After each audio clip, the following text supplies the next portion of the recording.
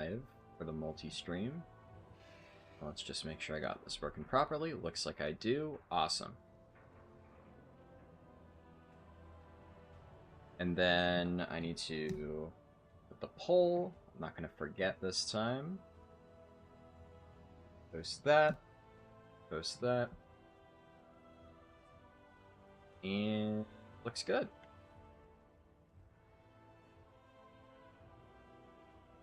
Alright. Okay, so what was I going to say? This is part 2 for BM Hunter Keystone Hero. So I am trying to get Keystone Hero on every single spec in the game, all 39 of them. And this is spec number 4, so we're still fairly early on. And this is the second stream that I've done.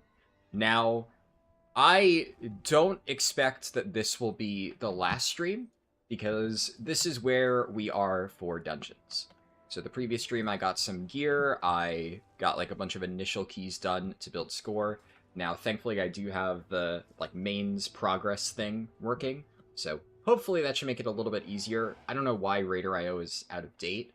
I think it might still be using my old pre-race change prop paladin, so it has like outdated prog and slightly lower score than I actually have, but I mean, it's not that big of a deal. I'll figure out how to update that later. At the very least, now it's very clear that this is an alt, and I also have decent score, but more importantly, so the last stream was on Saturday, and it's been like about 2.5-ish days since that previous stream, and obviously the weekly reset today, and that time has been put to good use, because this character is fucking decked out.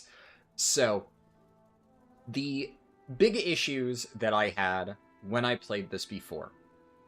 One of them was I had no real great second trinket. So I was using House of Cards and Funhouse Lens, double on use, which just did not feel very good. Double on use never really feels good on a spec that it's not suited for, but double on use on BM Hunter especially felt bad because I didn't have any really great cooldowns. So there were a lot of times where I just wasn't even really using Funhouse Lens because I would forget to use it because there was no natural time. I was kind of playing with like only half a trinket slot. That wasn't great. Thankfully, after a lot of delves, I finally managed to get this thing today. So Suspicious Energy Drink is one of the best possible second trinket options.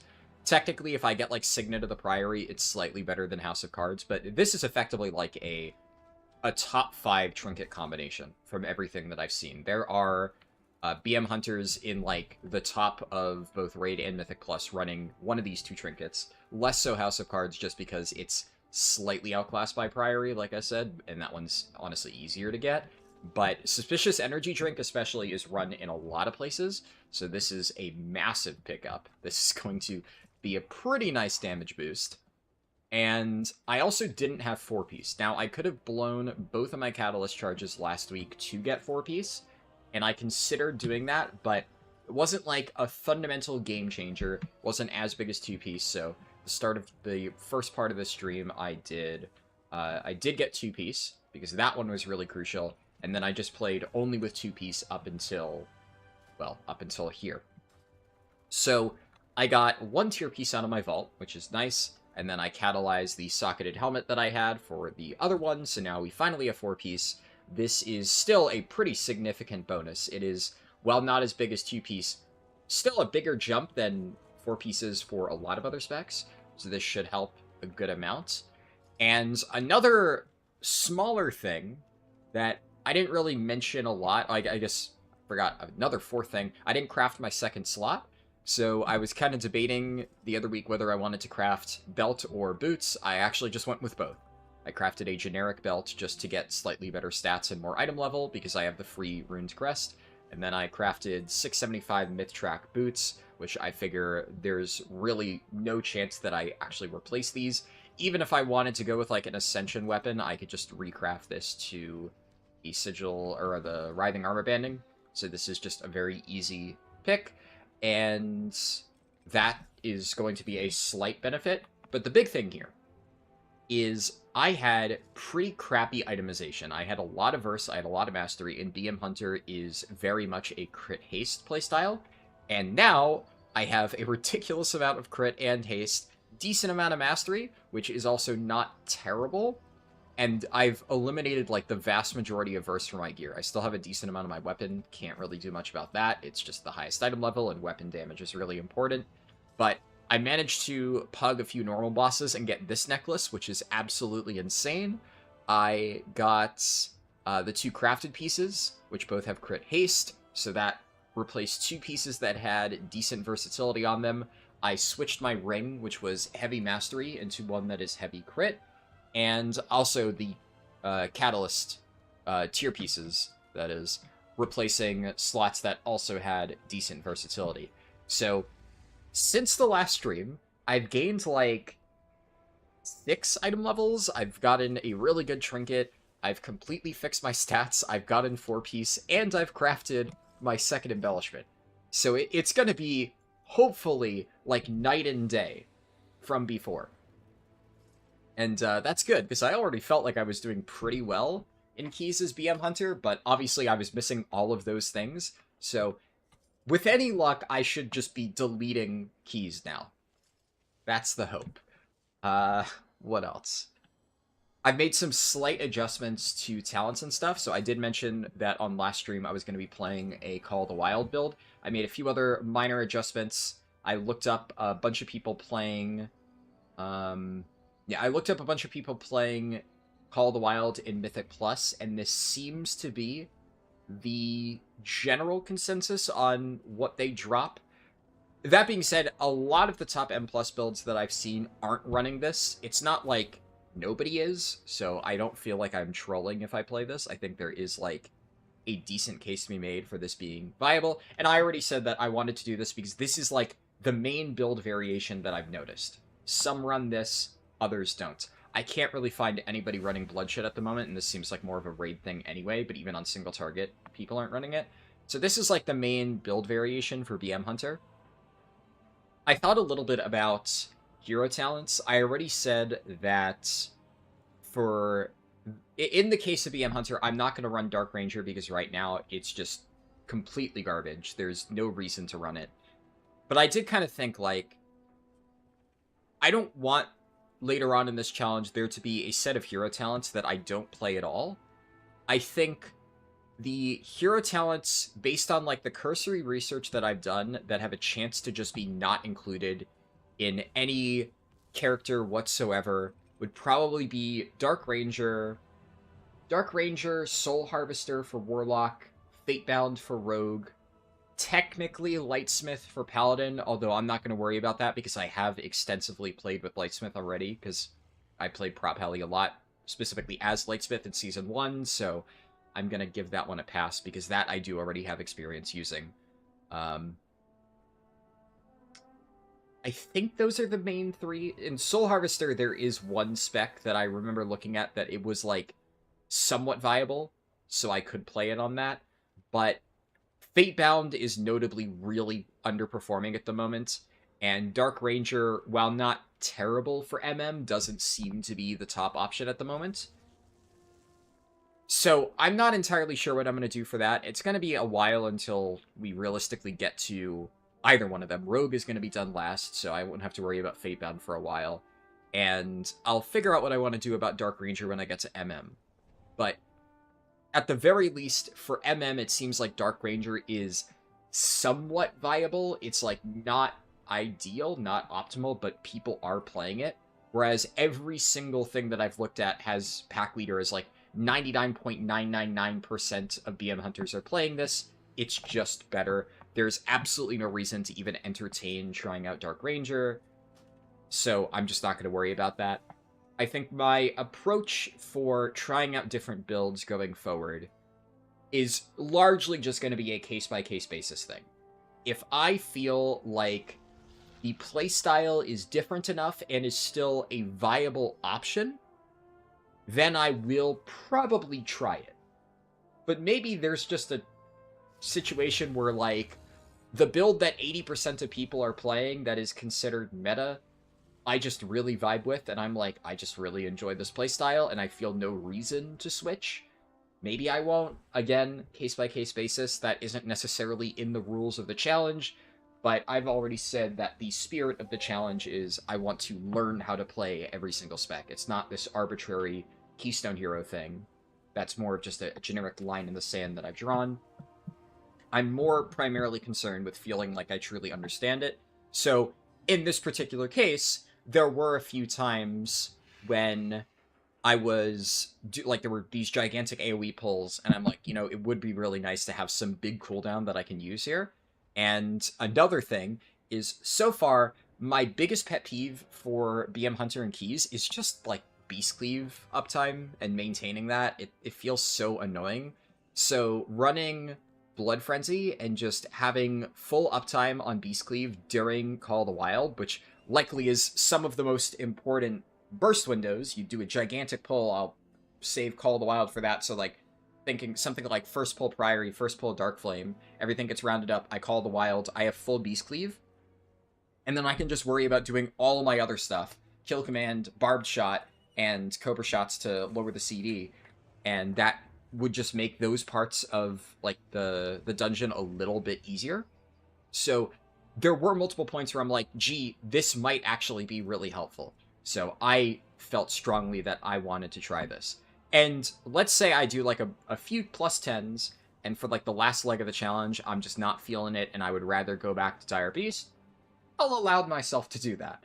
But I looked up potential builds. This seemed like a solid build that some people are running. There are some slight variations. Some people take like a single target talent or two and drop like one random thing. But notably, I saw War Orders dropped a few times on Mythic Plus for usually like Snakeskin, Barb Scales, or another point in Descent of Blood. I don't know. I didn't really feel like I wanted to do that. This feels good to me, and this definitely seemed like the one that most people were running. There are some slight variations that I've seen for like raid bosses like Styx. It runs something similar to this, but it's always weird like that because like on Styx there are burst windows on ads, but a lot of times boss damage is what matters more. So then there's a case we made of like, although you do want to AoE, so you definitely take like the AoE package, how much do you full commit into AoE? Because realistically speaking, you're going to have like boomkins and stuff for a lot of that, and you should just kind of be more funneling than anything. I don't know. Raids are a little bit different than M+. It's difficult to one-to-one compare them. And another thing that I've noticed is on single target, it seems like almost everybody runs Call of the Wild, but with Wild Instincts instead. Now, I've done a few raid bosses in Pugs. I'm not really going to largely extend the terms of this challenge to raids on top of that. I think it's more like, if I feel like it, and if I'm really enjoying a spec, I'll kill some raid bosses with it to get a feel for that. But I've already pugged a few raid bosses, and I feel like I've done pretty well in the ones that I pugged. And generally, it seems that I'm just kind of playing the Mythic Plus build, but without having to maintain Beast Cleave, and with an easier time keeping up Barb Shot, and just a lot of my stuff does more damage. And then if I press Call of the Wild basically on cooldown, and my kill command does more damage, then yeah, okay, that seems pretty straightforward. I don't really think that's something that I need to go into a raid environment to actively practice, so I'm kind of okay with that. But it does make me a little bit more comfortable practicing Call of the Wild, because if I get comfortable with that, then, well, that would be good. That would just make me, I feel, more familiar with the spec as a whole.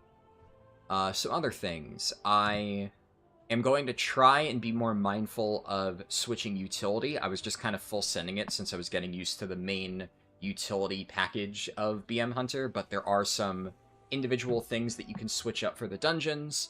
I've also done, as I planned, the on-cursor macros, so I can just shoot out all my traps here, binding shot to, I flare. So all that stuff is now on just mouse over, like, on cursor, which is going to make the utility stuff a lot easier, because, like, in the middle of packs, like, stunning the defends and Priory, I was kind of fumbling around with the cursor. Now I just aim, hit Shift 6, and we're good to go. It stops all of them. For Binding Shot, same thing. Dropping this on a pack of mobs will be nice. Actually, on that note, what's the Zalatath affix? Ascendant. What the fuck is Ascendant again? Is Ascendant... I always forget. Is Ascendant the... I don't think Ascendant is the little interrupt guys. Because I think Devour is the debuff. We already had the balls last week. Ascendant is either you kill the Voidbound Emissary, which that one's piss easy, or it's the you destroy all the little balls, and if it's all the little balls, then that's easy. That is literally just chuck Implosive Trap, and I believe that just takes out the whole cluster. Actually, Bursting Shot for that should work too. So I think either way, it's probably going to be a little bit easier than the rotating balls, because in most pug groups, nobody does the fucking rotating balls, and I just have to run around and grab all of them, and it's a pain. So this should hopefully be better. Yeah, either way, I'm gonna, before I go into a dungeon, like, double check to see, like, okay, what do I need? Do I need a Soothe here? Like, take, Kindling Flare for Dark Flame, etc. There's a lot of flex talents. I guess something noteworthy here is I've dropped Explosive Shot, because the guide that I was reading, it had Explosive Shot on the priority, and it was like, oh, you do this after, like, all of these conditions are met. But what I quickly realized is that in practice, those conditions are never met. So then as like a sanity check for myself, I looked at a bunch of logs, and it seems that, yeah, like nobody's running Explosive Shot. Explosive Shot has a really low pick rate, and even the people who are running it, I looked at their damage breakdowns, and there's like 1 or 2 Chinese guys that pressed it like once on a boss fight at like 1 point, and it did like less than 1% of their overall. It was negligible. And a lot of people who are running it kind of aren't even pressing it, so I'm not even sure why they're running it. It seems like right now, I guess the tuning on it is just way too low, at least for BM, to ever justify even pressing. So I've just untalented out of that, because, you know, why bother? If it's just a wasted GCD, it's a utility talent point that I can spend somewhere else. And I think that covers all of the major changes that I've made. On that note, quickly go to let me really quick do something on OBS. Here we go. This should display properly. Yeah, so here's the spreadsheet. I think it's a little bit zoomed out. There we go. Yeah, that's perfect. So this is where we stand with all the stuff. My Paladin got a decent vault. My Monk also got a decent vault. I got a Mythtrack helmet on Monk. I got Mythtrack gloves on Paladin. So I have, I think... Have I updated this? I have updated my Paladin sheet. Monk, I also updated my Monk sheet. Nice. I was responsible about that.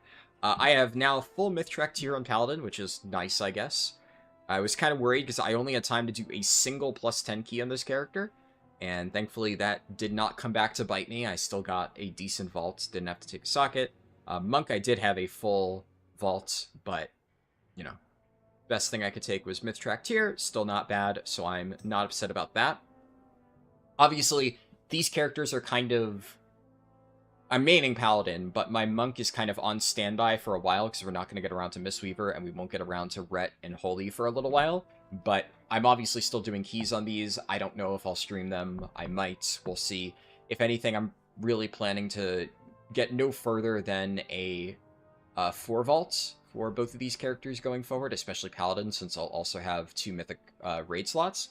So, kind of covered there.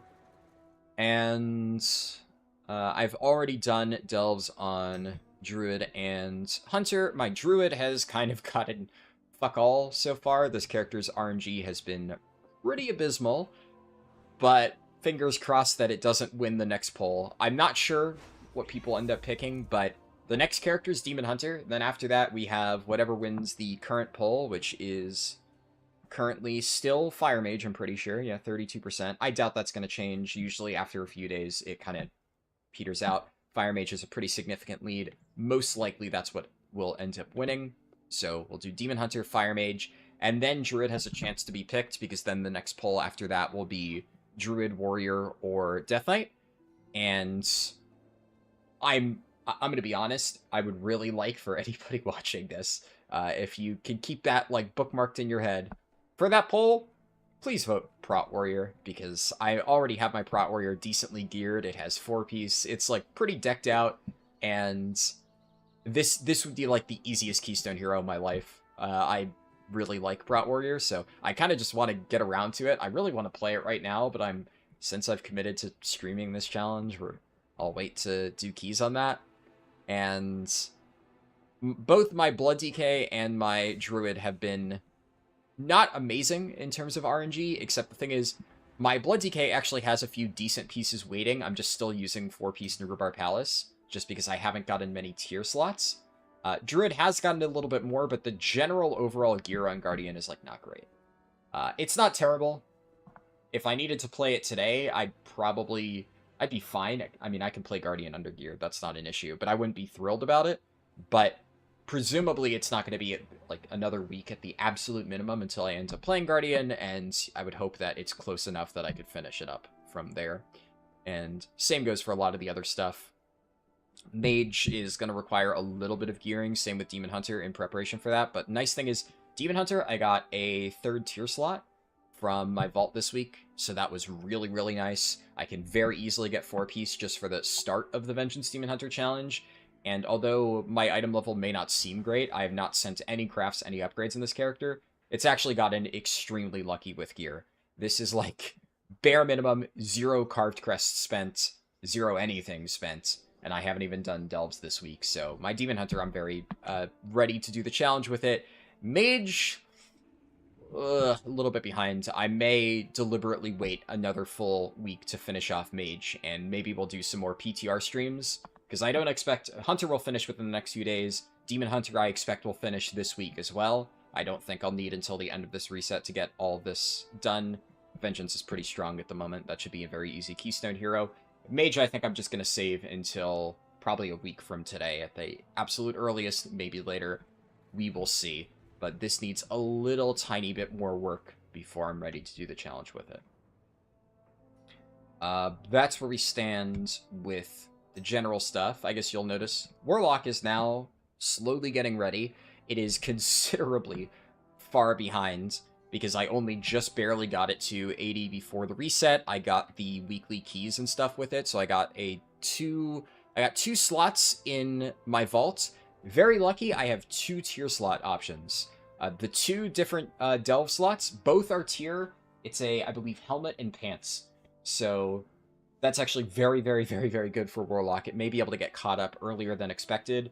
I'll probably pug like LFR on this character at some point over the weekend and just see if I happen to get anything good, and maybe I can get a full 4-piece on Warlock super quickly, and if delves treat me nicely, Warlock actually may end up getting added to the poll much sooner than I expected, because this has been so far pretty good. The initial 4 delves I did yesterday also were not that bad. They all gave pretty decent gear options. And yeah, that's it for the overall stuff. Obviously, there's no event quest this week, so I've blocked out that column. And I made a new thing for the Hunter. This is, like, I have one of these for the Paladin and the Monk. I planned on getting this before the first stream, but oh well, it took me a little bit longer. This is where all my gear's at, and this is where my score is at. So we'll be updating this as we go through. I've already talked about most of the stuff on that sheet, though, so I'm not gonna, like, go through it point by point, because I've discussed most of my gear already. I think that's all the important stuff. We can start doing keys. Bam Blow Up said, are you doing any speedrun attempts during the XP event? Yeah, I guess actually that's probably just housekeeping stuff, something important that I should discuss. Because I would say the patch is releasing sooner than I expected, and that seems to be largely because they are staggering the release of things. Because I was looking at it, and I'm like, it doesn't really seem like a lot of the events are finished, so surely we're like a month out bare minimum. And then it's like, oh, hey, it's in 2 weeks. Shit. But thankfully, they're heavily time gating it, where at the very start, we're going to get the leveling event and the, like, Nightfall event or whatever it's called. And then a month after, we're getting Horrific Visions. And then, like, I think a month after that, we're getting whatever the Dynamic Duos thing is. So I will probably start PTR testing this week. But I only need to test the world event, which is, like, over here, and the leveling stuff Now, I'm not entirely sure how much I'm going to do immediately. I don't want to tip my hand a little bit. It's going to be a little bit interesting. I'm probably going to be streaming a lot the moment the patch goes live, because in a conjunction with this challenge, which I'll be chipping away at progressively throughout the rest of the season, there is another thing that I really want to stream. I didn't think I was going to have to stream until a month from now, but fuck it. And speedruns, that's kind of why, like, speedrun attempts, if any, I might only do one. So the only thing that I've thought of is this week, the Darkmoon Fair week. I'm not going to do one right now, like, because obviously, right, if I'm going to do a speedrun, it would have to be during Darkmoon Fair. Like, duh. That much is pretty no-brainer. And the only times that I can do that is either literally right now during the week of April or the first week of April on the PTR, which maybe if I had planned ahead and like I had known that it would be coming out in 2 weeks, I might have thought about doing it, but I'm honestly not really in like a leveling mindset right now. So even like right now, if I could theoretically set up a speedrun by the end of the week, I just don't really want to do that on the test server. I would still need to figure out how the potions work. I would probably need to farm a bunch of the potions, etc., etc. So I don't really think that's realistic, which means the only time that I would be able to do a speedrun, heavy air quotes, would be this week, first week of May. I don't really know if anything special is happening this week, because, I can't see the future. I'm really worried about when they're going to release Mop Classic. I think Mop Classic won't be until June, but God forbid, with Blizzard, they shoot themselves in the foot constantly. Who knows? But I am worried, like, as we get into here, we're starting to creep into Mop Classic territory, and if, like, this week they're like, hey, Mop PTR testing is now open, I might just be like, shit. But we'll see. But if I do it, it will only be here. And I'm not going to try to do any fancy stuff. I'm not going to try to do I'm not going to try to do like a bunch of non-Darkmoon Fair speedruns, or how should I put this? I'm not going to do extensive like speed running attempts beyond like I might do one fast run. One like Darkmoon Fair, potions, all of the fancy stuff on this week just to see how fast we can do it, because in theory I should be able to beat my time. And I don't know for sure, but I believe maybe sub 4 hours is possible, maybe? But it would be very close. It would be, like, extremely close. The other thing to keep in mind is that Delve RNG is significantly fucked now compared to what it is before. So before it's a blessing and a curse, right?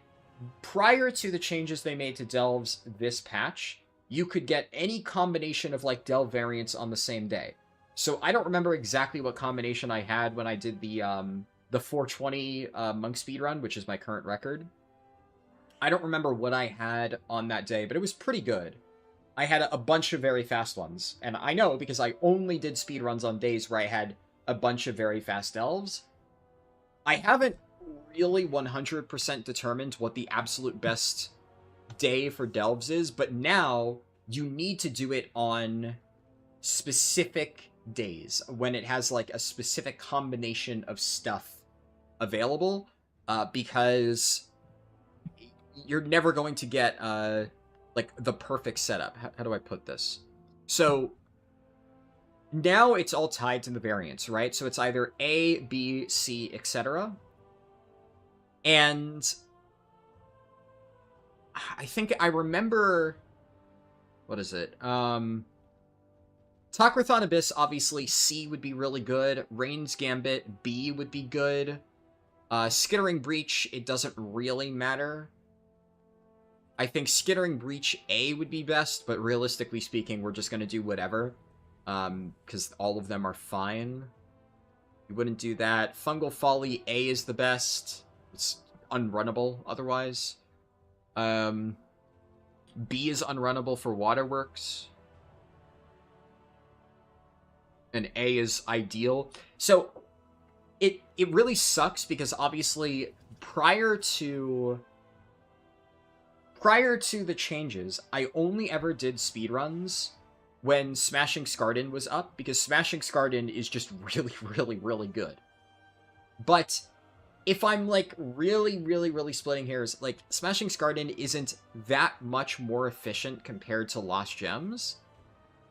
Lost Gems just has the only downside of it doesn't give you quite as much mob kill XP. If you're gonna do, like, a 1-to-1 run, Smashing Skardin would be slightly slower than Lost Gems, usually, but give considerably more mob kill XP for the time spent, so they would kind of even out. So realistically speaking, it's kind of an A or B angle. And if I'm going with that, then I think I would have to do... what's it called? Yeah, you would go probably A for Lost Gems. That wouldn't matter. You wouldn't be able... realistically, you can't really do Talkrathon no matter what, which sucks.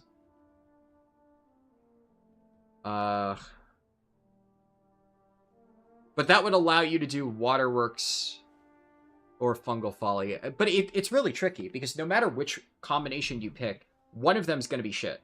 You're going to have to pick something that has bad delves. So I think at best you're getting Waterworks, Fungal Folly, Skittering Breach, that's 3, and then Dread Pit, and you get Earthcrawl no matter what. So that would be, what, like 5 delves? I'm trying to think, did I do more than 5 delves in my other run? That might just be enough. Really. Might honestly be fine. Especially when you factor in the 30% XP buff, which is actually larger than the anniversary buff. And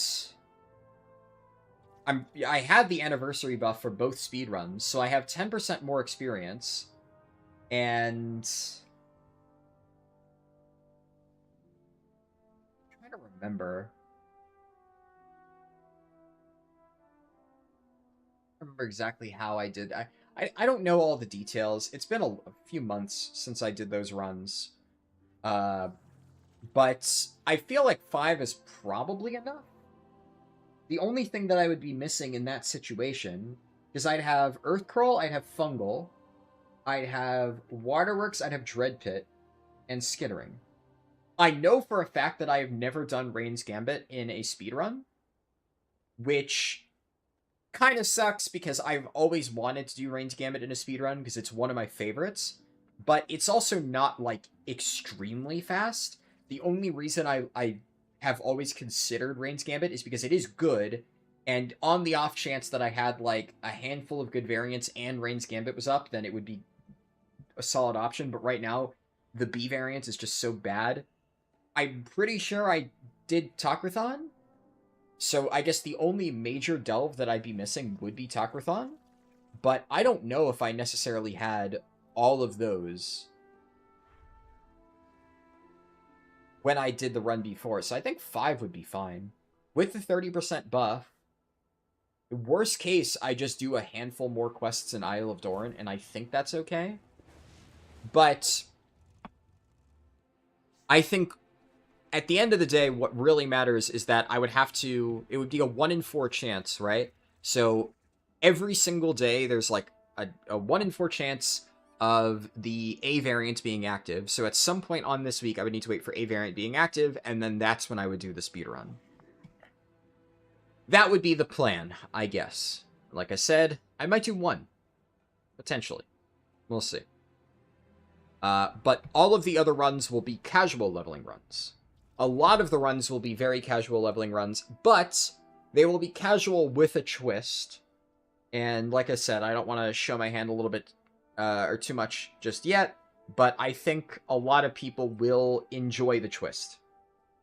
There's a considerable section of my viewer base that I know for a fact will be very excited when I explain what I plan on doing for the leveling runs. I think that they will be pretty interesting. And hopefully you know, that makes it a little bit more enjoyable to some people. But that's what a lot of my runs are going to be. So I'll be doing a bunch. But the main focus for the PTR testing, the main goal is I'm probably just going to do an overview guide on the new leveling event, explain how it works, what the potions do, and you know, small tips on how to optimize it. I don't expect that guide to be like anything longer than 5 minutes.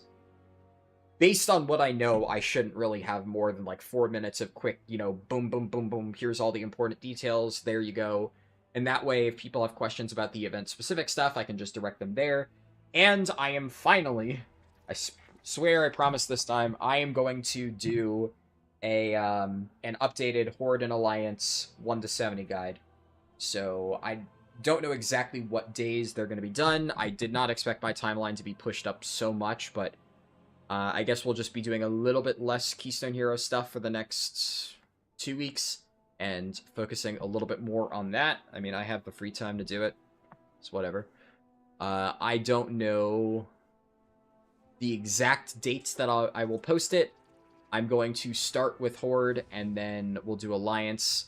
Probably at some point over the weekend, I'll do like one leveling run on the PTR for each, just to simulate it.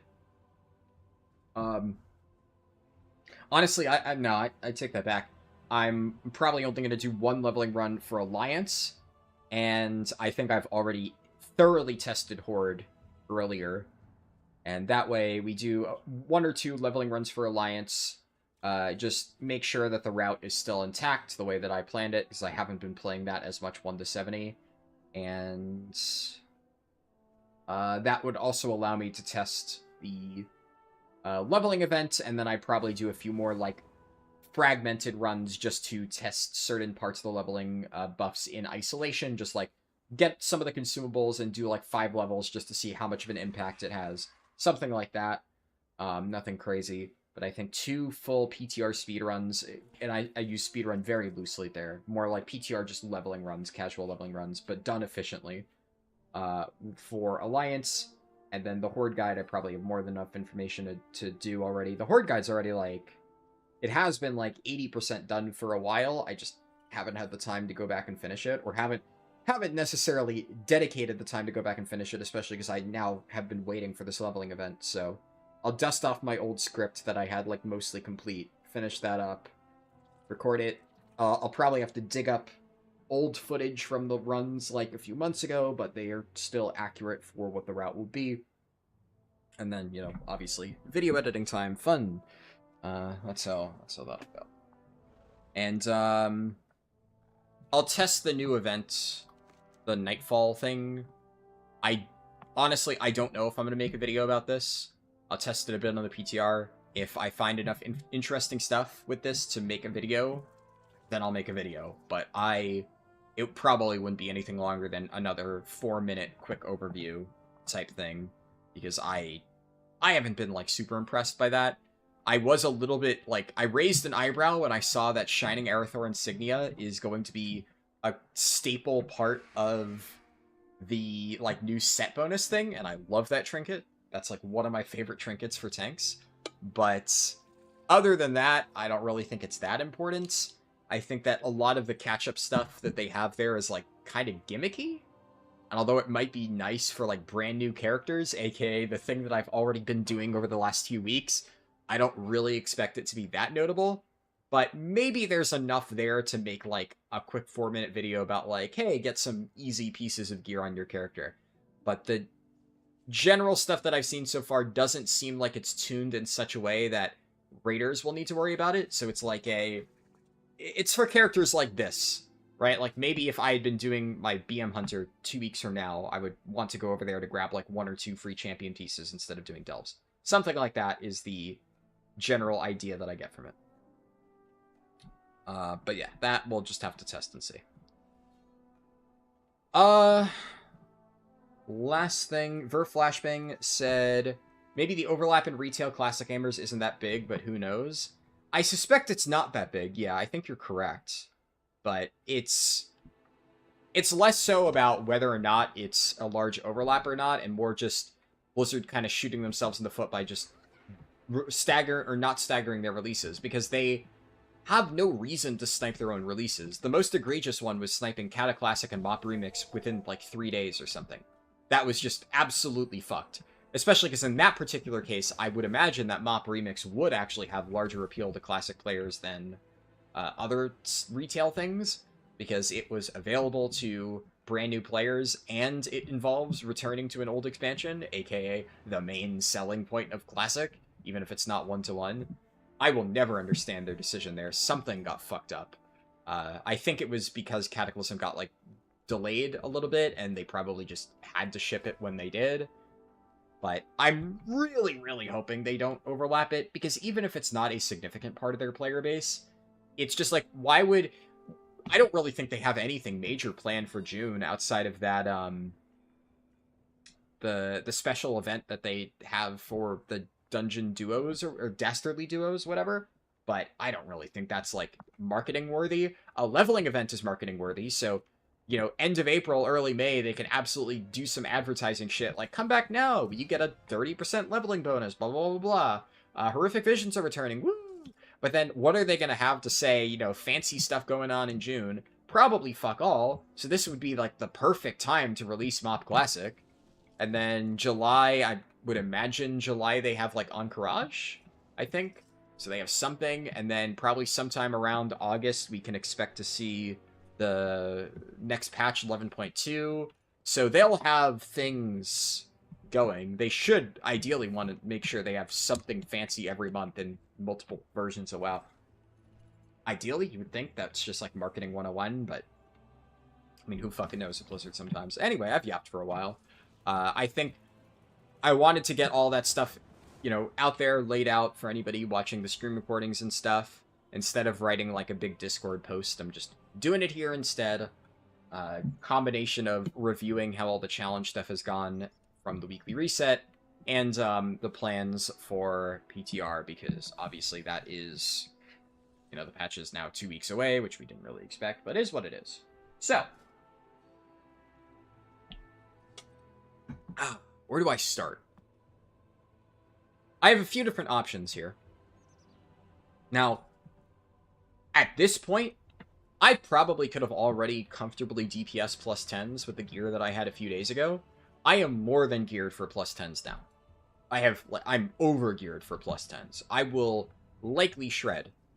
And obviously I'm comfortable with the mechanics and stuff. Now that I have my main score, I think there is a chance that I could get into plus 10 keys. So I think I will start actually applying for them.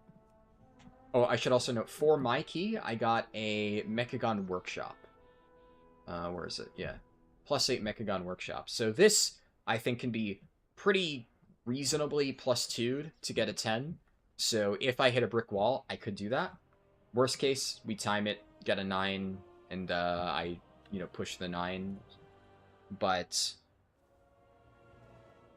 I think I'm going to see how far I can get trying to get into 10s, and if I get into a 10, I get into a 10. I feel comfortable doing 10s at this point. And, I mean, if I do a 10 and it's like an absolute train wreck and I feel like I'm holding everybody back, then maybe I practice. But I was already feeling pretty good last time, and I've massively improved all my stuff since then, so I do not think it'll be an issue. But we'll see. We'll see. Here, actually, for now, I'm just going to search 10 to 11, and we'll see what I can get into. I'm only searching 11 in the off chance there's, like, an 11 Dark Flame, because that, I feel, is pretty easy. But, here, you know, 10 Mechagon Workshop. I'll YOLO that.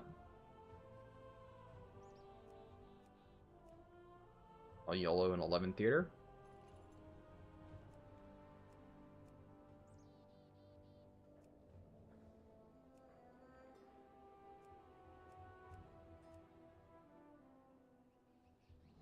Like I said, if I'm just sitting here getting, like, chain decline from a million 10s after, like, 5 minutes, then I'll switch up strategies. I think the most important thing would probably be to get, like, a decent key timed for Theater and Cinderbrew, just so I have, like, roughly 2k score, and then start looking for 10s, but realistically, I do not think I should need to sit through the +8s, +9s, and creep my way up. Considering my main score and my gear, I can, generally speaking, just kind of breeze past that. I'm actually, yeah, I don't really think 11s are reasonable, so I'll just cut it down to that.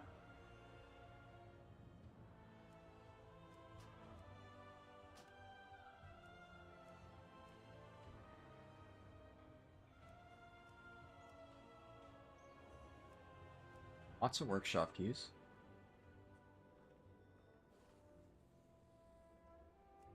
Imagine there's going to be a lot more competition for spots in 10s, though. Especially right now, prime time, a lot of people are trying to get crests before raid. So, there's definitely a chance that this is just not really reasonable. We'll see.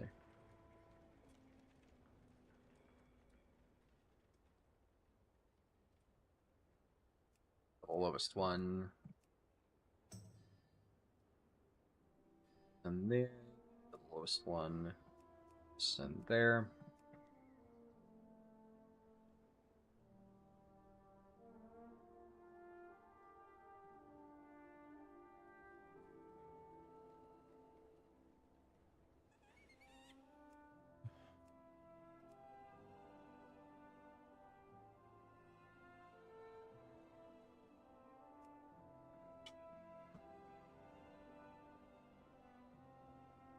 Not really having much luck at the moment. Like I said, I'll try for give or take 5 minutes. And if all else fails, which I would imagine my odds for this are not great, then I will at least try to get a little bit more score. Honestly, I think first things first might just pug my own key. Probably just a better bet to start with that. Because I don't need to improve my score if I'm pugging my own key. And if I hit like a +10 theater, then I can just run that and save time.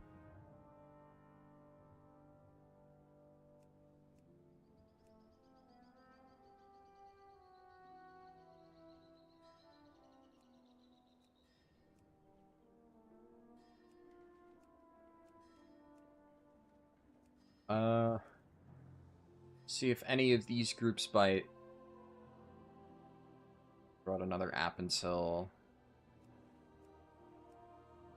listings cap out.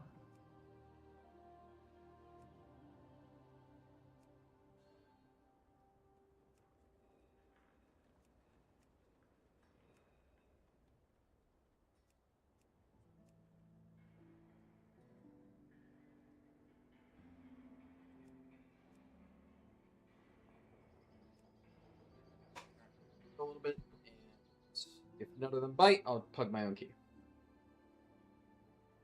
Probably ambitious jumping straight into 10s, but, you know, worth a shot, I think. On the off chance one of them were to bite.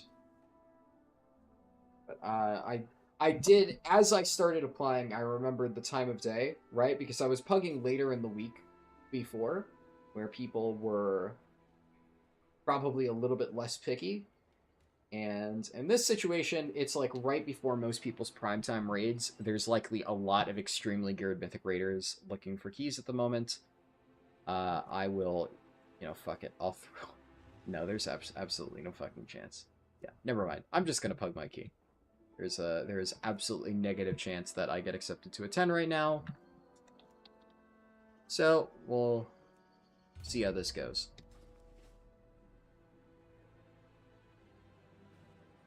I should also note, I don't know exactly how long I'm going to be streaming today. I would like to make at least a comfortable dent in progress on this. I don't know for sure if I will be able to stream tomorrow. We'll have to see. Thursday, probably a good chance. So I'm hoping that I can finish this in this stream and then the next one. And ideally, by the end of this, I would like to get at least, like, 1 or 2 10s done. That way, by the time we're on to the next stream, we're just finished with Hunter, can move on to Demon Hunter, finish that up for the end of the week, and move on to the next thing, which would likely be PTR testing for the weekend. This is the plague of trying to pug your own key as a DPS spec. It is like fucking impossible. Whew.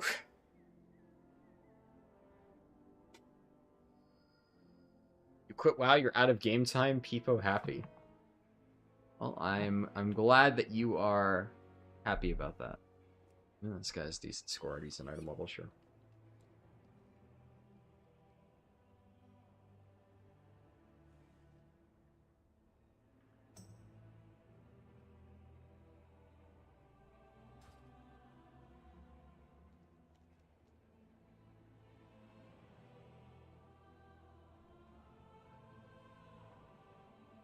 I'll probably, obviously, there will reach a certain point where pugging your own key is no longer worth it if you're just sitting here waiting for ages. We'll have to see how that goes. I'll give it a solid, like, 5-10 minutes, but if I'm getting absolutely no bites, then we're just kind of in despair territory, and then I will probably just say fuck it and start chipping away at score, and honestly just working up Theater of Pain, Cinderbrew, etc. until we can get something done.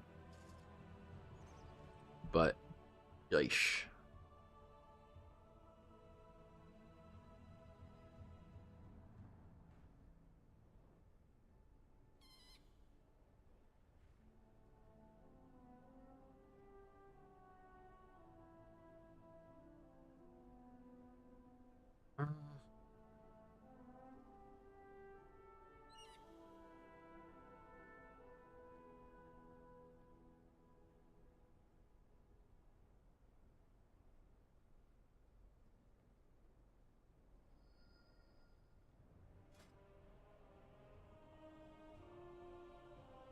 Okay.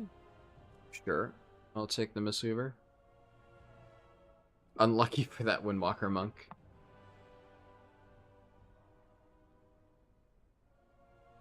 And now I guess we just hold out for a tank, and then grab a DPS.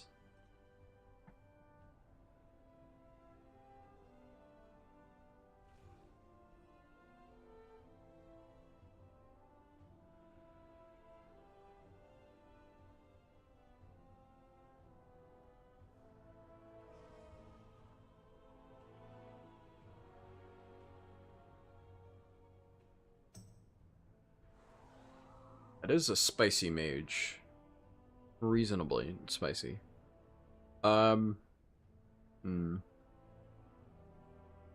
said, I do not need Lust, and DPS are easy enough to come by, so we just wait for a tank. Especially in situations like this, you kind of need to wait until you get a tank, because if the tank queues with a DPS friend, you gotta make sure there's room. So I almost always have to wait there.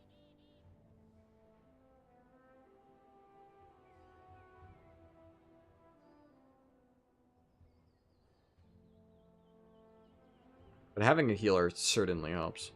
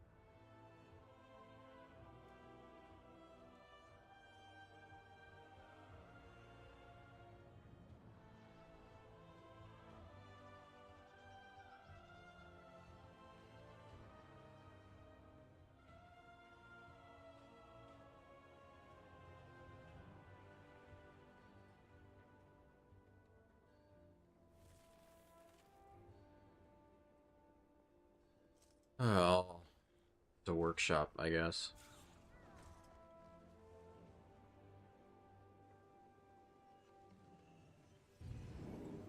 Better than just sitting around in the main city.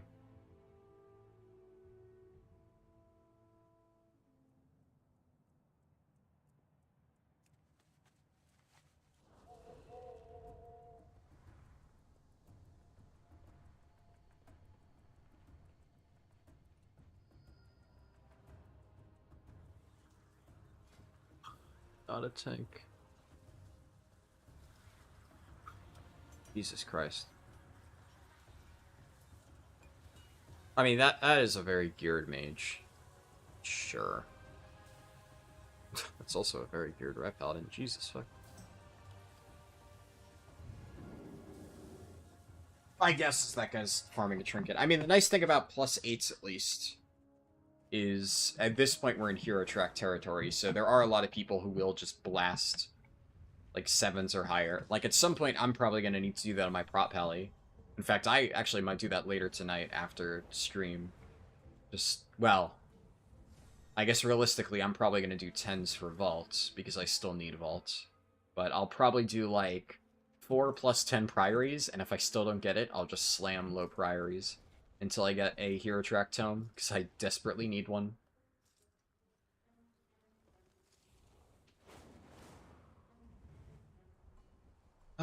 We'll see how long it takes to find a tank then.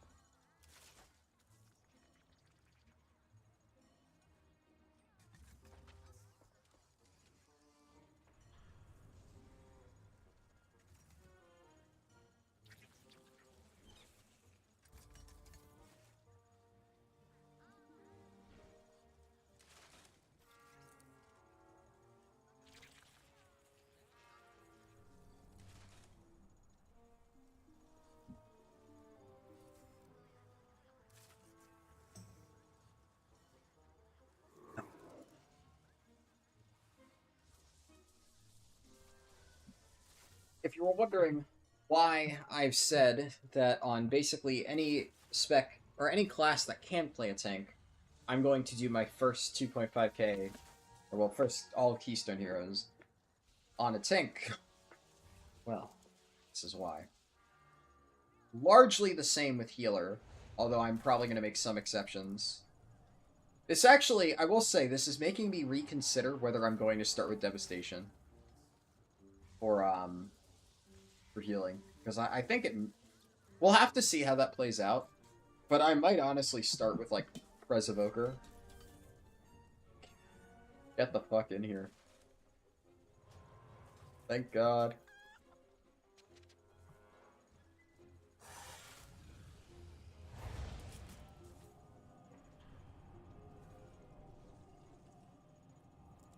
But it's, man, playing a pure DPS is just such a miserable experience early on. Like, obviously, if I already had score, I could probably get into 10s. That wouldn't really be that much of an issue. But I have, yeah, it's mythic, cool. But I don't. So. Wow. Hey, Lub, good to see you. Have you gotten any new inside info on Kara? I'm very curious to hear more about how they've designed some of the later bosses. It just sounds very interesting.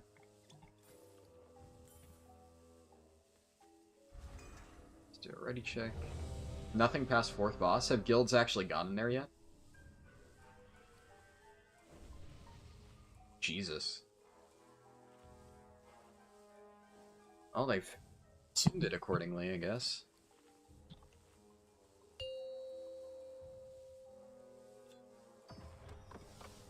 Five, 4, 3, 2, 1. Well, this mage is like insanely geared, so he's almost totally gonna smoke me on damage. I would be very surprised if he doesn't. But I feel like my damage overall should be a lot better than it was last time. We need to infiltrate the city itself, and that means passing through the Robodrome.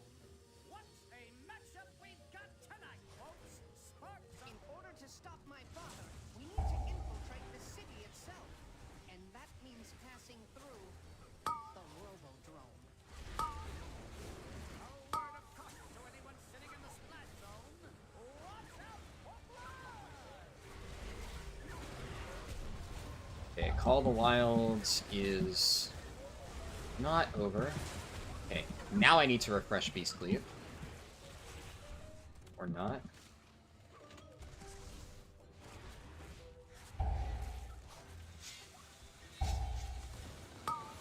Oh, my pet's dead. Shit. Shit, shit, shit.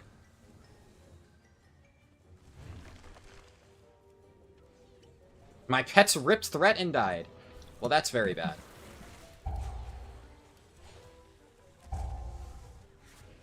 Forgot. I guess that is technically a thing that can happen. That I need to watch out for. I figured pet threat was like so low, I didn't even need to be concerned, but... No, I guess that is actually a thing. I haven't had that happen yet.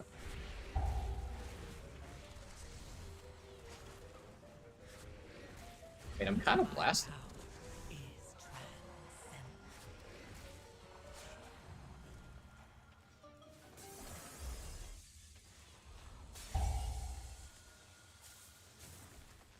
Shit.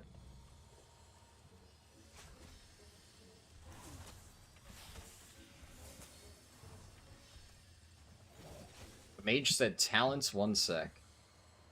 Oh, so he lost to me because his talents are wrong. Uh-huh. Uh-huh. Alright, buddy.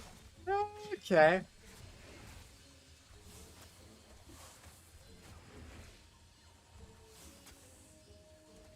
This is a statistical anomaly. Okay. Our visitors See are you. still alive. How did I do on the first pull? Introduce them to the legends of the Tussle. Was that... Oh, yeah, that was all 1 pull. Okay. The Platinum Yeah, Pummeler. alright. Alright. No mercy for you. Let's get. The city's entrance is located just past this arena. You must hold your ground until we can clear a path to it. No sweat, pal. I'm putting 20 large on no mercy.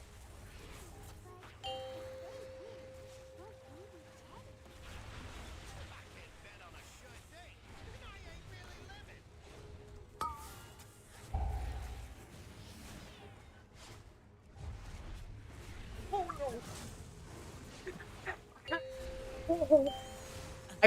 I almost did actually the perfect trick shot disengage to murder myself from halfway across the room. I mean, that would have been insane if I actually did that. I can't believe I almost did that, though. That would have been so fucking dumb.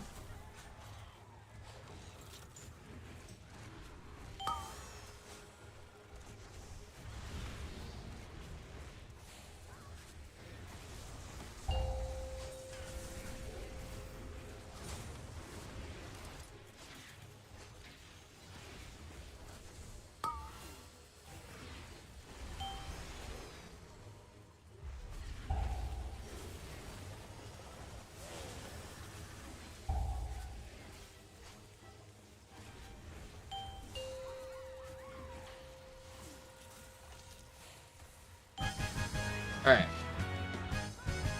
I didn't beat the, Mythic Geared Fire Mage on single target, or I guess 2 target in that case. But, yeah. I'm still very happy with that damage. The one Chinese guild killed it a couple days ago, but yeah, that's fair that just the gold check on buying a 40-man raid full arcane resist gear would be a limiting factor. Makes sense.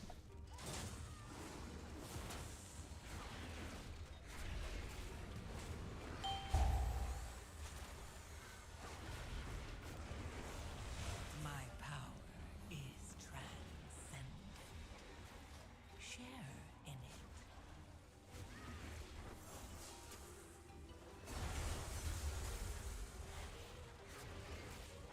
Yeah, the Roth didn't come.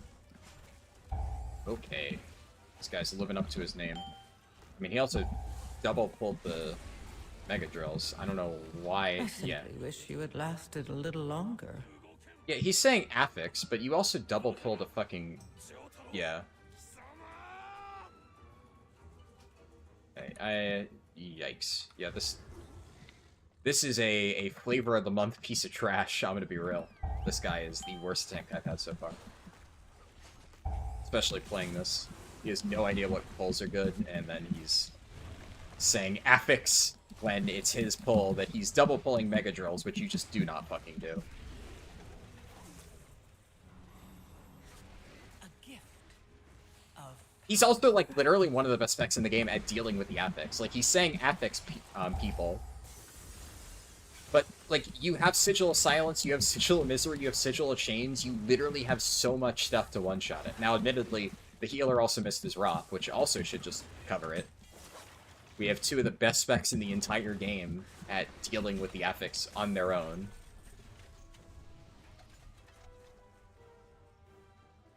This guy, I think +2 is unfortunately out of the picture at this point. This guy doesn't know this dungeon, so... I just need to pray that my key doesn't get completely bricked at this stage. But that's sad. This is... Are you kidding me? He's really sitting here typing? Jesus fucking Christ. Oh my god, this guy's actually so fucking bad. Really? He may... Oh, actually, my key just got bricked. Wow. The healer actually just quit. Wow. Okay.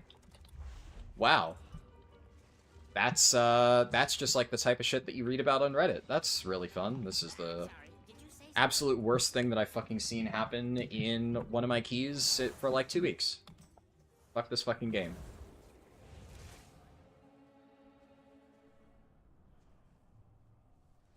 You bricked my key, so you're the one who can go fuck themselves. Ass. Yeah, Oh, the tank was a little bit snippy. Yeah, wow. Never seen a fucking snippy tank. Like, yeah, the tank was wrong, but this guy's also the one who just decided to be a fucking jackass and fuck me over, so... Ah, we're off to a fucking great start right now.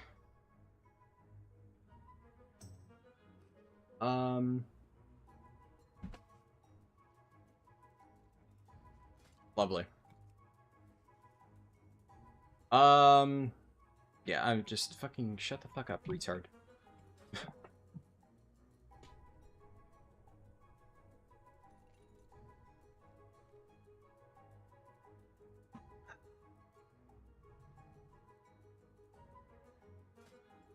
I'm in hell right now, huh? I can't plug into 10s. I could either try and just chip my way. I think really I just gotta keep fucking slamming this. I gotta do a fucking +7. So now we sit in queue for ages. Hope this doesn't get bricked. I mean, it's still hero track. I'm sure somebody will fucking want to run it, but now I gotta wait another fucking 15 minutes and hope that I don't get another Flavor of the Month Vengeance Demon Hunter who doesn't fucking know what they're doing. At the very least, my damage was good. I mean, I'm shitting on a mythic geared fire mage, so yay! The moment I can actually get keys done, this will be probably pretty easy.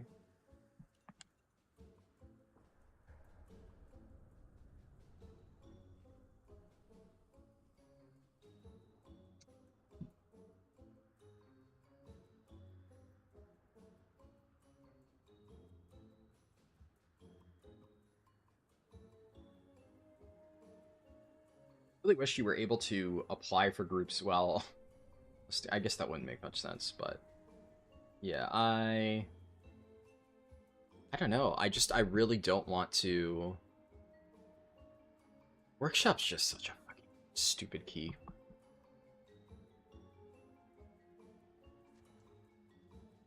I don't really want to sit here for fucking ages and try and push this.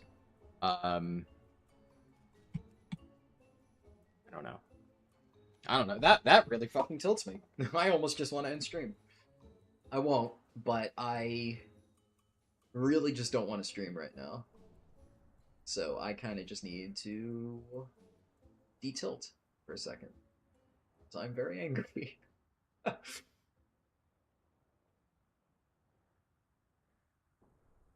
That's like that is the worst fucking thing that could have happened to me today.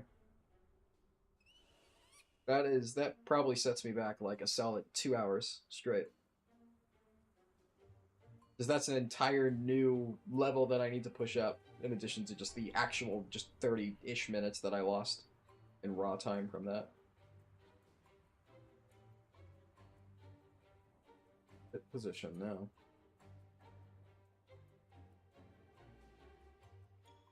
Um.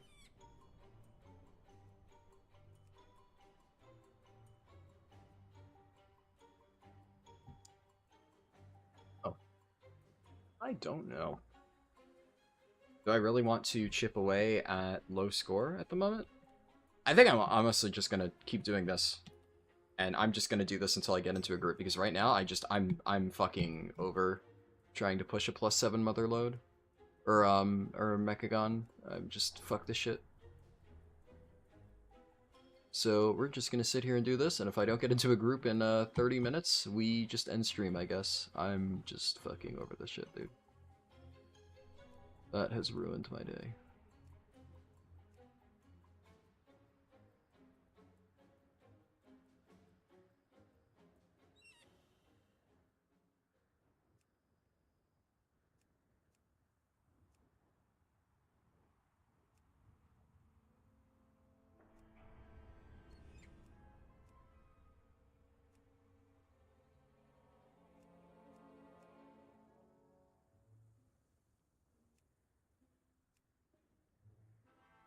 Problem is getting into any +10 right now with 1500 score, even with my main thing, is probably just going to be like insanely difficult. So, you know,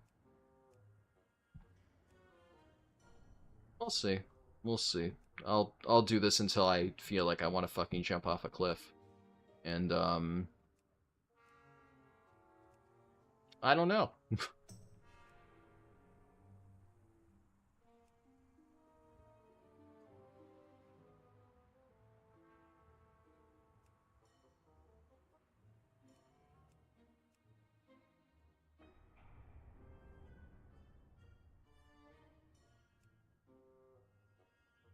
And I should have done my +9 theater last week. I really wanted to push that +9 theater. I fucking didn't get a chance. I was way too busy.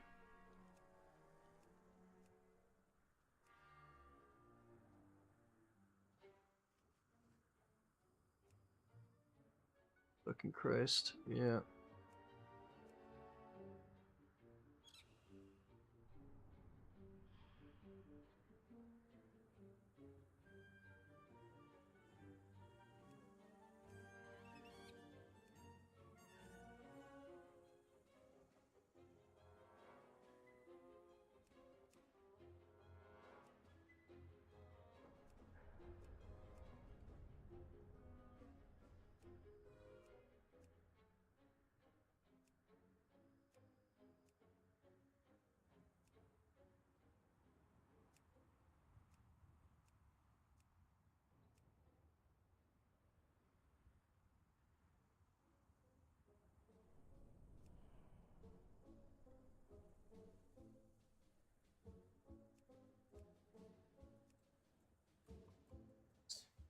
I don't know if this happens. I guess this is just one of those, like, fucked either way situations where I really do just gotta either do rat keys or try and do this again and hope the exact same shit doesn't happen, which is just, you know, definition of insanity.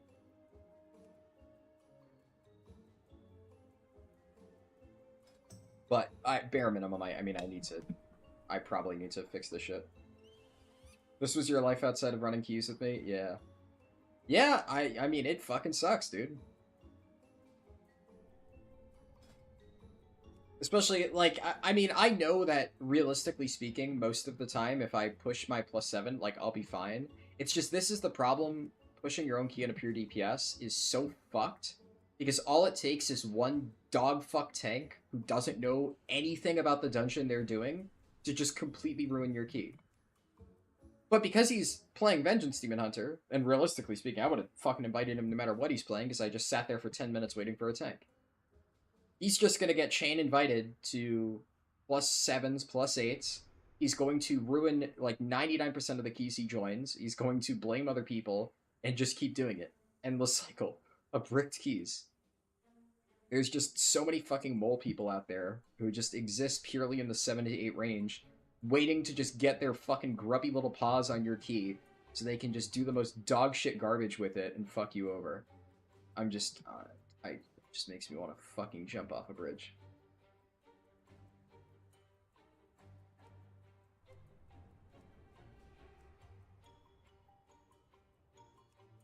Like, you know, I know sitting here is going to do fuck all. I know that I'm not going to get anything done. But I'm gonna do this for a little bit, just because it feels better than sitting there staring at an empty fucking waitlist for +8. Mole people mentions? I've been saying mole people for a while.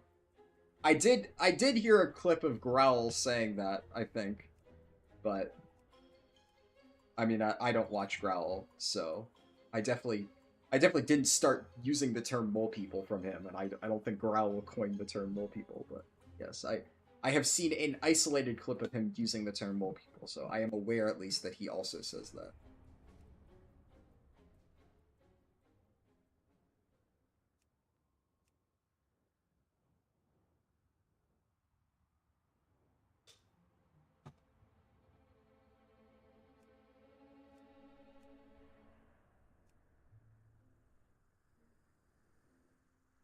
Funny to hear similar terms. Yeah, I mean, I've heard mole people used, I mean, just in general to describe, I mean, rat fuck bastards like that fucking Vengeance Demon Hunter that was in my key. But also, I mean, like, fuck that Mistweaver too. If you're such a fucking pansy snowflake that if some random pug tank, he wasn't even, like, I don't, that guy wasn't even mean about it. The Demon Hunter was a fucking moron, but he wasn't, like, flaming the healer. He was just saying that the affix wasn't dealt with correctly. And frankly, although he could have helped with the affix, he's not fucking wrong. The Mistweaver did fuck up his Ring of Peace and missed like half the fucking orbs, did it late after 2 of them had already gone off. Like, he did fuck up. Was it the Mistweaver's fault? No. The Demon Hunter double pulled, he also didn't help at all. But literally all the Demon Hunter said is that the affix wasn't done. Is that why we died? No. It was still his fault. But like, the Mistweaver took it so fucking personally. And despite the fact that, you know, we still could have very easily handled it, just quit the key, right? Absolutely fuck morons like that, who just get so offended at the slightest jab towards them, not even towards them specifically. He took it as a personal insult, because the Demon Hunter didn't realize and decided, I'm gonna fucking leave this key after the first boss. I mean, that guy is actually a bigger asshole. Fuck people like that. But they both suck. Unfortunately, what the fuck am I supposed to do? Magically know that both the tank and healer that I invited aren't gonna be total fucking retards?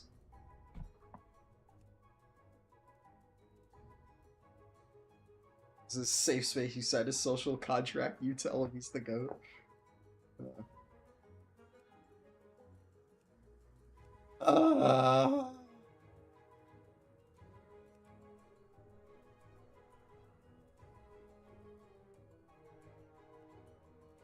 I will say, the one good thing to come out of that key is I fucking absolutely annihilated that Fire Mage. Well, I mean, relatively speaking, right? The fact that I was beating a Mythic Geared Fire Mage at all at least tells me that, all of these, like, improvements that I've made have gone a long way. And Call of the Wild feels pretty good to use, so. I mean, it's a very, very, very, very, very, very thin silver lining there, but, you know, fucking take what I can get at this point.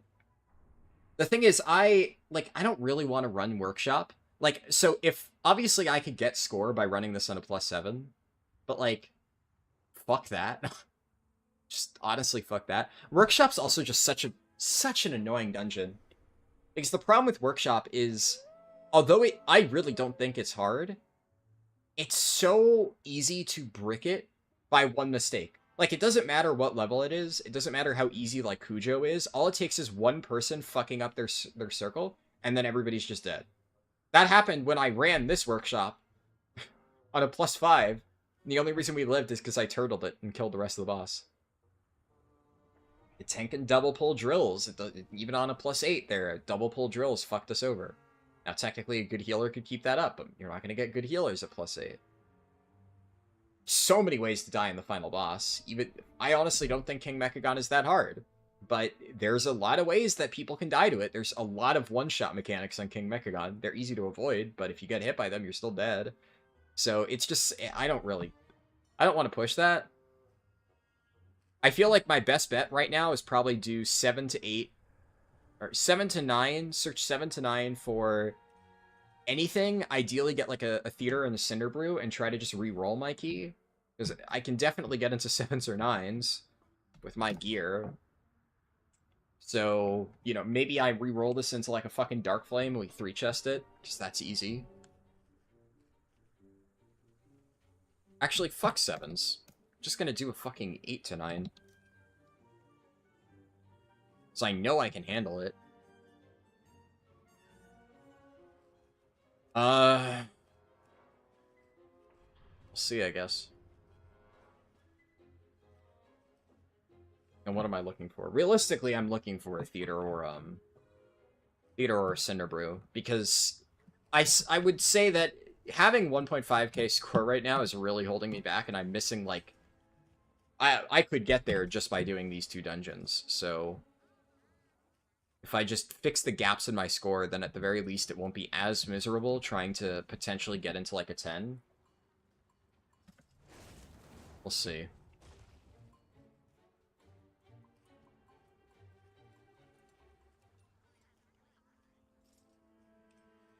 Sure.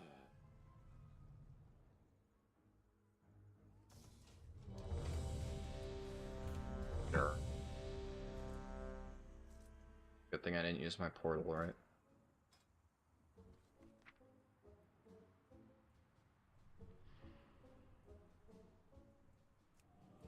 This isn't exactly how I wanted to start my day, but I'd rather do some fucking keys today than absolutely none at all. I was really annoyed by that.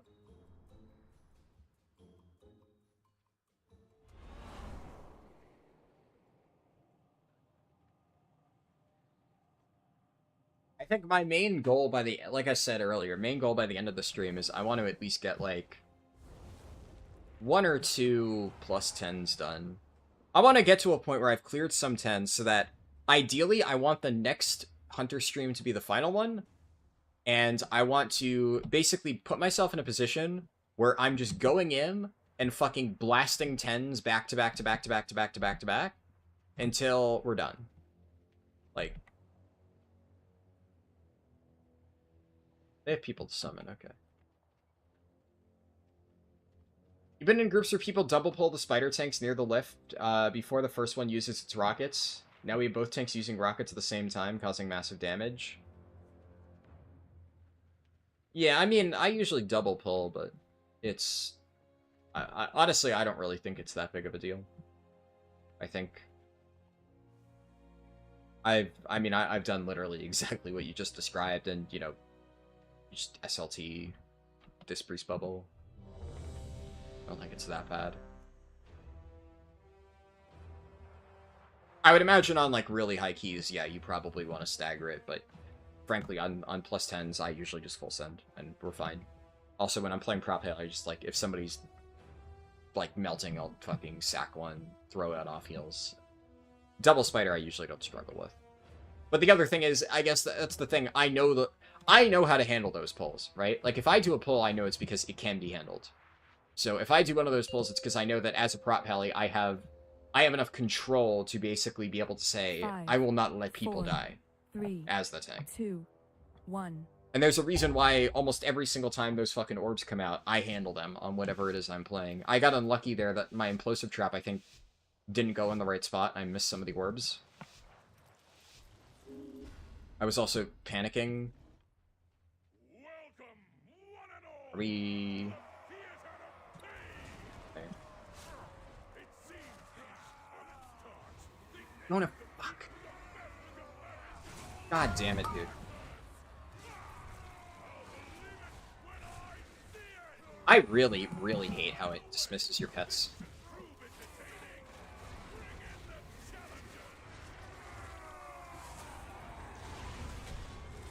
Oh my god, I also just realized I haven't had Beast Cleave up, I think, for most of that, because the free Beast Cleave I don't think was working because my pets weren't out, so they didn't actually get the application of that buff. Wow.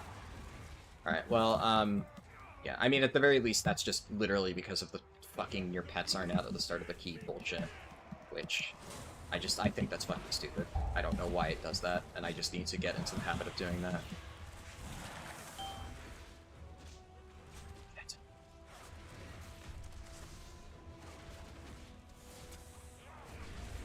My power is transcendent. Share in it. That's...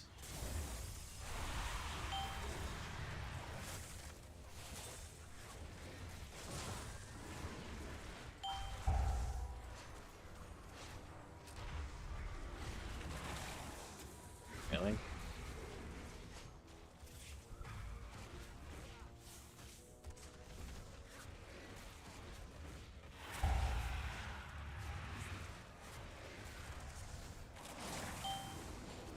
Oh, I guess, am I the Bloodlust? Shit. Yeah, I'm probably the Bloodlust here. I didn't even think of that. Whatever. Late Lust. Fuck it.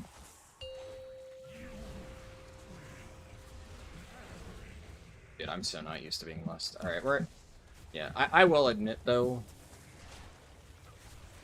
I am 100% not playing well right now. I'm still, like, unbelievably tilted. I know it's a shit excuse, but I'm gonna be honest, I just am. That has honestly just completely fucked my mood for, like, probably the next hour or two. It just is what it is. Just don't really...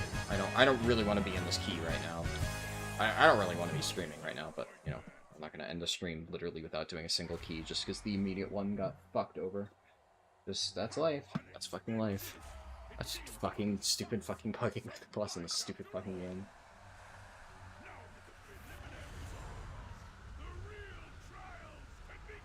Sure they dismiss... Yeah, no, I vaguely know why they dismiss pets. I'm not used to playing pet classes, so it's a weird niche thing that I'm just not used to having happen. Now, that being said, I think that they should fucking code it so they get resummoned. The fact that they can't do that really pisses me off. That should be easy enough for Blizzard to do. I don't know why they don't do that.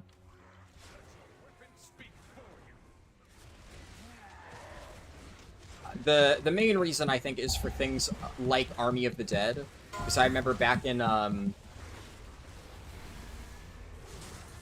like, challenge modes, we used to pre-army in dungeons, and that was, like, really fucking broken, so it's probably something to do with, like, preventing things of that nature. I don't know why I fucking Beast Cleaved right now. There's no other mobs. It's pure single target now.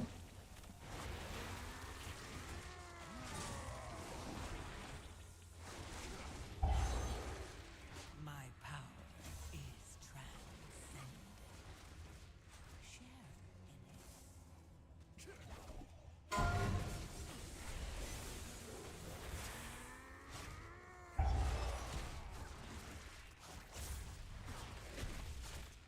it. I have a really high uptime on Bestial Wrath. I'm gonna save it though.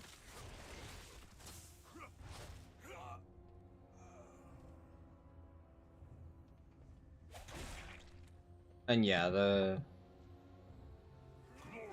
I don't know if it's necessarily because of, like, the Torghast buffs, but something like that, yes, could be a factor, I would imagine.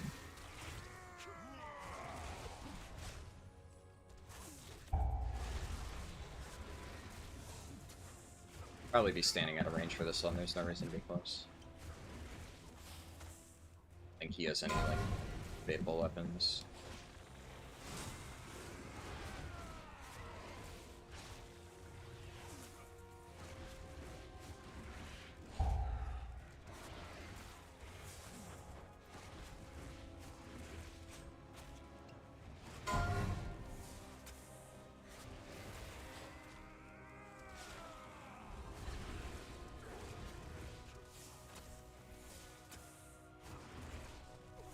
I'll call the wild up from the next pack.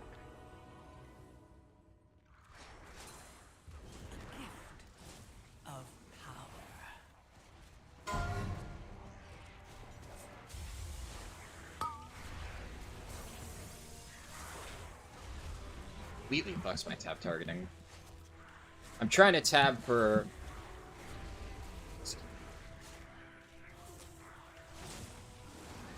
Oh, all the wild fell off, so now I need to do this.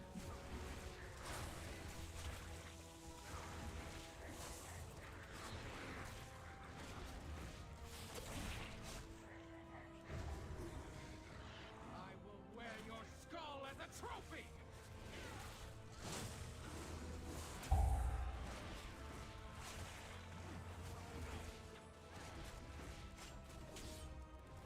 Good.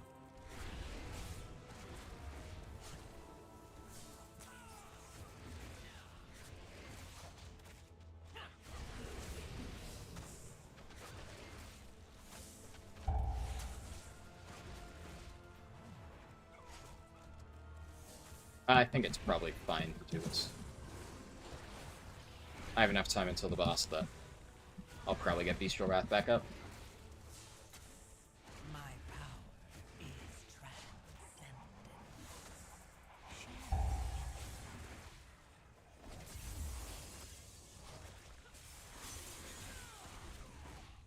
Yeah, it'll be up. Nice. For fast, I can keep my barb shot rolling, but it's also not that big of a deal. So, You had best make this this interesting. is already back up.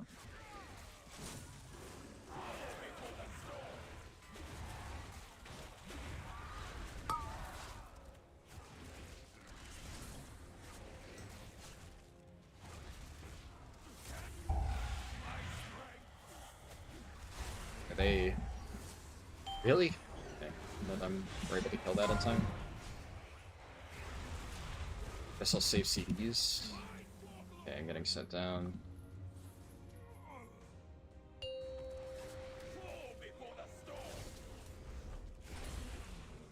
Take a hint, let me win.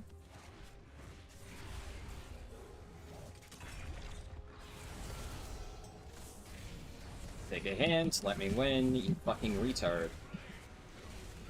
Oh my god, we got a PvP Andy here.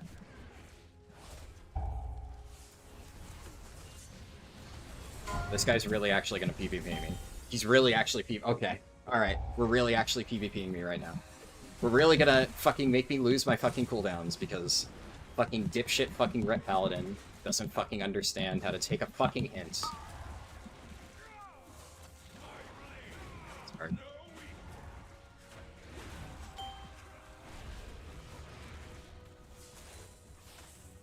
Yeah, really making good use of that damage buff, you fucking mongoloid.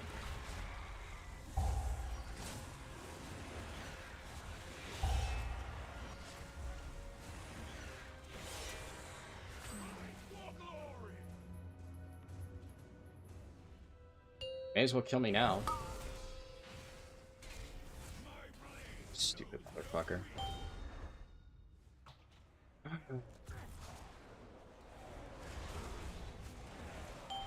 My power is transcendent.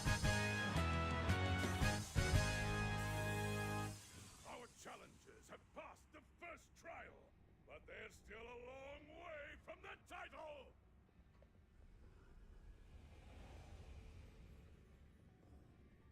But his parse, yeah. I mean, it's some fucking random dog shit. Ret Paladin. I mean, I genuinely think he probably thinks you're supposed to PvP on that fight. Like, to him, that's probably genuinely how the mechanic's done. He's probably one of those people who, when Theater of Pain came back, was like, oh, I can't wait to PvP on fucking Zav. Shit.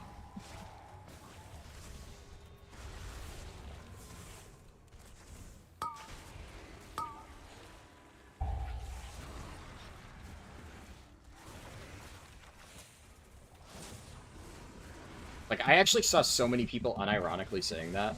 Of like, I can't wait for the PvP boss. Oh. It's like, it's not a PvP boss unless you're fucking stupid. Or he's just dumb and he genuinely thought that his damage would be higher than mine. But, you know, whatever. It's what it is. My power is transcendent. Share in it.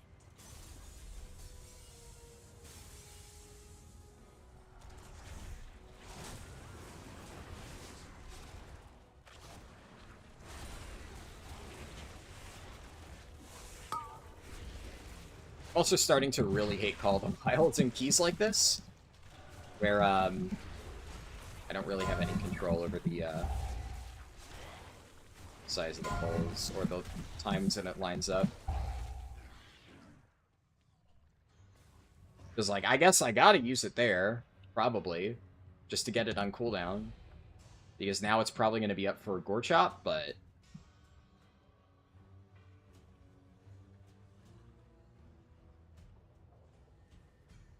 Now I'm not going to have it for this pull. I'd much rather just have the Dire Beast package, if we're being completely honest. I think I might just say fuck it and go back. I've tried it, and I'm not a fan. I can totally see it being really good in situations where you, like, can plan around pulls. But I can't. Like, I don't fucking know... I don't know. I'm honestly way too fucking tilted to play right now. I might just stop. I'm just not in a good mood. I'm in a really, really, really shit mood right now. That fucking key just actually just literally ruined the entire day.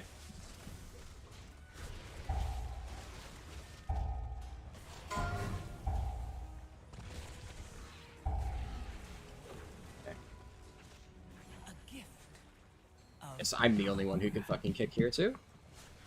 They're all literally standing right next to it, and none of them can fucking interrupt it.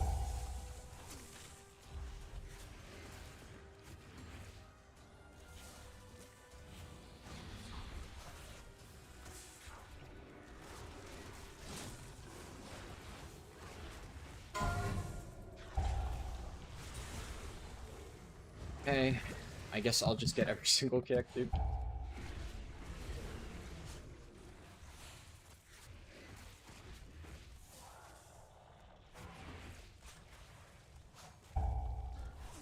Oh my god. Oh my god. Can I walk down the platform? Is it aimed at me every single time? I'm actually losing my mind. Okay, we're pulling 2 mobs. We're not gonna pull them into boss? Really? Okay, fuck my cooldowns. I literally planned... Like, this is the thing. I used Call of the Wild on the 3-pack so that I would have it for double pull into boss. And we're not pulling into boss. So now... So fuck me. So fuck me, I guess. I'd rather just have the passive damage. Because this just feels really terrible.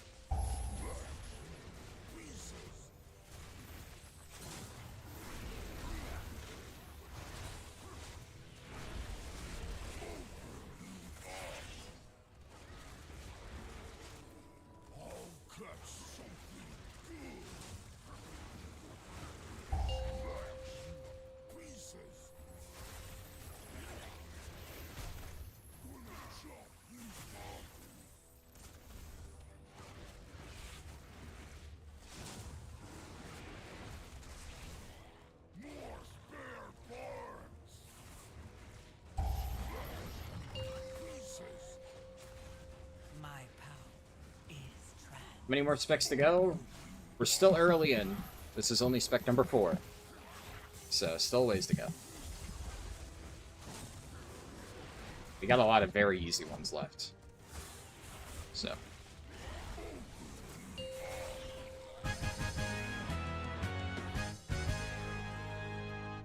Another trial down. Looks like we might have some real contenders here. I just want to thank you for your leveling guides. You're always very bad at questing, and you make it clear which quests to grab and which routes to grab. Thank you very much. No problem. Glad the leveling guides help you out. No, disengage on CD. Yeah, not this way. I might have called a wild up for this. Probably by the time we... Yeah, I think by the time we get to the doorway, it'll have been 15 seconds.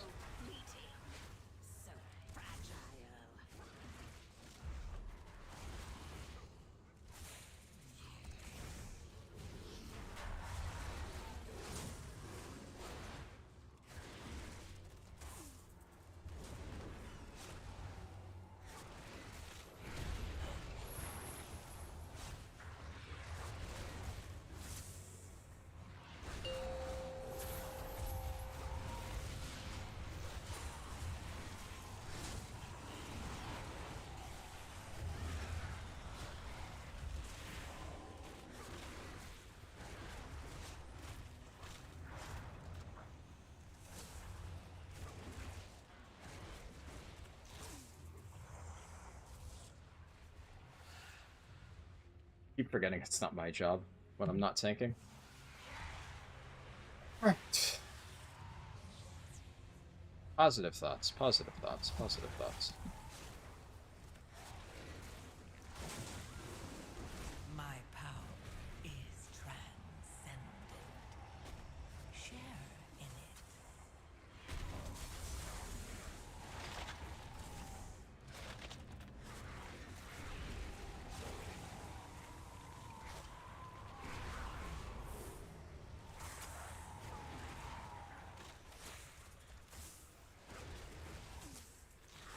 I think Trank Shot dispels those caster shields. Yeah, you're probably right.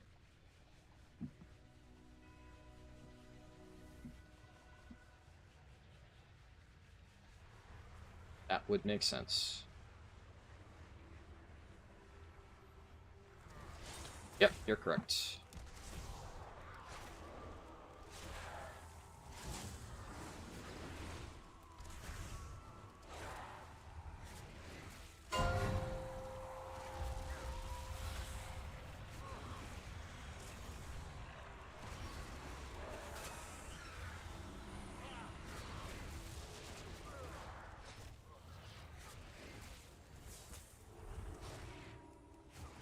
I wonder if it's even worth it to Beast Cleave on 2 targets. I feel like it's probably not. I think I'm probably better off just single targeting there. Yeah, I feel like I'm just getting very little value in those situations. I don't know what the cutoff point is. 2 targets definitely doesn't feel worth. 3 targets probably. But it just feels like I'd be better off just spending focus on Cobra Shot and getting resets.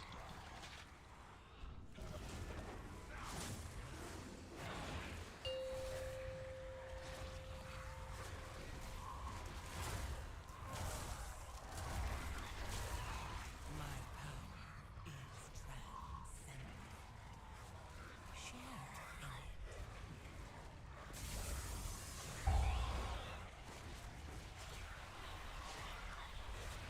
You remember correctly, even on 3 targets it's not worth? Damn. Honestly, I believe that, but yeah, I guess that's good to know.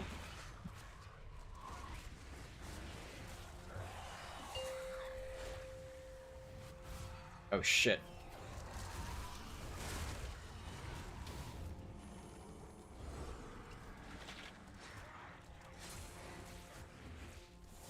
I think I saw like a boar charge of this. I don't know if one of my pets pulled or something. That's weird. Whatever. The pocket hunter inside of me took over. No, I saw like a spell effect charge at it. I have no fucking clue what that was.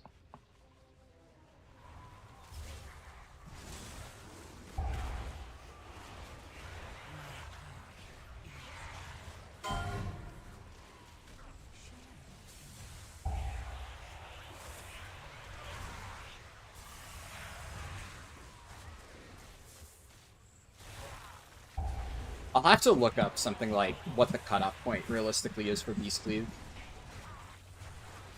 Because I could definitely see it being 3 targets. And if that's the case, then I probably would just been fucking this up the whole time. But I feel like on something like first boss of this dungeon, it would be worth it. Like, if you're gonna get full value on 3 targets, I want to say that should be worth it. Logically speaking. But if it's like a target that's about to die, maybe not. I don't know, man. That's maybe something I should look up. I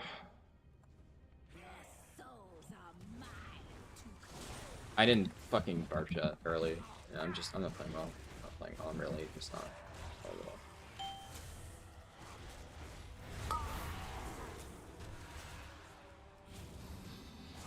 Right, exploration. That was a fat finger.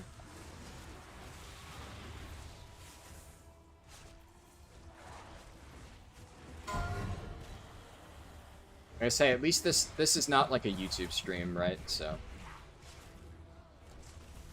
it's just this will just live and die in the stream archive channel, and I don't really need to be concerned about it. I would feel really bad if this was like, you know, the very first one that I actually planned on having on the main channel. Then I would feel like shit, and I'd probably have to unlist it. I don't need to worry about that.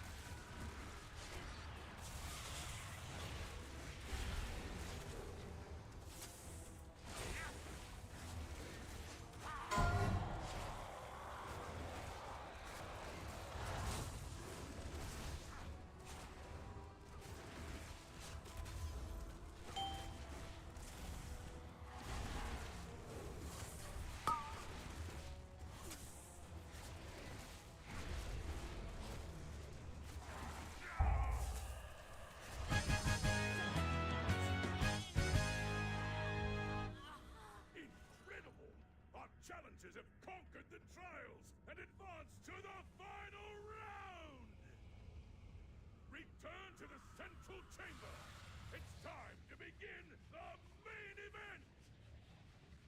Story time? Soldiers What story? of Bacon Raxus, HJ? are you ready for some What story do you want to hear? a rising Story time about what? the longest reigning champion the theater of pain has ever known? Look, on the plus side, you still get a decent score out of this. Let's just do a fucking Cinderbrew after this. Overall, it's been a pretty whatever fine dungeon. I fucked up the opener again because I'm just dumb, dude. I don't know.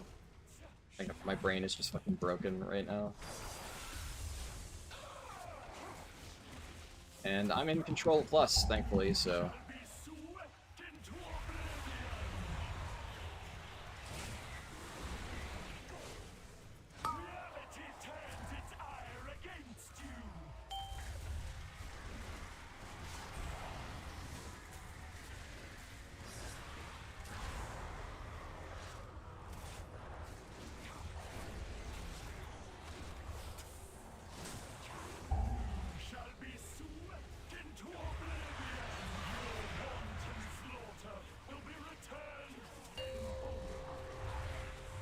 We should have saved Call of the Wild, but I guess I figured I'd get a second cast to Call of the Wild.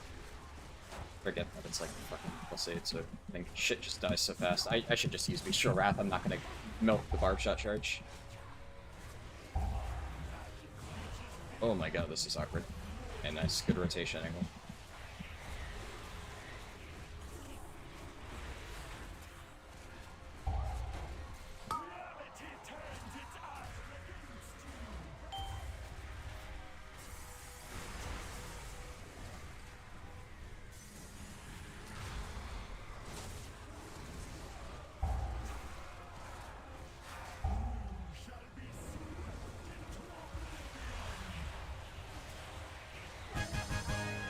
Mordreth is basically dead. I should have just swapped to her. Yes!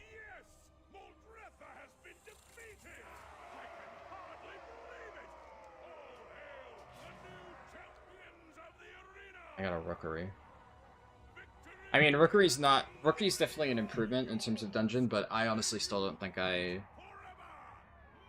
still don't want to push that. Because it's also one where a shitty tank can absolutely brick a Rookery. Really, I'm just hoping to get Dark Flame. Dark Flame is probably just the most free push. Found a sick BOE ring. I wouldn't ever use a BOE ring. I appreciate it, but you still use heirlooms. People always talk about like how shit heirlooms are, but like realistically speaking, you're just never gonna replace them. Heirloom scaling definitely needs to be improved because yeah, it does suck that like at individual levels, but like I potentially for like really low levels, like the first 10 levels. Actually, the irony is that the first 10 levels is when heirloom scaling is at its best, roughly. So that you actually wouldn't really use any BOEs there. The only time I'd consider maybe using BOEs is like maybe the 30s. Because the 30s is when it starts to fall off a little bit. So if you got a really insane BOE, specifically like a ring. But the thing is, remember how the XP scaling works. It's literally at 41 where XP scaling starts to just get super fucked and you just level ludicrously quickly. So from that point on, you're just going to start massively outscaling anything that you get. Even if heirloom scaling is bad, you're just going to level so quickly that it won't matter. And that will continue all the way until, 70. Like, back in Dragonflight, I would drop one heirloom ring for crafted Shadowlands ring. Because... And that was even before they fucked the scaling. But because at that level... with the jump from, like, one expansion to another, it took too long for heirlooms to catch up, and the ring had, like, a socket and a bonus effect. But yeah, like you said, 41 and 50 is... leveling just gets too quick. Heirlooms will just outscale it before it matters. I do appreciate it, though. But yeah, it's mostly... Well, I was gonna say I mostly need, like, fancy BOEs for the non-heirloom slots, but I also already have a lot of fancy BOEs for those slots. But I mean, hey, you happen to find a good one, I will never say no to more.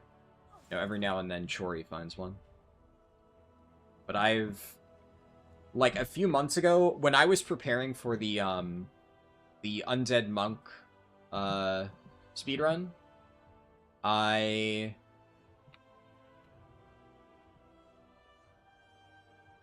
You know, I just realized, I wonder... I feel like if I did another speedrun, it's possible that Undead Monk is still the fastest, but I don't want to do 2 really fast Undead Monk runs again. So if I do end up doing another speedrun next month, I think I might do a Druid run, even if it's not necessarily faster. It'd still have to be Horde, because War Mode. But I think Guardian Druid is, like, so close that it, like, the difference is so marginal. So then I just need to figure out what the fastest path is for Druid. Probably Tauren, honestly. The Tauren starting zone isn't amazing, but you're at least in... I don't know. You probably need to do some stupid speed tech to get out of the starting zone. But I'm sure I could think of something.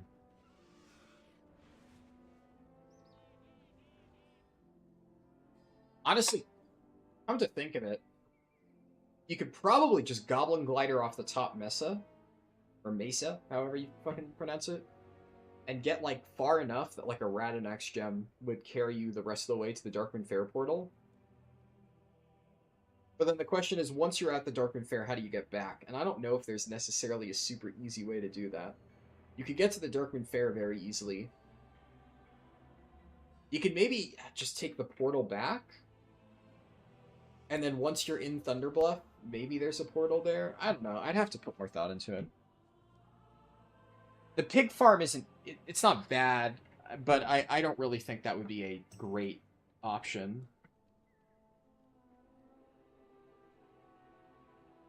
I didn't do much of the Undead starting zone anyway.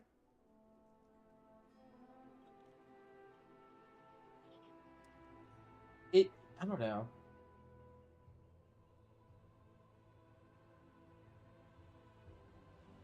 The way it works is you basically need to get to high enough level to enter Silverpine Forest, which...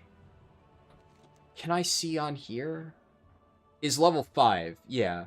So all you need to do is get to level 5. Maybe that's a good enough way to get to level 5? But honestly, if I'm doing, like, a stupid fast run like that, it'll be on the PTR anyways. And there's maybe a case to be made of, like, stringing together rare mob kills would be faster as I move towards Silverpine Forest. The only problem is I don't really think there's any good way for Tauren to get back to a major city.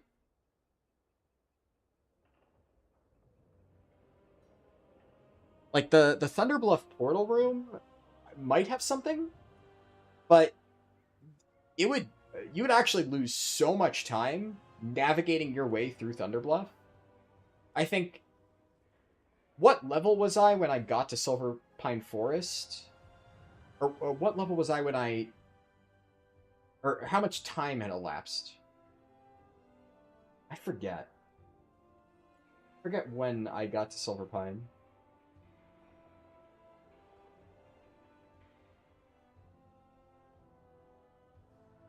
But it took me, like, some time. You're upset that the leveling event is only for 1 month? Yeah, that part actually kind of bugs me a little bit. I don't know why it can't last the entire duration of the patch. It's very much a... I mean, it's absolutely 100% par for the course with Blizzard. With, like, they gotta milk people's playtime drop by drop. It's just that... shit. And I am...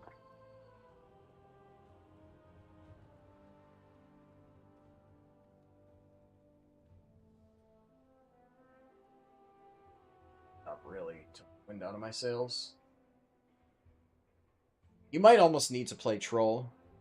I think in theory, Taran would be better.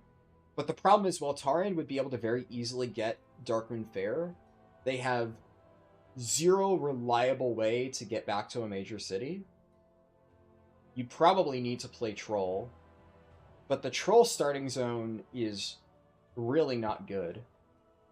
One interesting thing that you could do, because Trolls start like right on the water, in theory, you could XA 1000 Surface Skipper and use that as a way to like get a lot of distance. I don't know how you'd get to level 5. That would be difficult.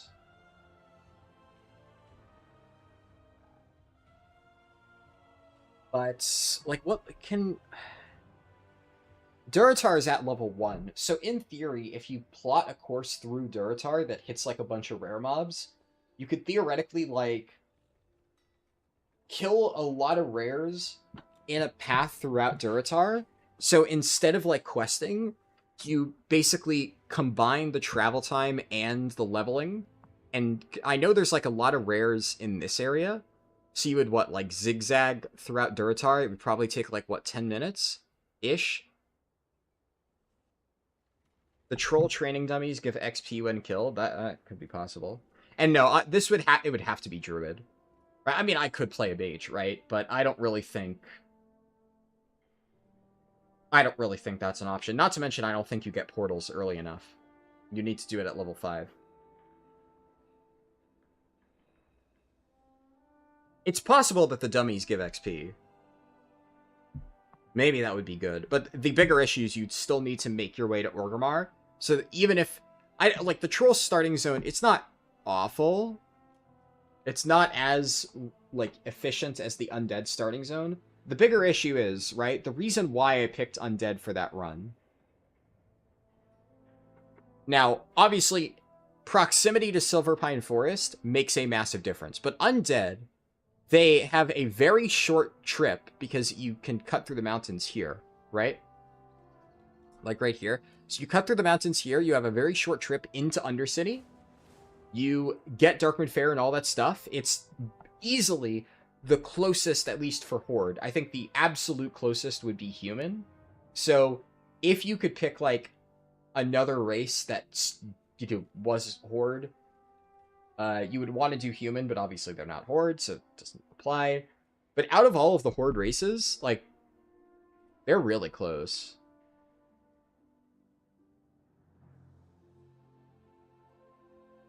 Yeah, the 2 rares to kill along the way help.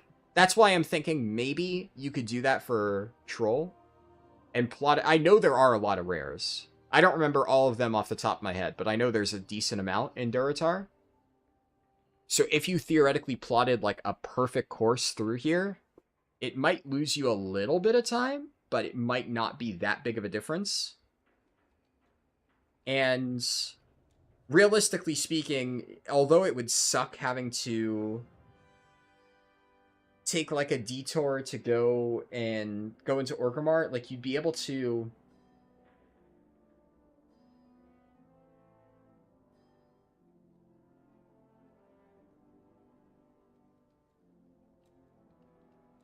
I suppose Blood Elf is also another contender, but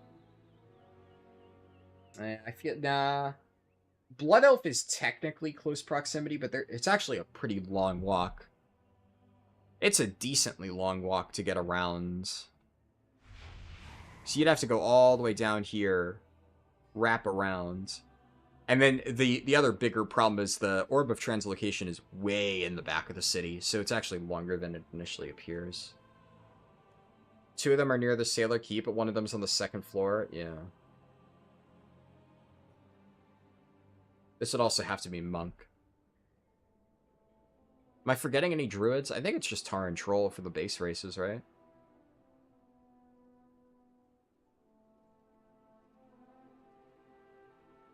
Exile's Reach just isn't really a viable option. Pandaren, not a... Yeah, Pandaren would have to be Exile's Reach.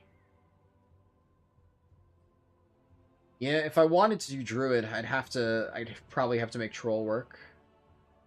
And if I wanted to play Monk, Undead is the very obvious choice. But I don't really want to do 2 Undead Monk speedruns back to back. So that leaves me where?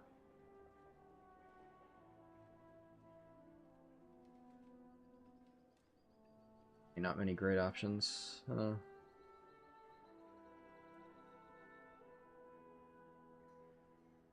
Yeah. The other...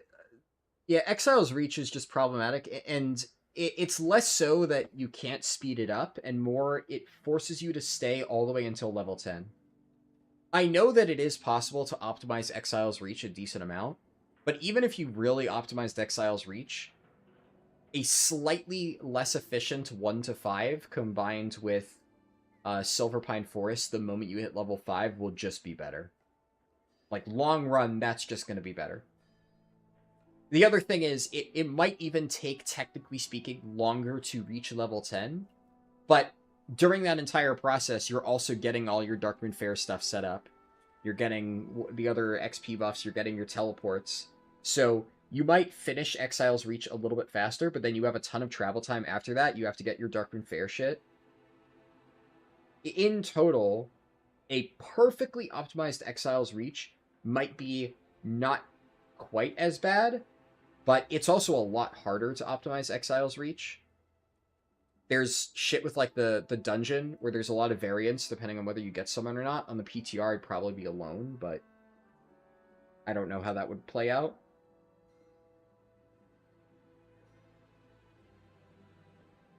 It's also weird because depending on the class that you pick, you have, like, different tutorial shit. So I don't know... I don't know the difference between, like, Monk and Druid. I'm pretty sure the fastest Exile's Reach runs don't use Monk or Druid. I could be wrong, but I think they use something different that's like, the tutorial quests are very quick. I haven't really looked into Exile's Reach speedrunning, so I couldn't tell you. Have I done a series on fastest starting zone? Not really, because it's just like... The problem with the starting zones these days is, for new players, I just recommend Exile's Reach anyways, because even, like, the Undead starting zone, right? The Undead starting zone, for my speedrun, I do, like, a fragmented version of it, and then I kill rare mobs while beelining towards the major city to get my buffs to then go into Silverpine Forest. I'm not even really doing the Undead starting zone. I'm picking Undead for its proximity to rare mobs and Silverpine. And, like, starting zones are just not really a thing that you consider. So the only purpose of starting zones is either for, you know, speedrunning, you know, routing stuff, or you just pick Exile's Reach and say fuck it, right? Exile's Reach is faster than a large majority of starting zones. There are some that for, like, speedruns, like Human, Undead, etc., are slightly faster, with the whole routing taken into account. But I would never recommend that anybody do that, just because that would be insane. So, yeah, it's just not something I've ever really looked into, and I don't know. The reality is, for new players, I would have to put Exile's Reach at, like, S tier. But I also don't want to do that, because Exile's Reach is an objectively kind of shit starting zone. I don't like Exile's Reach. I don't think it's well made. But I do think that it is just currently better than the other options. I think a lot of the other options are just very dated. I think, honestly, my opinion is that Exile's Reach never should have existed. I think Exile's Reach was just a complete failure, and I think Blizzard should have invested the time required to actually update the existing zones to modern standards. And instead of doing the extremely garbage on-rails, like, Force thing, World of Warcraft didn't need that for many years, and I would argue that Classic does a better job of easing you into its world and easing you into that game than Exile's Reach does of easing you into retail. It tries to drop way too much shit onto you. I think Exile's Reach is just kind of a complete failure. I've gone on this rant before, but I honestly think that it's difficult because, like, what do you do with it now? It already exists. But I think if you went back to the drawing board, it just never should have existed. And they should have done, like, minor overhauls to all of the other ones. Or at the very least, if they were going to do something like Exile's Reach, they should have fundamentally rethought how they wanted to do it. It also should have only been the first 5 levels. And instead, if you wanted to do Exile's Reach, it probably should have been like a universal starting zone. So instead of... Like, that's the only selling point of it. That every single class and race can pick it so that people can play with their friends. So maybe if you want to do that, universal starting zone where you just do a few basic things and it goes up to like level 5 or something like that and then drops you off, sure. Maybe if you really want to make it go up to level 10, okay. But it should have been way less on rails. It should have been way less on rails. It should have followed like a similar progression path to how starting zones used to go. And then they should have probably done some, I don't know, extended new player tutorial that actually really guides you through stuff. Like, I think the best example of where Exile's Reach fails is it forces you to do a quote-unquote dungeon at the end, which just isn't even a dungeon. It's like a guided scenario. So it just sets people up to fail because they're like, oh, this is a dungeon, right? Like, instead of doing that, why don't you have a tutorial? They didn't have the NPC dungeons, I guess, back then, right? So now they probably could do that. Maybe they should have figured that shit out before trying to redesign the tutorial.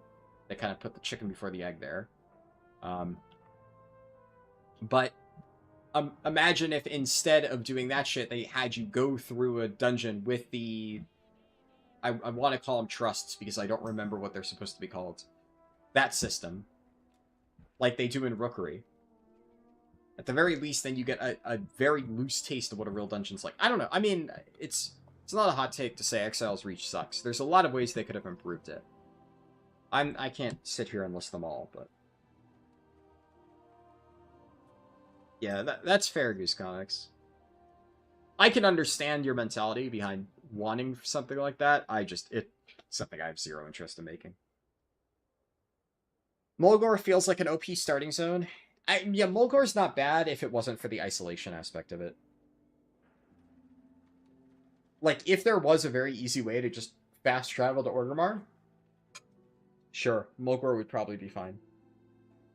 But, and Tarn would probably pick. That I played Final Fantasy 14, but not 11. Are they a thing in 11 too? Maybe.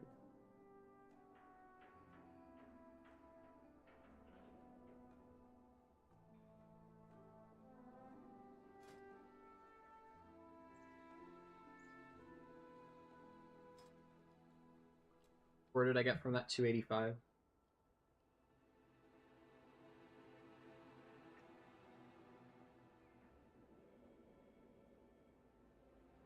WoW had trust, that would be really fun. Yeah. Yeah, I mean, it's not the first time I've gone on this rant. You guys have heard me go on it before if you've been around for a while. I have spent a lot of time ranting about how WoW's new player experience is just actually fucking terrible. It's something that I feel especially passionate about because a lot of my content is tailored towards, like, newer returning players and, you know, guides to help people get back into the game. And the irony is that WoW's new player experience being as shit as it is actually probably good for me. Because if WoW did a better job at handholding people, I would have less work to do. So, you know.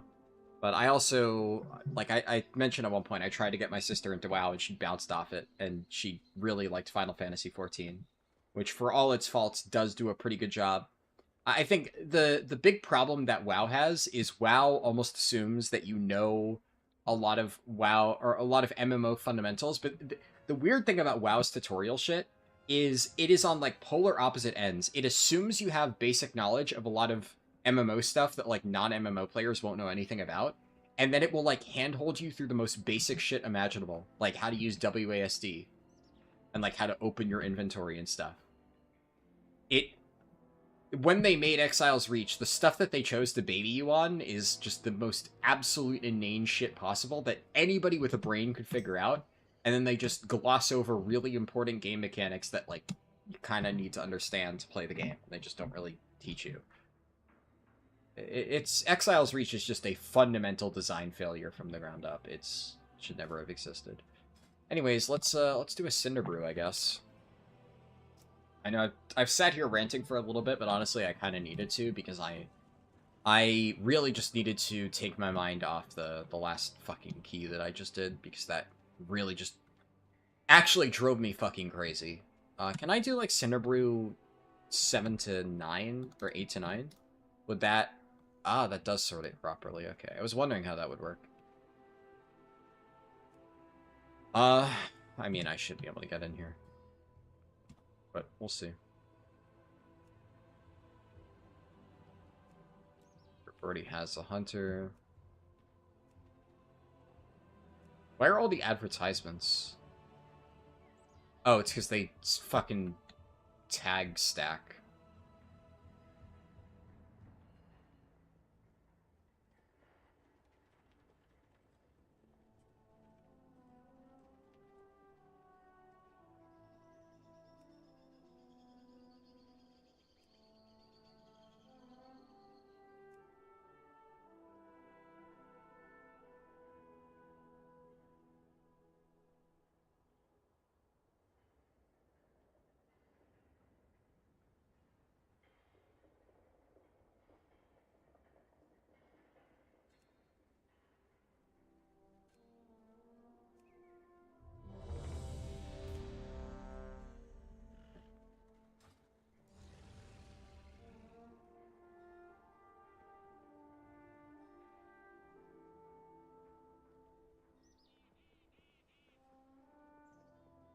I'd like to time this, but technically speaking, as long as we don't...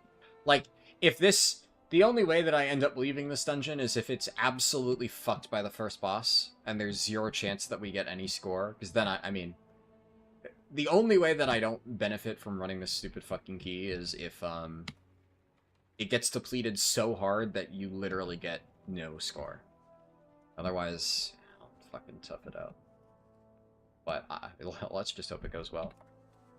I mean, I feel like I threw insanely hard. Like, I threw harder than I have ever in that last dungeon. And I still did pretty fine. I also got fucking griefed by the dogshit Rep Paladin on Zev, and... I don't know. I mean, that was like one of the worst keys I've done in a while. And I still did fine.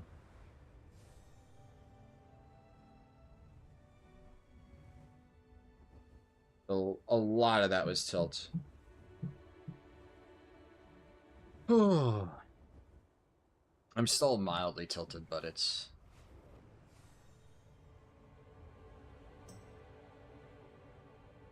Yeah, the thing is, it's kind of one of those things where it's like, I know it happens, and I think the worst part about that is that it was literally the first key that I did on the stream, right?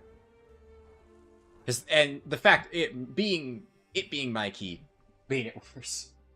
Because if it was just like, you know, ah, shit, it happens, right? I've had my key get griefed before. It's frustrating. It's really frustrating. But what do I usually do? I just walk away. That's why I said I just didn't really want to be streaming. I just take a break. I do fucking anything else. I either take a nap or, you know, play a different game or work on something. But when I just started stream and the very first key, I get griefed that fucking hard. I can't really just end stream because I just started. I set aside time to do keys today. I'm not gonna fucking say, oh, well, shit. So that's just kind of what really made me annoyed. Of like, I guess this is how today is gonna go, you know? But, yeah, it is what it is.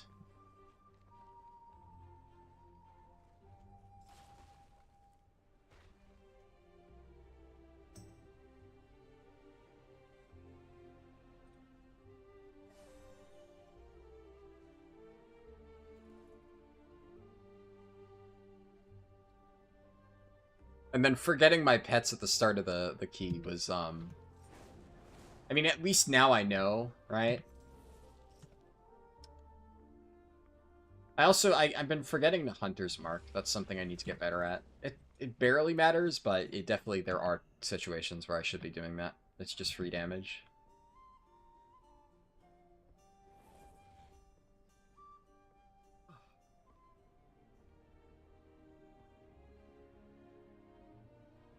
Probably make more coffee after this key.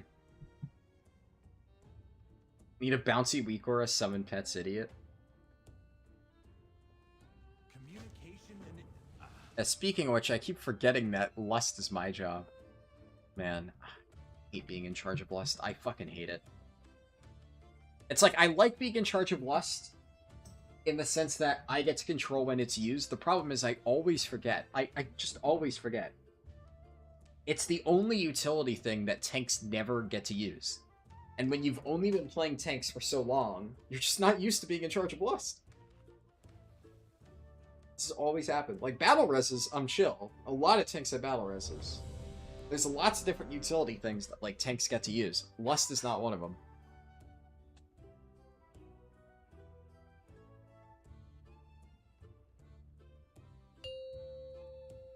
I definitely support the initiative for prot warriors, or warriors in general, to get Lust. I think that would be fair. 3, 2, 1. We're already homogenized enough. Fuck it. Why not?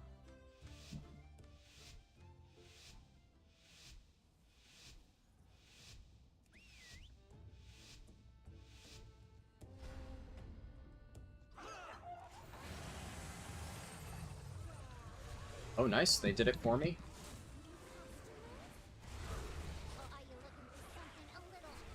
I guess the Evoker's just gonna be my Lust bitch this key. Works for me.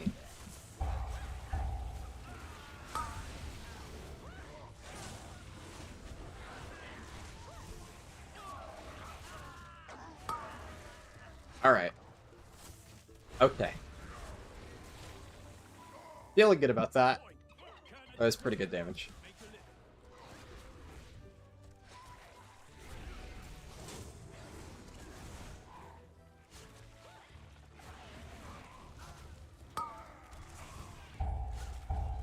Holy shit.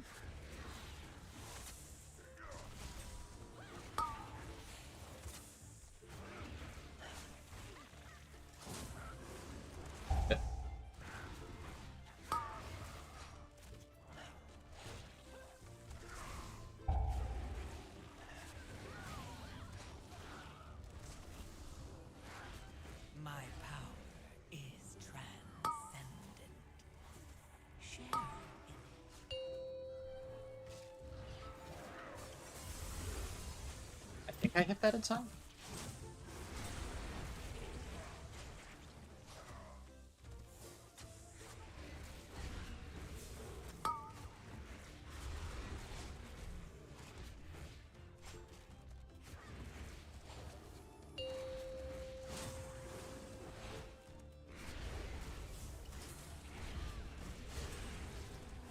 Jesus Christ.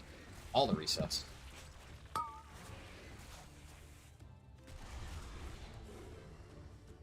Oh,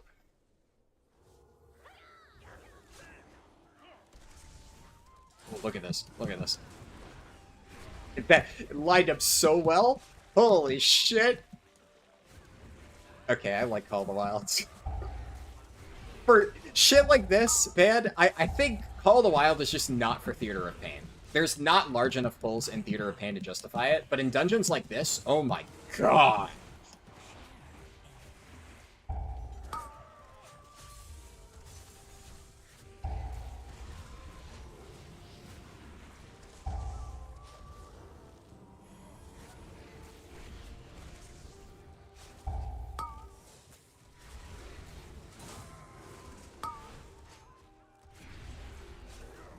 Holy shit, dude.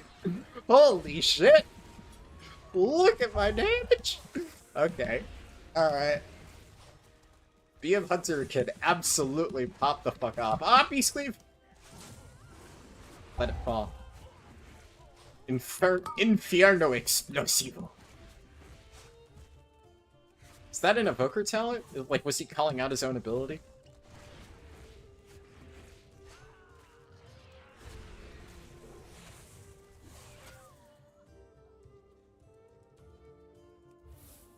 I remembered Hunter's Mark! I did it! I did a thing! It's to be a bar fight now.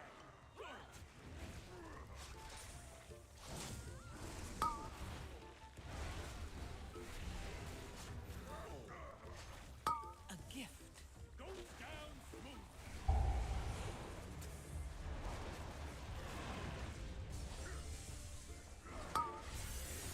Break it off.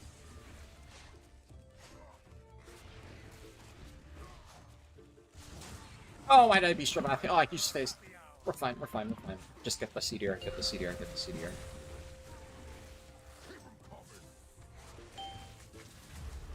Okay, he went there. Another one. Refresh, nice, I got my stacks.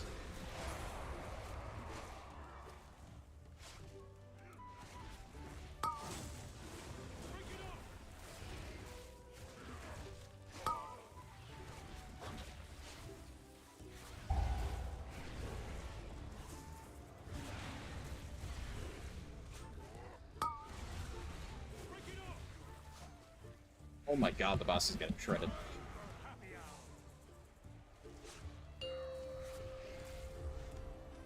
Keep 'em coming.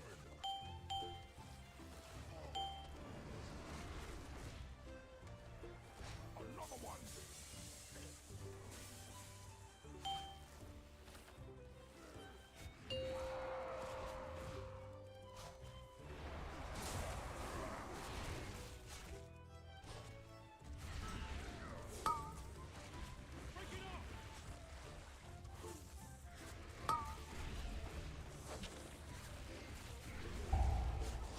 Yeah, and I have my execute talents. That's one of the nice things. Call of the Wild, you get execute damage.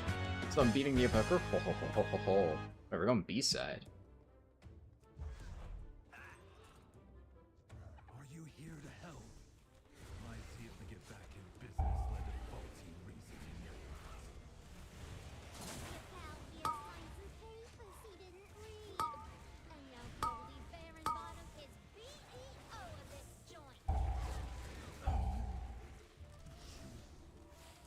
Help me. Please get my meadery back, Outlander.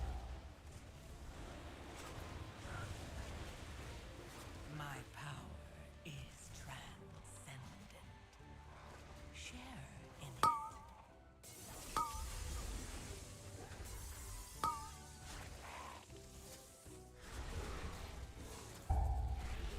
Damn, if only I had called the Wild up for that bull. Oh, I see him going around the corner. He's doing some shit. Ah, shit. Ah. Get Beast Cleave for free.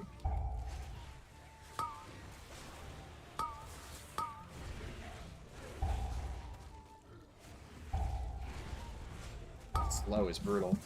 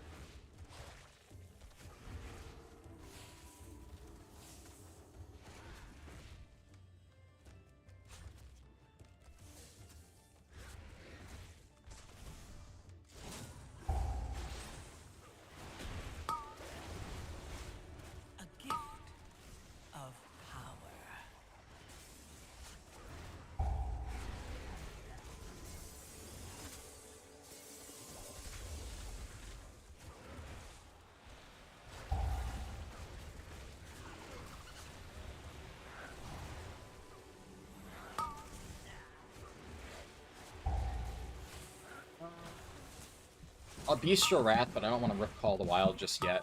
Because there's like a bunch of really big pulls probably coming up. Probably worth multi-shotting here.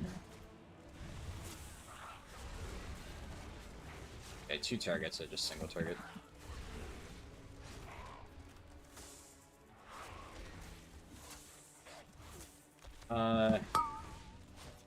I think I just hold CDs. Probably bit pull. Nice, we're jumping over. Oh, I won't forget. Shit. I'm not gonna be that hunter. Put them in cages. I will not be that hunter. I was not that hunter. You guys should all be so proud of me. Do you know how many fucking hunters I have had grief my fucking Cinderbrew meaderies because they forget to dismiss their pets?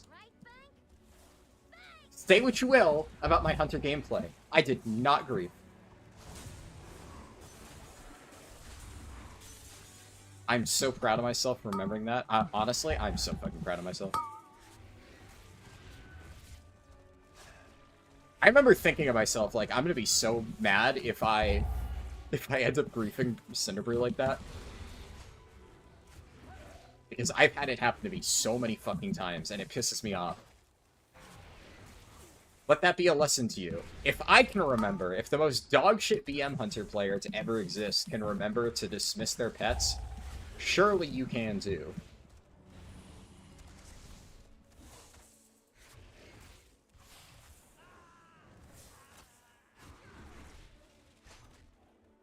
Barb shot. Come on, come on, come on, come on. My barb shot! Ah! Wait, did I get it? I think I got it.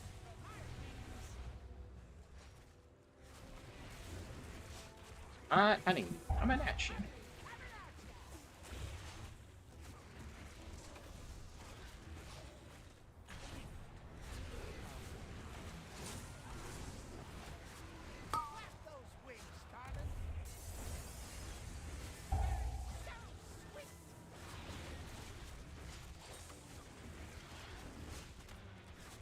I'm gonna be honest, I'm not gonna be ethical here. They can do the mechanic. When I was in here on Windwalker, everybody made me do the mechanic. I'm taking my revenge. It's my turn to be unethical.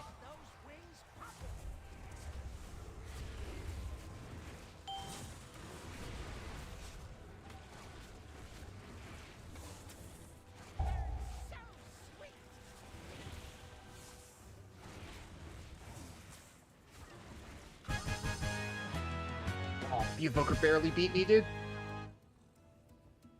Well played, sir.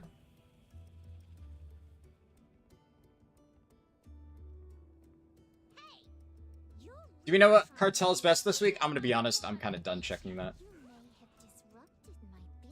It's so long past the thing, it really does not matter what cartel you pick at this point.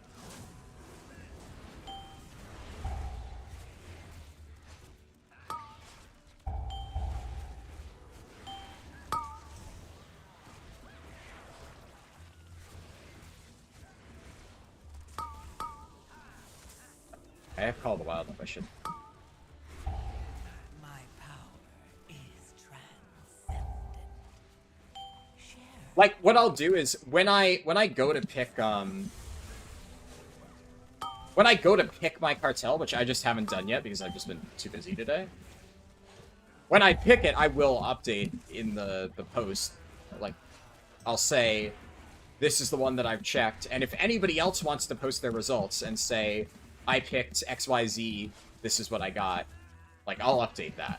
But what I'm not going to do is, like, hunt people down and be like, hey, can you pick a cartel so that I can get the info? I'm just not. Sorry.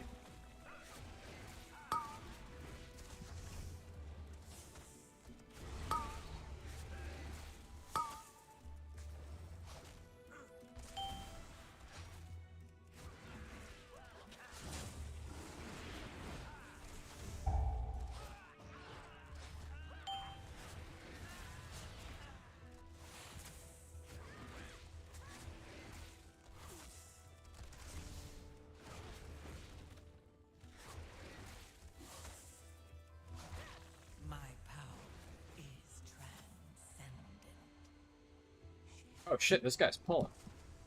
I didn't realize.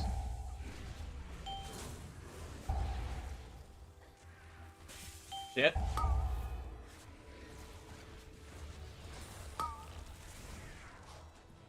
I'm so fucking dumb. I tried to get the fucking stupid stun. Everything, my brain is fried. Brain is fried. Okay, it's fine.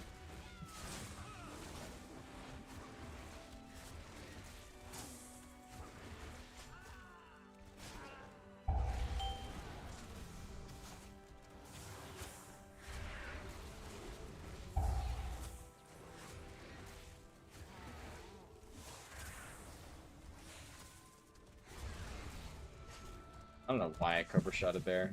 With brew drops, I definitely should have.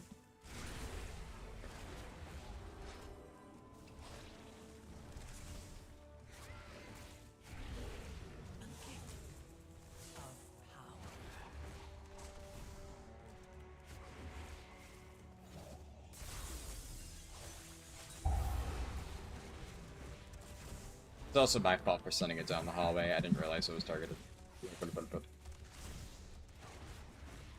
This guy's taking forever to die. Should be Strath again. I didn't realize it was going to be alive that long.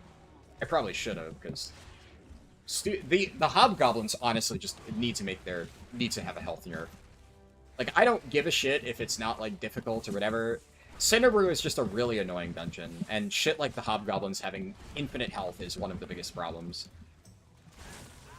It may not be like difficult, but it feels bad. Fuck me, dude. The mead will be substandard. Yeah, but there'll be more of it. More meat, more money. That's good business. Cinderbrew was my personal directive, my passion. She's ruining everything. At the very least, ah, shit, call the weapon. Very least, if I rip threat on BM Hunter, only my pets die, and not me. It's not like when I was playing, on Windwalker, where I just Jade Lightning and instantly fucking die. Alright, that kinda sucked. Literally press Call the Wild, immediately pets died. That's a rough one.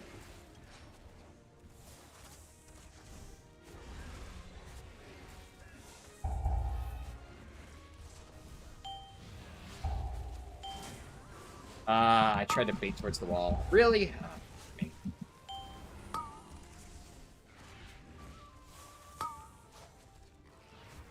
Unlucky. Okay, cleave off the hobgoblin now.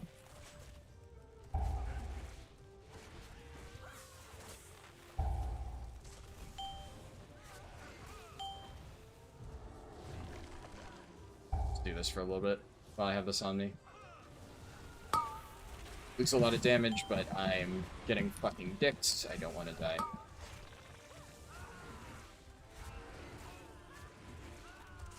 A gift of power.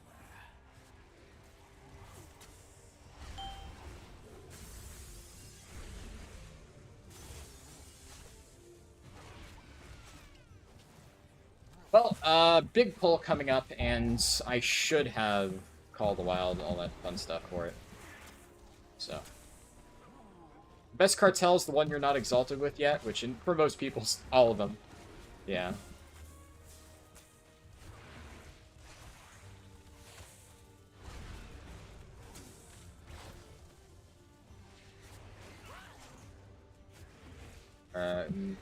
Nice.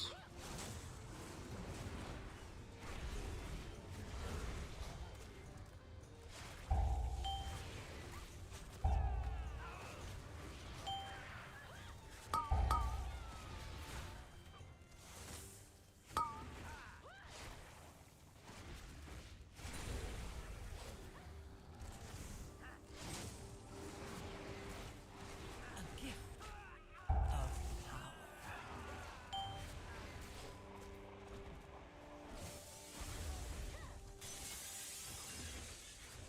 Probably single target now.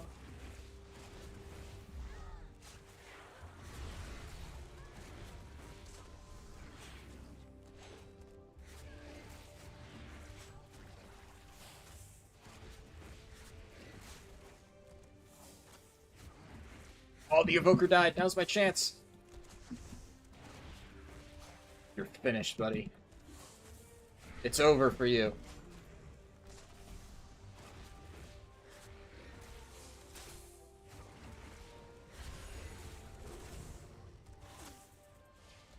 On.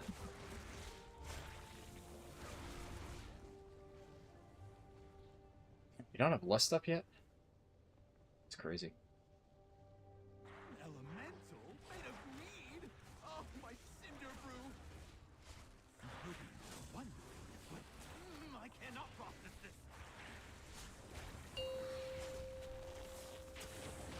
A gift of power.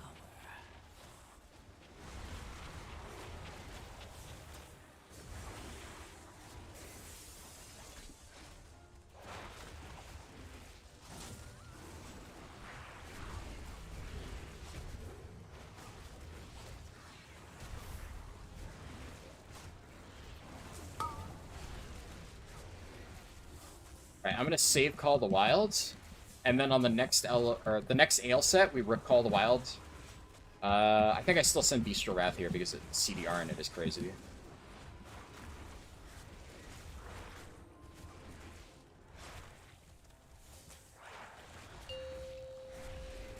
Yeah.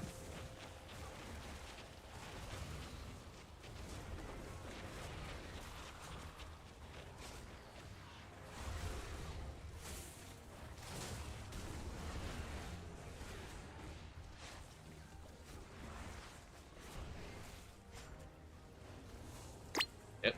My power is transcendent. Share in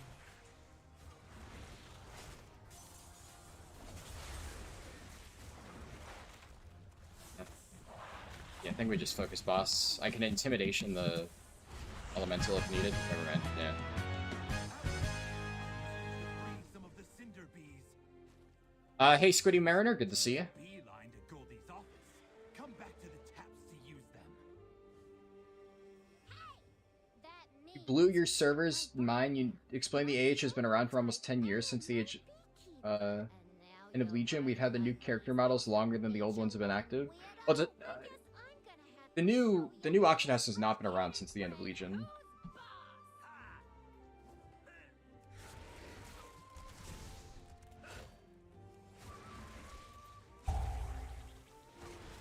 You might be thinking of cross-server auction house. That has that been around since Legion? I don't even know if that has. Actually, I don't think it has. Cross-faction auction house. 8.3.0 is Shadowlands pre-patch. Well, that would be Nyalotha, but I'm pretty sure the full implementation wasn't until Shadowlands pre-patch. Was it then? I'm not even entirely sure that it was then.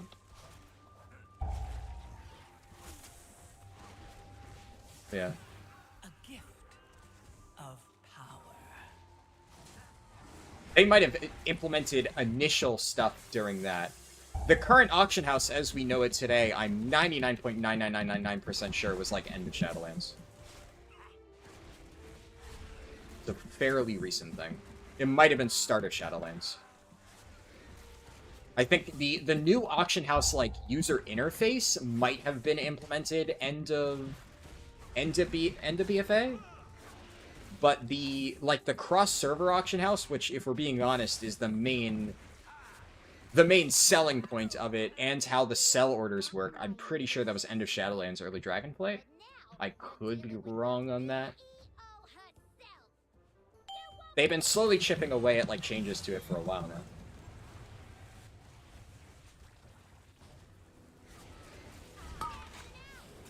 Just the new interface, yeah. Yeah, 8.3 would be Nyalotha. Of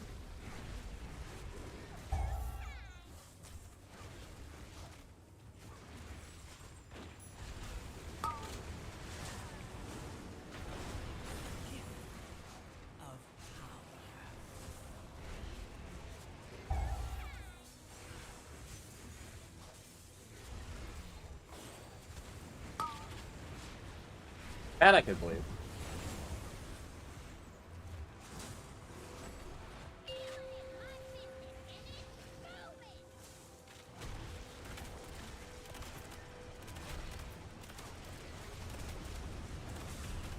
Just for you.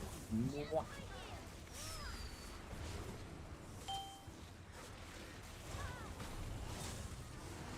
I gotta say, killing is my business and it's booming is like one of my favorite boss quotes of all time. It's actually so fucking good.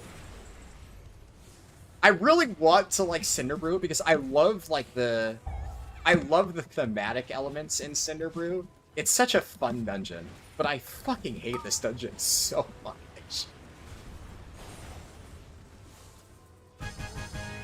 Nice.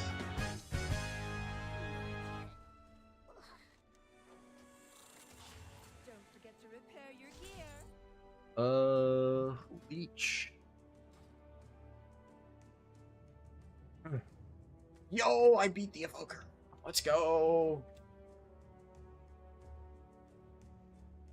What's that thing that he kept saying? Rebote ardiente. He said like firestorm, but in Spanish earlier. Oh hey, I got my bonus catalyst charge. Not that I need catalyst charges, but we got one. Cross faction, I think, was Mists. Yeah, cross faction. Well, the thing is, some stuff was still limited. I think they added some cross faction things, and then they slowly added more and more. I forget when it was like full cross faction.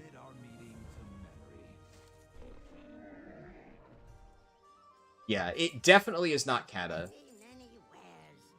If you told me that like regular AH postings were cross-faction in Mists, I'd believe that. I would have guessed WoD, because WoD is when they added like a lot of major quality of life changes, but they did start adding stuff in MoP. I could totally see that.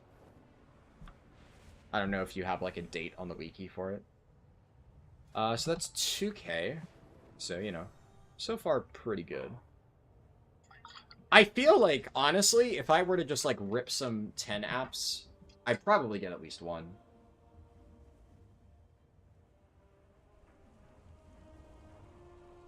Yeah, I can say with absolute confidence it was in by WoD. I don't remember exactly when it was in. A lot of the major quality of life changes that we know today happened in WoD. Like, a huge chunk of them. WoD added a lot of stuff like that to the game.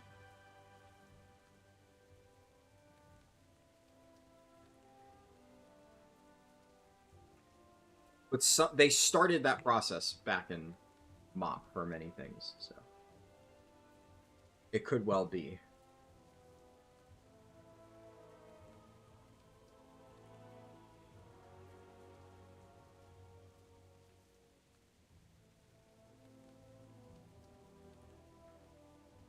Yeah, I will say though, I feel like I fucking smoked that key. I don't think I played it perfectly. There were a few times where I kind of fucked up. Obviously, letting my pets die was not ideal, but I really like this. I honestly do think Call of the Wild, when it feels good, it feels really fucking good. Like, really, really, really, really, really, really, really good. Oh, was I? Oh my god, I was fucking right. It actually was WoD pre-patch. That's sick. Alright. I knew it. Yeah, that is when a lot of it happened, like, with the launch of WoD, with that pre-patch. Because, you know, 6.0.2 would be when they put it to live servers. I think that is pre-patch.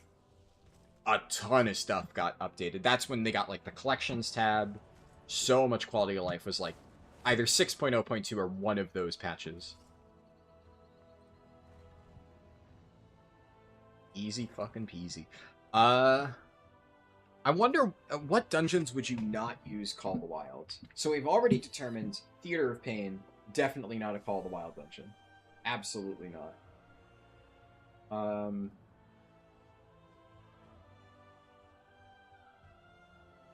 Mechagon's tough.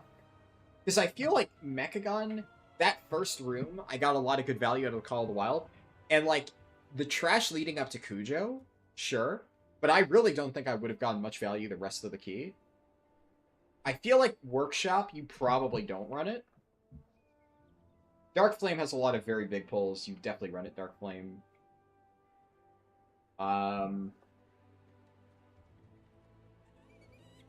Rookery.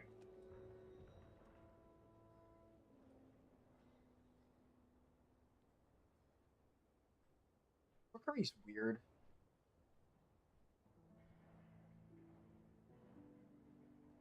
I feel like you probably get enough value. Like first room, you do some big pulls. You probably yeah. Look, like first room depends on the size of the pulls. I feel like it really would depend on your tank because you could do large enough pulls in Rookery at like a consistent enough pace. Like you would get really good value at the ends. Yeah, the last area does have a lot of little shitty mobs, but it's you would do a gigantic pull and it would last just long enough for you to like eradicate all those mobs.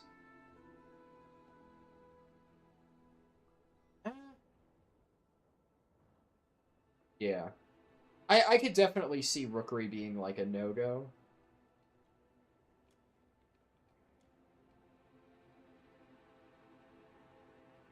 Motherload.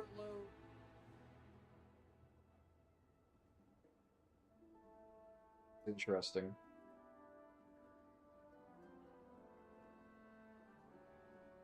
It's I guess it's less about like number of mobs and more like when you do big pulls, do you do really big pulls?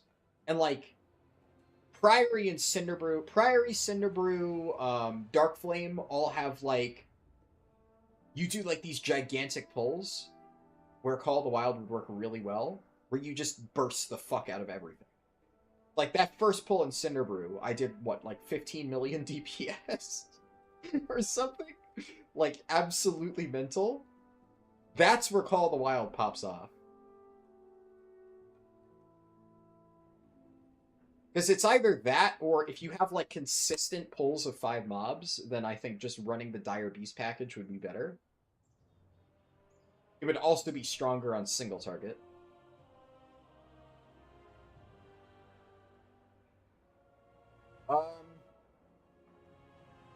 Floodgate.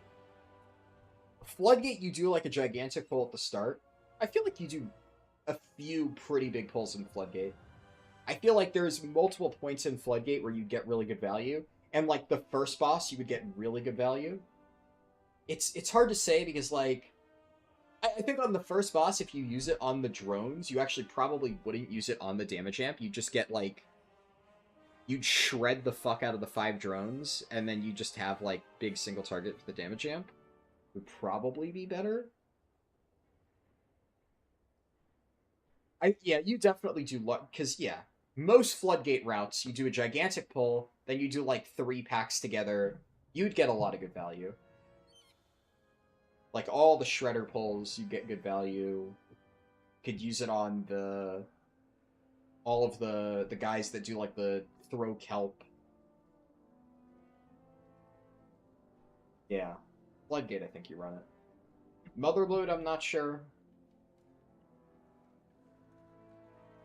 Motherload, there are points where you do really big pulls, but I also feel like maybe not. There's also the whole last section with like kiting mines where you never really do a big pull. And then like the hardest part is just 2 targets with shitty little mines that die instantly. Maybe not Motherload.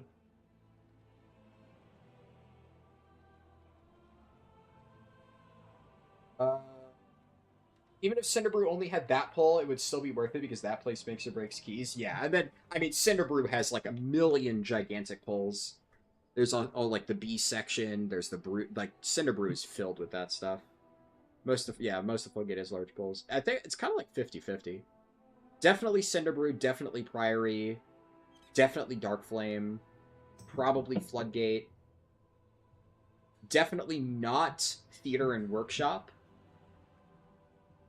And it's really Motherload and Rookery that I'm kind of torn on. Rookery, I think it's yeah, you probably don't run it. Probably not worth. Motherload, I think you could go either way. Motherload would very much depend on your route. There's some Motherload routes that would do like Giga pulls where that would work really well. I think though, like if I was tanking Motherload, it probably wouldn't be good because I do like 5 packs, like 5 mob packs, 5 mob pack, and play like pretty safe, because there's a lot of really annoying casts or abilities like that like when comboed can get really nasty. But if you have really good crowd control, you can like do gigantic motherload pulls, and I think some people opt to do that. And in those situations, if you played around it, but it's not like Cinderbrew, Priory, Floodgate, Darkflame. I think the most popular community routes are all built around like doing gigantic pulls. Almost every single time I run those dungeons, people do those gigantic pulls. It's just known that that's how you do the key. Not necessarily, like, and Priory literally has, like, 10 mob packs, just standalone. So, yeah, that one's a pretty free.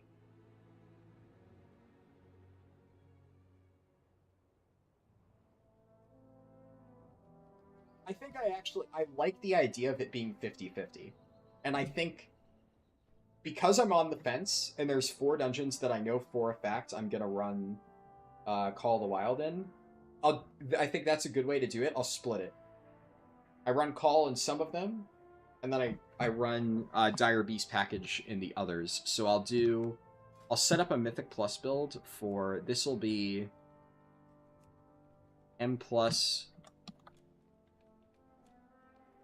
and then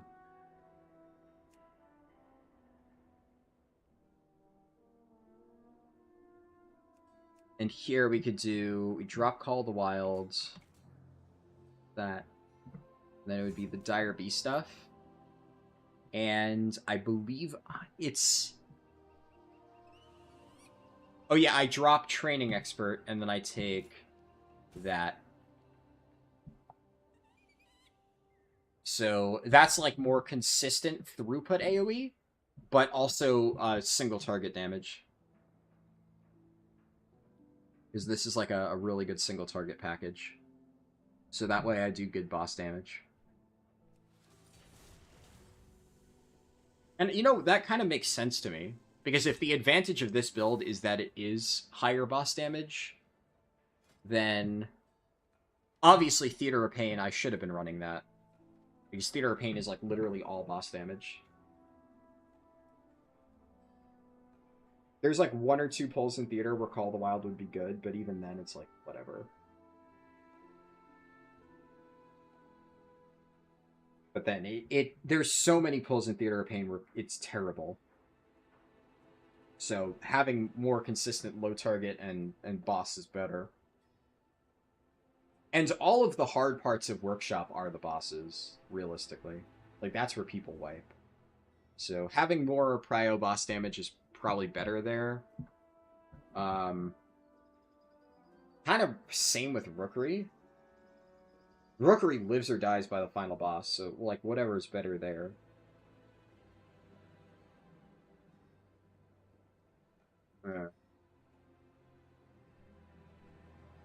But like I said, Motherload, I could go either way. That's the one that I'm probably the most torn on. Of, like, I think it's very route dependent, but I'll run this build anyway when I get there. Whatever. What do I think of the potential winners for Season 3 dungeons? I'm very happy with it. Yeah, very, very, very happy with it. It was what? Priory, Floodgate, Arakara, Dawnbreaker? The only thing that I would personally change is I would swap Dawnbreaker for Darkflame. That's the only change that I would make. But I don't hate Dawnbreaker. I think Dawnbreaker is annoying, and I don't love running it, but it's like one of the easier dungeons. It's one of the faster dungeons. So the only one that I prefer ever so slightly more is Darkflame, just because it's a little bit easier and I hate it less. But I really, really, really, really, really wanted Priory, and the fact that Priory's in, like, that's all I really care about, and I wanted Arakara. Priory and Arakara being in were, like, the 2 ones. Less so Arakara. It's nice that it's in. Sackbrood's pretty good, and I generally liked running it back in Season 1. And Floodgate I'm fine with. I probably would put that as, like, my 3rd pick. Pacemaker is a really good trinket, so I'm glad to have that. And Floodgate has grown on me a lot. But it's less so that I want those specific ones. Outside Priory, which I really want for Tome of Light's Devotion, obviously. And I kind of like Priory. It's hard, but I like it. Cinderbrew's hard and I hate it. Priory's hard and I love it. But I really don't like Rookery. It's easy, but I'm not a big fan of Rookery. I don't like the design. I hate Cinderbrew Meadery. What's it called? I really, really, really hate City of Threads, obviously. Who doesn't? I really hate Stone Vault, so I'm glad that's not in the pool. And what was the other dungeon in Season 1? That was it, yeah. So all of the dungeons that I absolutely despise with the Burning Passion are gone. To me, the big thing is that we don't need to worry about Cinderbrew, City, and Stone Vault again.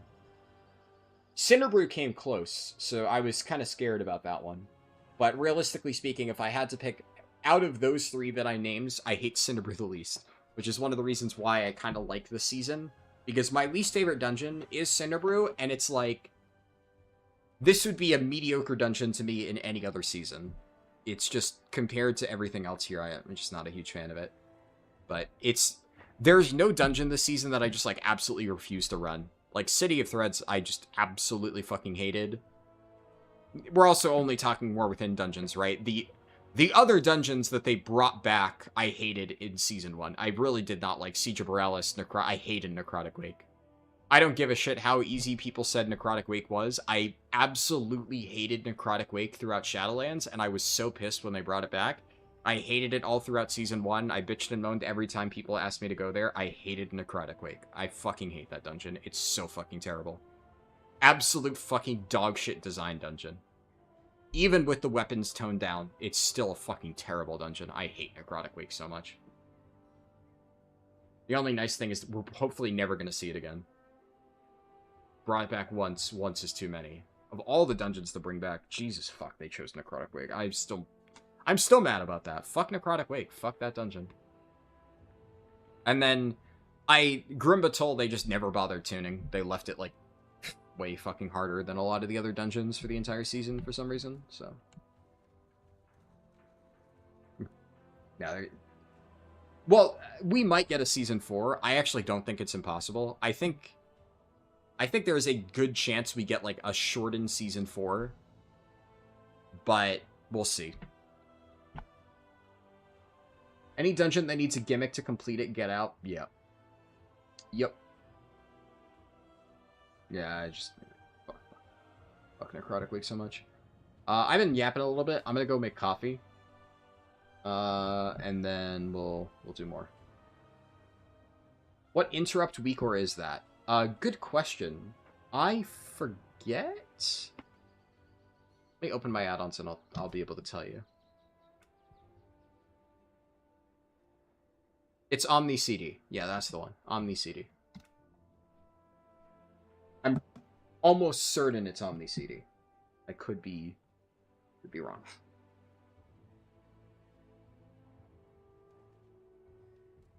Coffee time.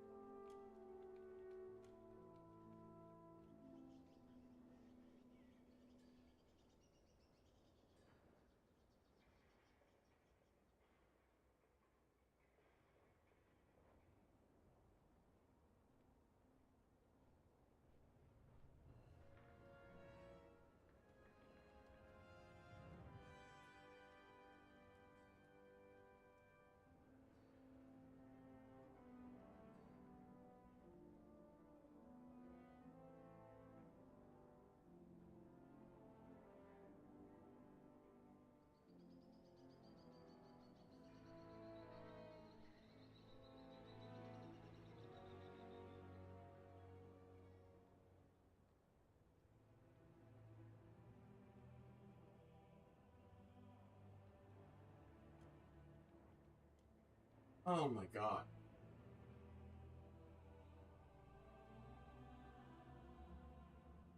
Yeah, if that noise doesn't pick up on my mic, my noise suppression's not gonna let anything through.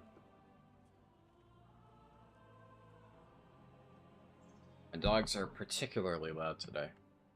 They're just barking up a storm. Okay, well, it's been 3 hours and I've successfully managed to complete 2 keys. This has been a... It's not been a super productive, day of keys, so to speak. I'm gonna YOLO app to some 10s and just, fuck it. Like, I mean, I feel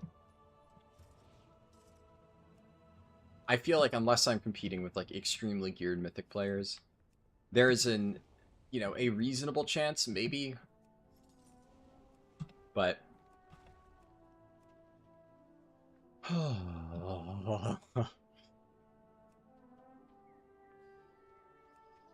It's rough out there, man. Holy shit.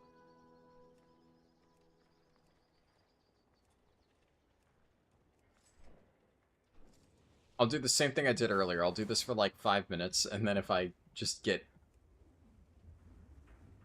dunked on by every single group, then I don't know. I guess I have to push my key.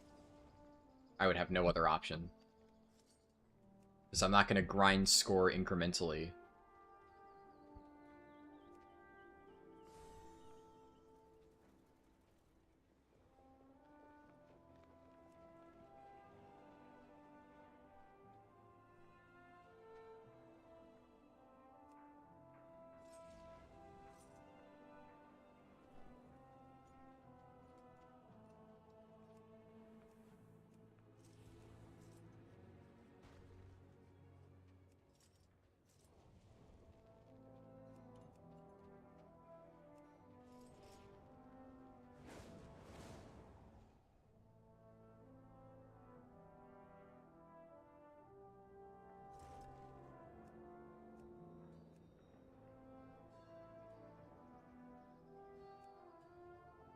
Right.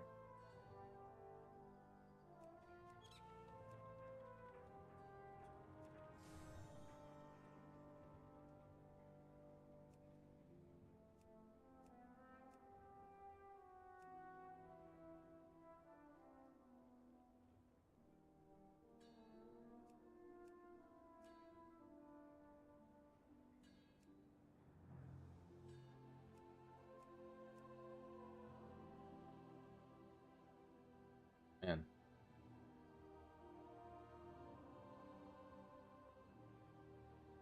It's rough on Tuesdays, huh? I mean, the thing is, I get it. I know exactly the problem, right? I'm competing with people who have infinitely more score than I am, who are trying to just blast out their weekly vaults as early as possible. And likely have insanely good gear and higher score, and why would they take me? Well, that's why it's like your only option is to push your own key, really. Yeah, raid day.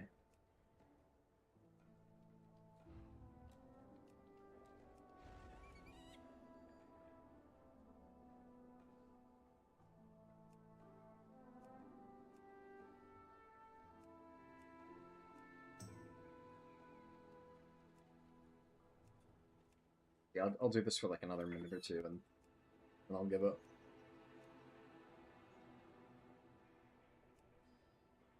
This is the advantage of doing like 5 a.m. keys, right?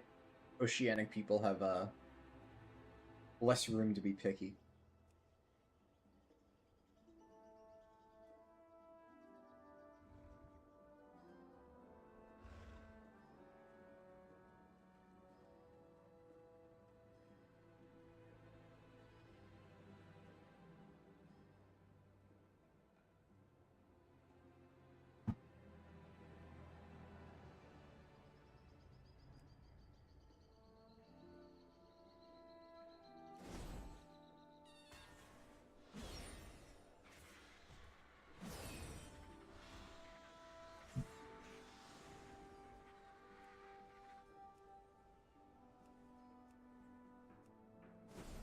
also don't know why the key thing just randomly shifts up and down like that.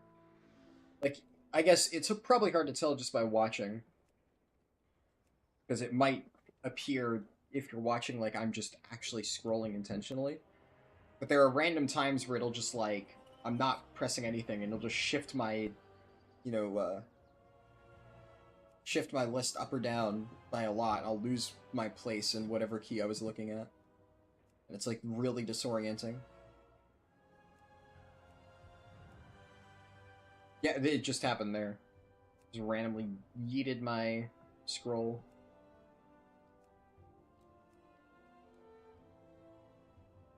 Usually it's right after I apply. So I'm guessing when I apply for a key, it probably, like, slightly refreshes the group listings, and if something changes, it shifts it up or down. But it didn't do it that time, so I don't know.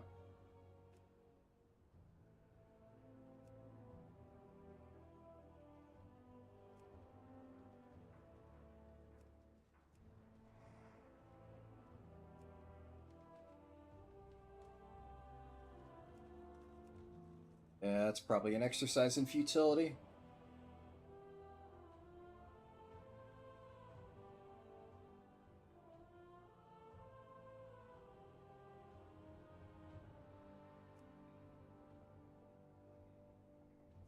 And so it goes. I'll refresh. If none of these respond, then I'll, I guess, post my own key, and we hope that we at least +2 it. Because if we're only +1ing a 7, then that's fucking despair.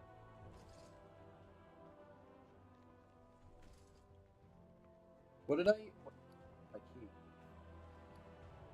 The workshop again, okay. Off a workshop and then straight back into a workshop.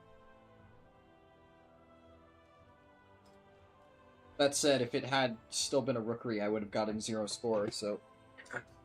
If I'm gonna do a 7, I would either want it to be workshop or dark flame. Maybe, I guess. But technically, this is a depleted rookery, so it's kind of shit, but... Alright! Fuck. +7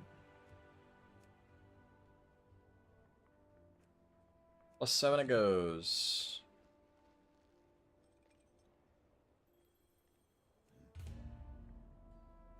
Farming Mythic Night Hold on your alts. You're on your 6th alt. It took you 6 boss kills to realize you forgot to change it to Mythic Raid. Damn.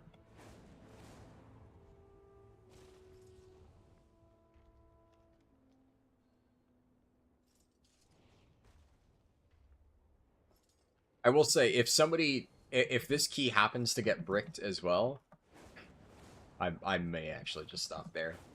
And just, like, I don't know. Push it in my free time, and then stream later. I would like to get, like, a 10 or 2 done. But realistically, the only way that I get a 10 done today is... just, like, there's no way I'm going to be able to plug into one. I would have to push my own key. I would have to push my own key up to a 10, and then I have to do some 10s on my key. And then maybe if I get, like, decent score, I can get into, like, a 10 or 2. But...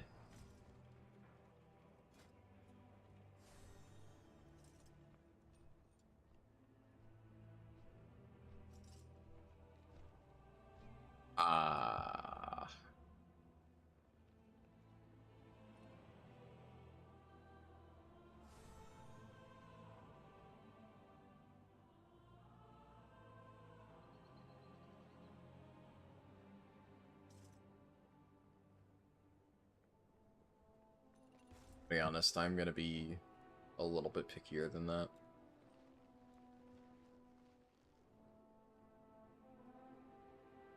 After my last experience...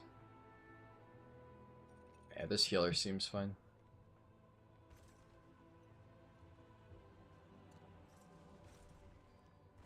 Lots of healers right now.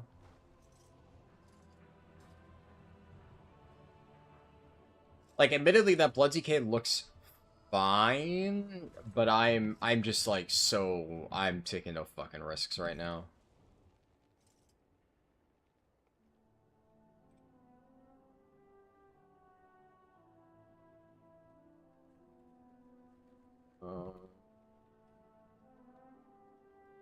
being picky until I...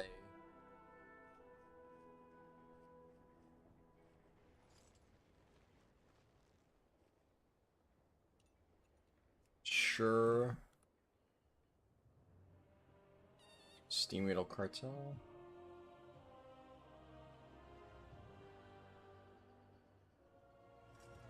Uh...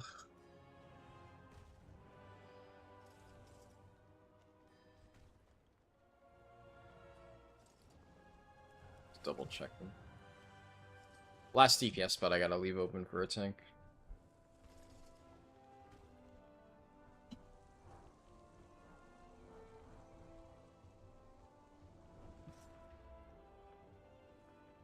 Just in case.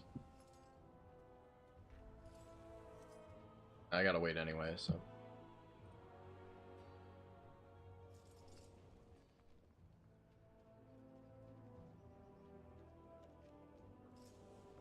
Hello, Nick Altgel. Oh boy. I'll take a gamble on that because they have +2 to workshop. That seems to me to be an alt.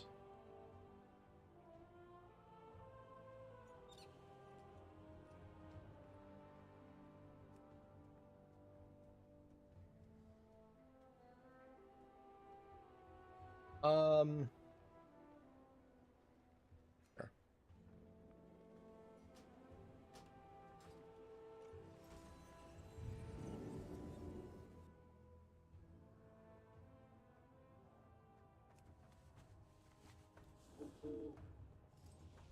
Either way, they've done this dungeon, so fingers crossed and all that.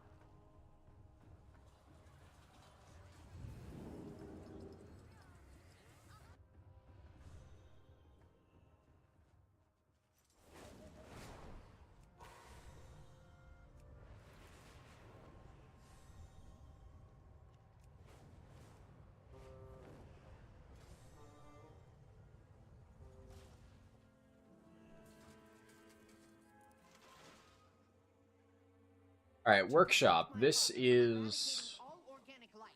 We need to Yeah, this is a Dire gain Beast subterranean dungeon. fortress city. Luckily, the Am I flying missing mechanical anything? terror that patrols this region has a control module that can open the gates. Assaulting it head-on would be ill-advised, but disabling its remote power node should render it vulnerable.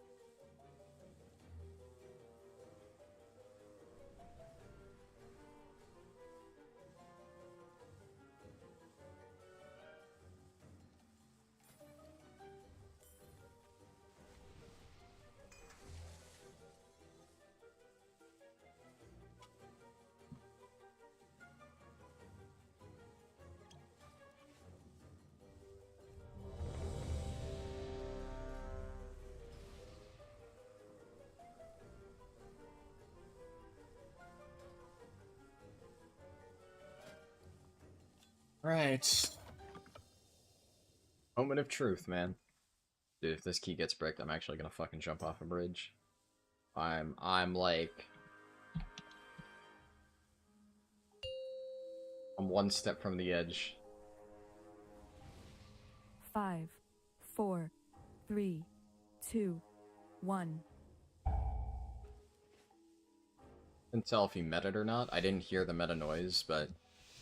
I guess there's probably enough distance that pre-meta here probably doesn't matter that much. In order to stop my father, we need to infiltrate the city itself. And that means passing through The Robodrome.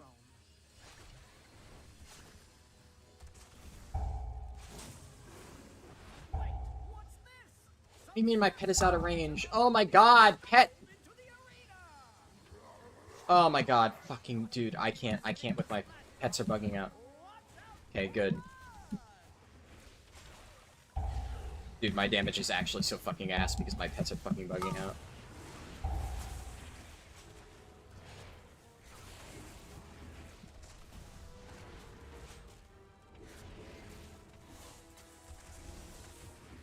I also totally didn't mean to lust there, but at the very least, like, this is not a terrible lust pull.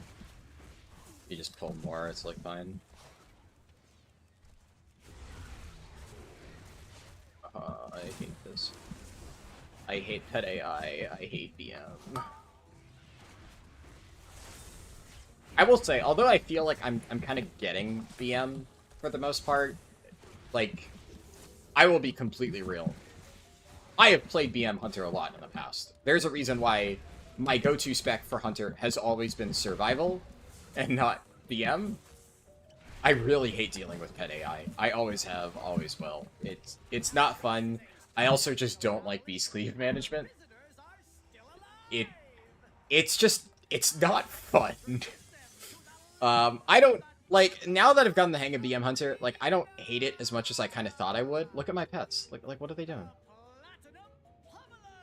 They're just bugged. Yeah, the end result, right? I got enough damage that, like, we're fine. We're fine, right? Like, I did okay.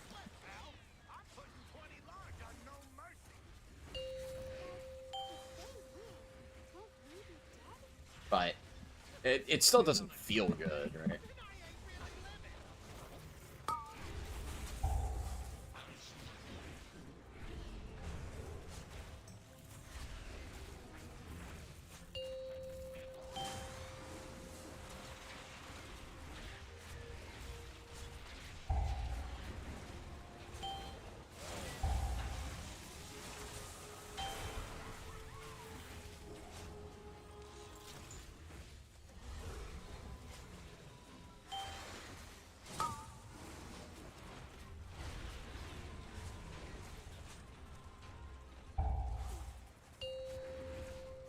Guess I should probably Beast Cleaver. I feel like, I don't know. Is it worth Beast Cleaving on 2 targets? My gut tells me that, like, if I have the focus to spare, I may as well. But,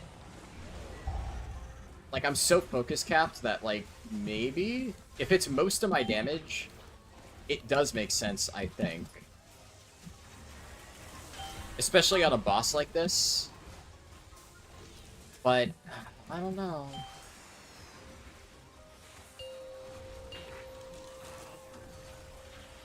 What else am I gonna do? Yeah, I mean, in theory, Cobra Shot, but I guess with here, I just have so much fucking haste that...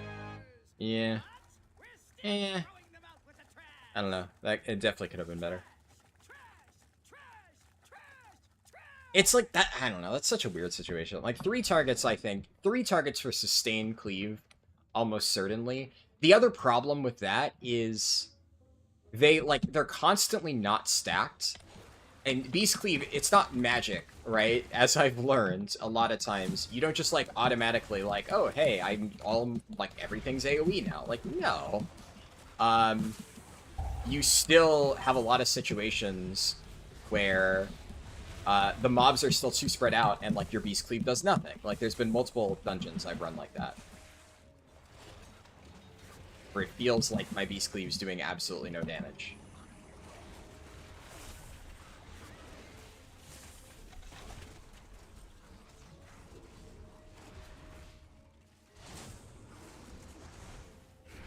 My power is transcendent. Share in it.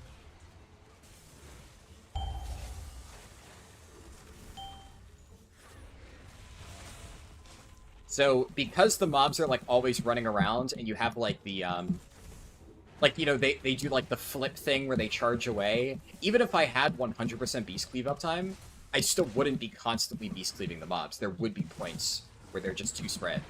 So that's why, like, that fight in particular, I really don't know. I don't know how to play it. I genuinely have no fucking clue. I think, like, the best thing I could probably do is just track when the mobs are stacked and then Beast Cleave, but that's, like...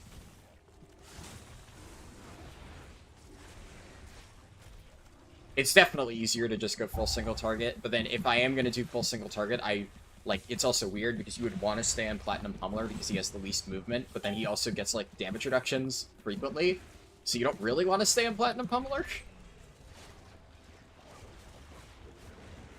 In theory, I guess I would want to switch targets. I think, like, the simple answer is just don't think about it so much and just fucking press the buttons that do damage. But, you know, realistically speaking, I want to analyze it and I want to figure out, like, how should I actually play this. This is nice.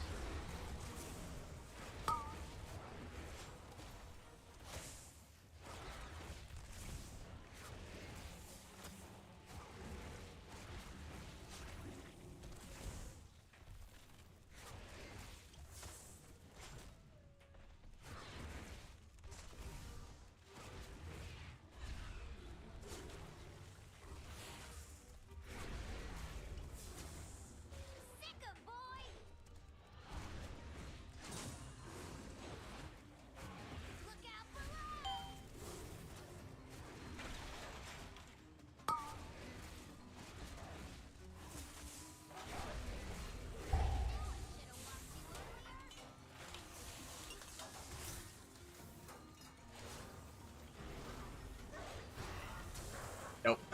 Yeah. That was not a good spot.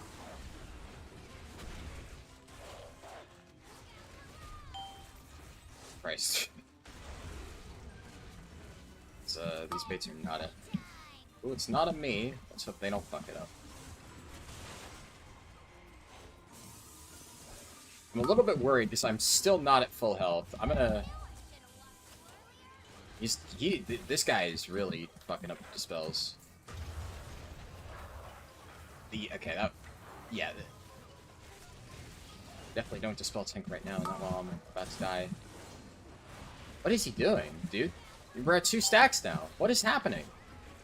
What the fuck is happening? Why are we not dispelling the tank? What the fuck is happening? Are you kidding me? I swear to God if we wipe to this. I've used my survival of the fittest multiple times. Oh my fucking God, dude. What is happening?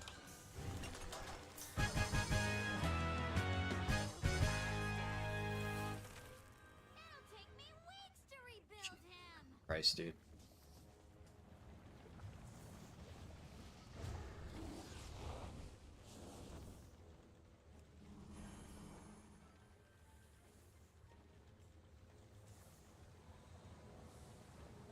Oh boy.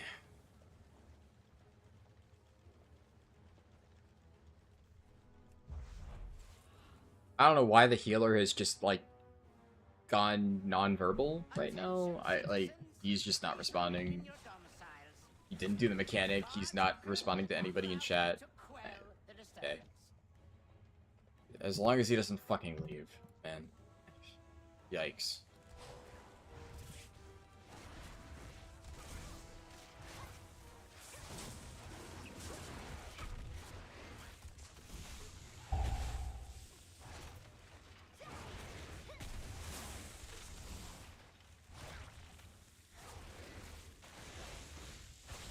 My power is transcendent. Share.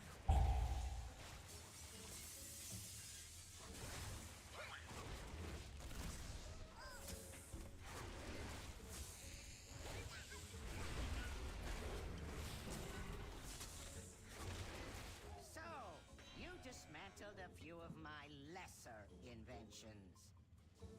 Let us see how you fare against something more advanced.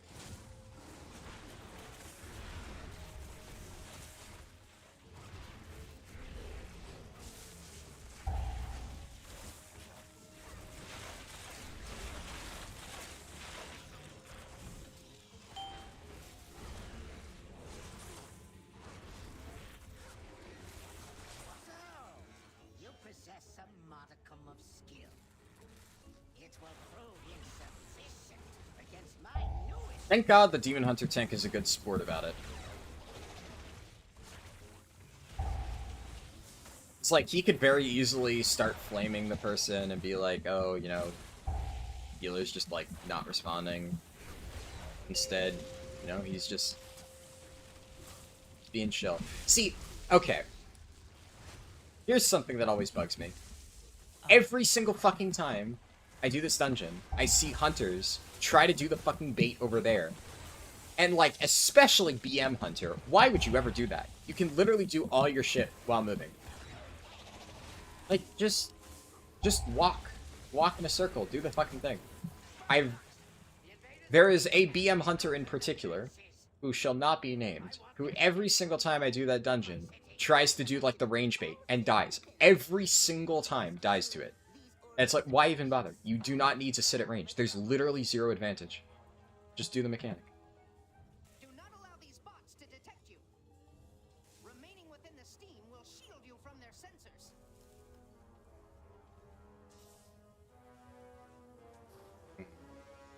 Oh, he's going. Okay, sure.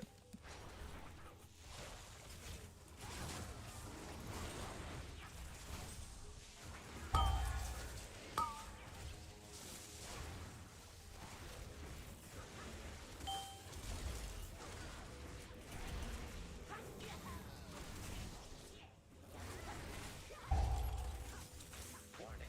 Excessive levels of flesh detected. Warning. Yeah, I definitely, we got a mole sneaking into my key, dude. We have a mole.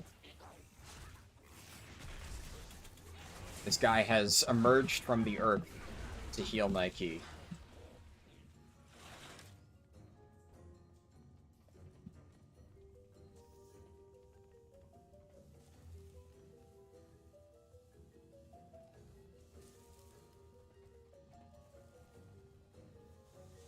Christ almighty. Alright. Come on. Come on. Follow me, dipshit. Follow me.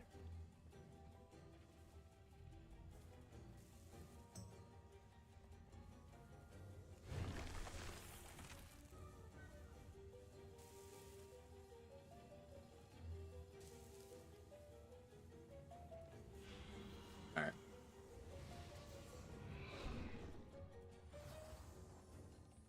Welcome to my garden, I should have held these Sharath. Let's go.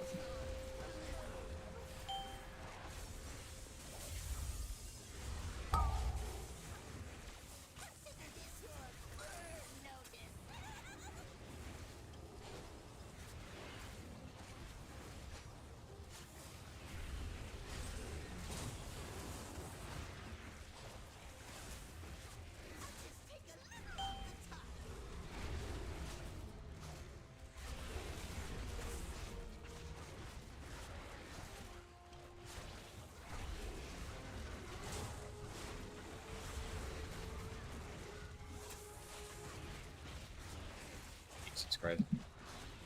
This boss is actually just getting fucking erased from existence. What the fuck? Okay. Everybody just popped off there.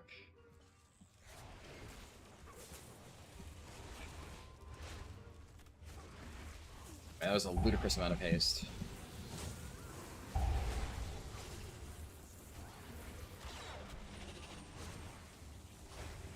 My power is trans. I probably beast cleave this.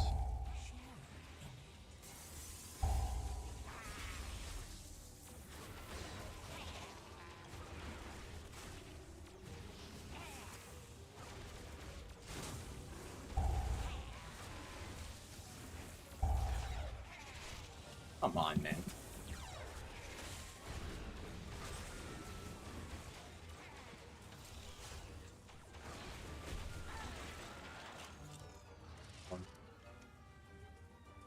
We can commandeer that transport to access Mechagon's tower. Cancel your angel form, brother! My misguided son. Oh. I'm impressed you made it this far. Like, You are no Okay, so he has Angel Form res, but like you can still cancel it early, That must be shut right? down. Right? Am I crazy? I've never seen somebody run that, but like, I'm 99.99999% sure.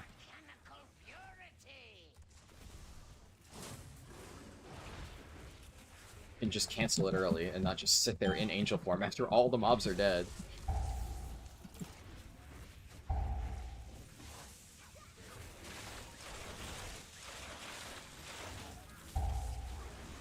Dude. I don't know, like, he didn't die somehow the first, like, half of the key, and now he's just absolutely fucking chunking ass. I don't get it. I don't get it, man. I really don't get it. Ah, shit, that doesn't work for that. I'm just dead. Your survival wasn't Man, necessary. it, like, My power. what happened, brother? How did your brain just, like, fucking fry itself midway through? First, like, he didn't eat a single mine first boss. He didn't die to any of the swirlies in the first set of trash. He managed to keep everybody alive through the entire first, like, the entire hallway after first boss. No deaths to the big pull of dogs. And then suddenly he struggles with dispelling, avoiding clearly outlined rectangles, and standing in the, defensive barrier. Like, wait. What? Why? Why is this where you choose to fail? Make better choices.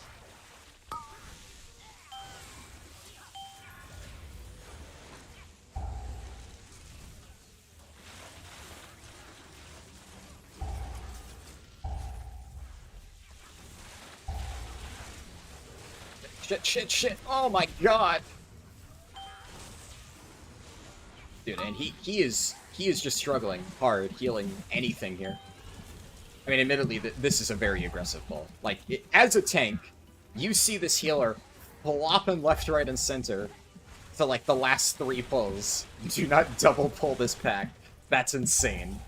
That is just actually a grief right there. That's a straight grief on this tank's part. Normally, I would say it's a reasonable pull, but given context, that's a grief. Can I feign death? No, I can't feign death. I'm just dead. I simply wish Jesus you had Christ, man. lasted a little longer. What is happening, man? What is happening? How am I just getting fucking griefed from the top rope?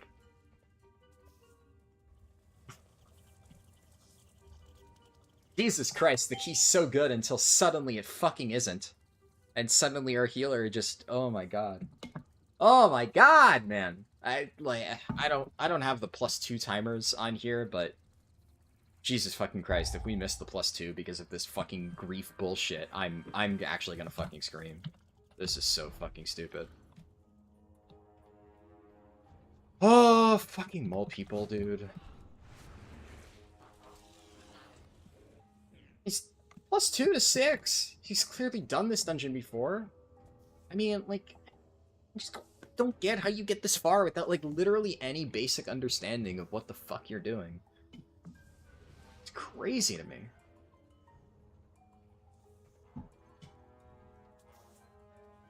Dude, I just fucking less typing, more fucking pulling. Dude, oh my god, that fucking tank. Literally sitting here typing fucking essays. Go. Like, Jesus fucking Christ, pull the fucking boss! Okay, I'm gonna fucking pull for him. I'm starting to lose my fucking shit, dude. Sitting here fucking typing a fucking essay, explaining mechanics, and we're all sitting here waiting. Motherfucker. She's doing so good, too. My power is. I need to get out of fucking low-key hell. I'm gonna lose my fucking mind of these people. This is the dumbest fucking brain rot shit I've ever fucking seen. Cannot elude my targeting systems.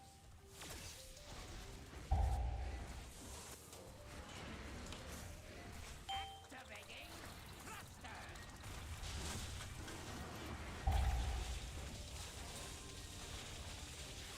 And this healer, he's standing in cutting beam. He's actually, oh my, we're so fucked. We're so fucked. He's gonna rip immediately P2. He's just dead. Like, there's no way he fucking lives a single ball transition. He's going to get immediately fucking slapped. Jesus fuck, we're so fucked. Oh, fuck my ass.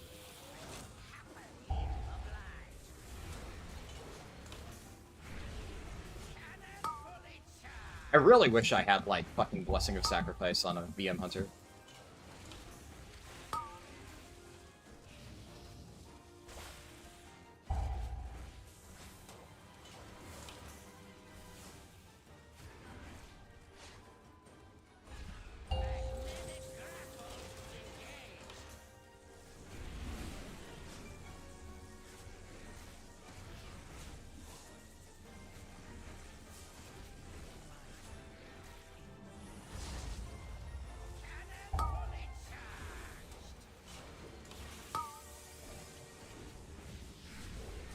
I can't tell if we got all of them. I think we did. Yeah, we did.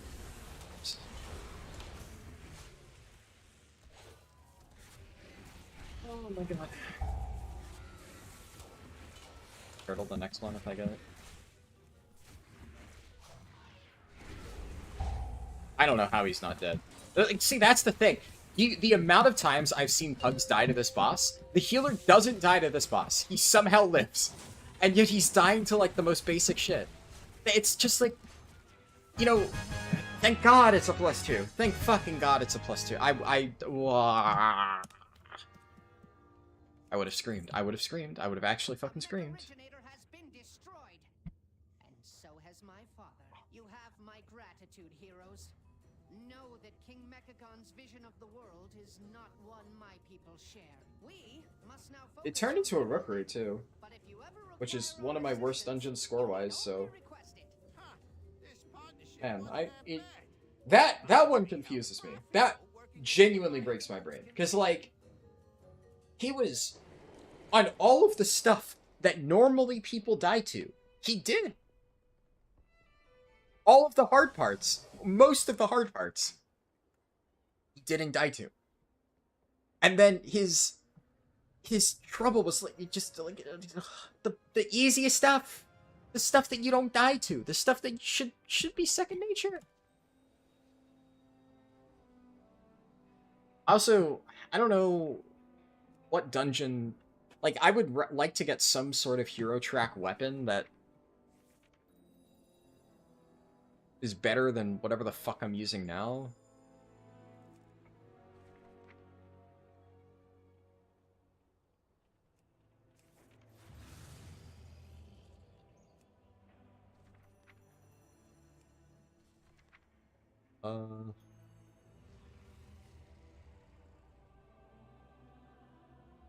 I guess this gun would probably be my best option from M+, unless... I don't know what else there would be. Yeah. Yeah, I kind of want a Floodgate gun. Its stats are better than what I have. It's like the only upgrade I could get outside of Pacemaker, obviously. Ooh, that was a fucking ride. Thank God it was +2'd. Thank God it wasn't griefed. I shudder to think. Alright, rip the +9 rookery. And, I mean, unless people actually just turbo grief here, it's... I need to start remembering to use Hunter's Mark. Like, I just keep forgetting. I should... You know what I'm gonna do for now? I'm gonna put this on E just so it's, like, in my field of view. It's just so off in the corner that my, like, brain isn't registering it. Yeah. Sure. Wonder what they need rookery for.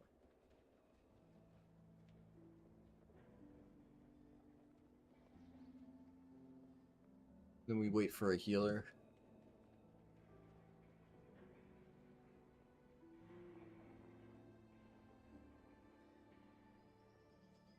Gonna wait longer.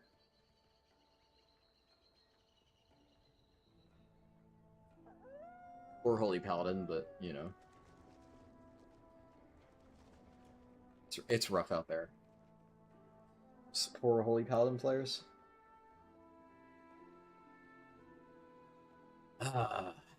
This is another we agreed on Dire Beast dungeon, so.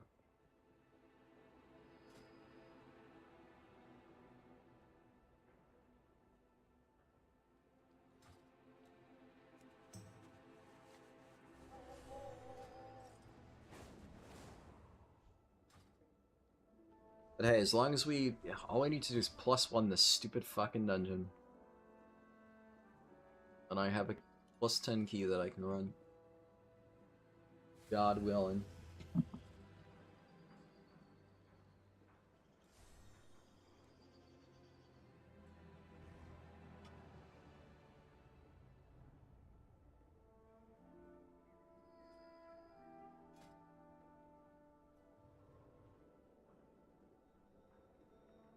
Yeah. Sure.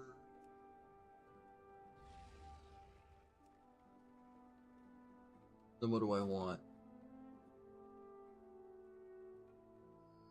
We have Lust, we have Warlock.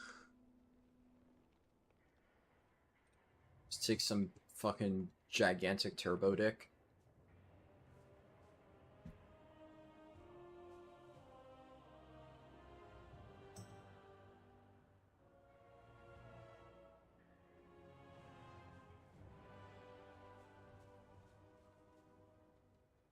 I'll be a little bit pickier than that.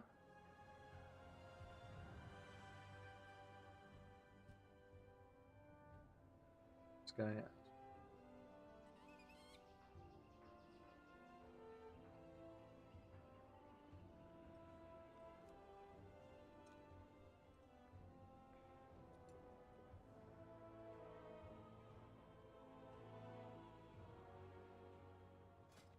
Thank the Titans you are here. He canceled. The Storm Perch has Unlucky. been breached, and the Storm Riders corrupted.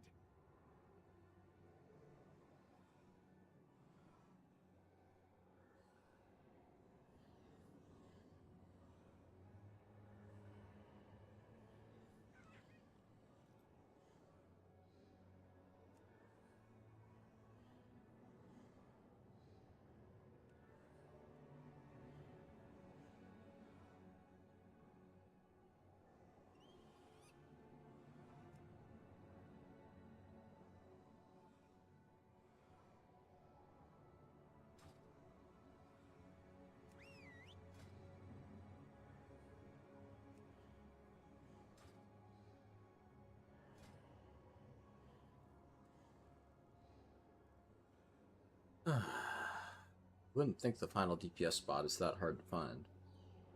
But I'm very much very heavily underwhelmed by what I'm seeing here.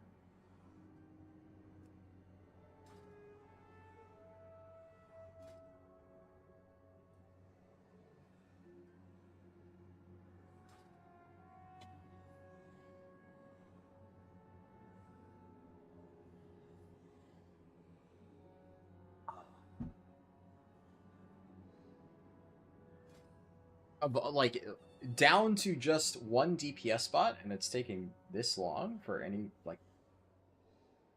It is completely dried up. That's crazy. Hold on, I'm actually gonna delist and relist. Something has to be bugged. Just no fucking way.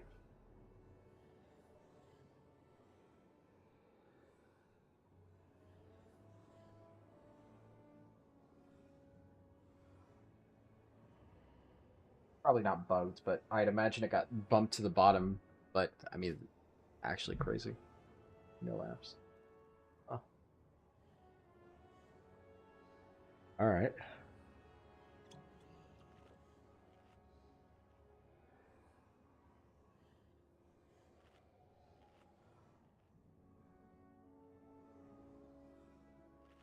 What do I need now?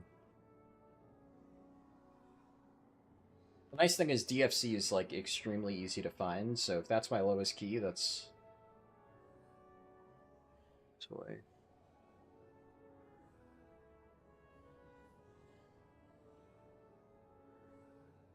Okay. Sure.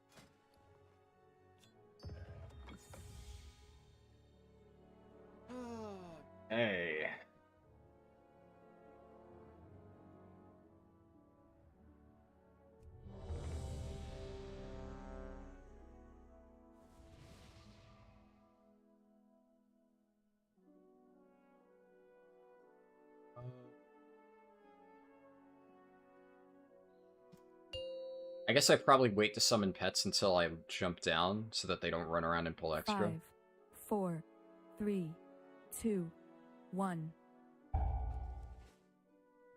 Thank the Titans you are here. The Storm Perch has been breached, and the Storm Riders corrupted.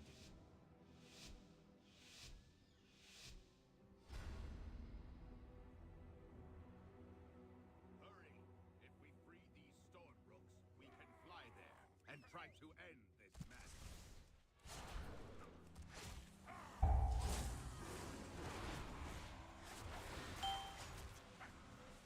Kinda don't really wanna... I'm honestly never sure where to lust in this pull. It's always a weird one.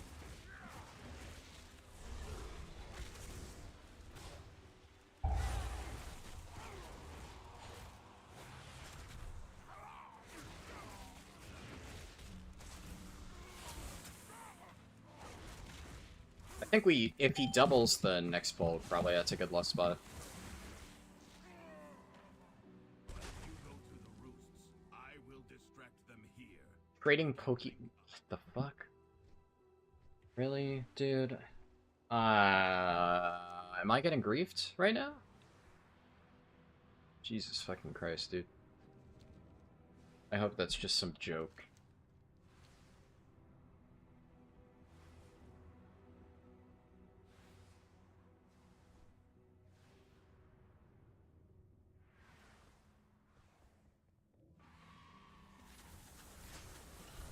Double?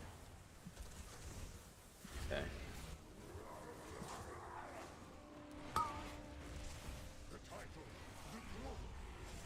Should have been mine, Belgrim.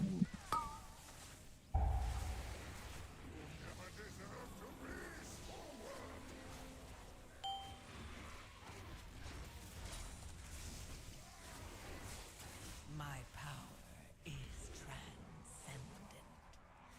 Share in it.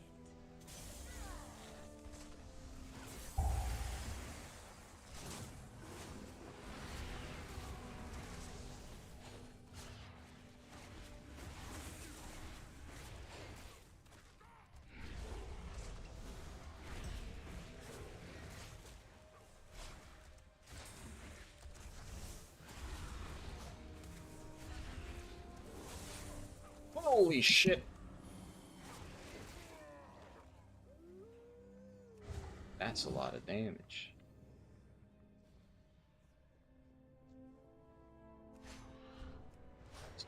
Dude, this guy's going all in. Oh my god. Brother, watch your health bar.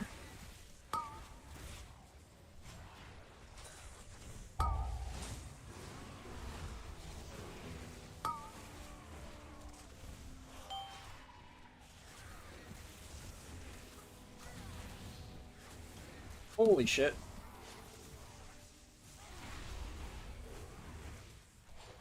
These are, yeah, don't try these pulls at home, kid. Do not do, never, what this guy's doing, this is bad. Never do this. Never do this. If you are ever tanking this key, do not do these pulls.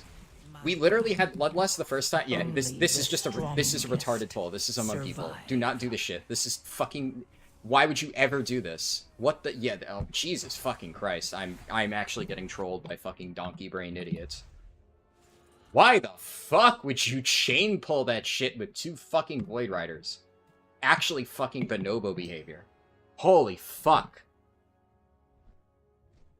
That is the worst pulling of that first room I think I've ever fucking seen in my entire life.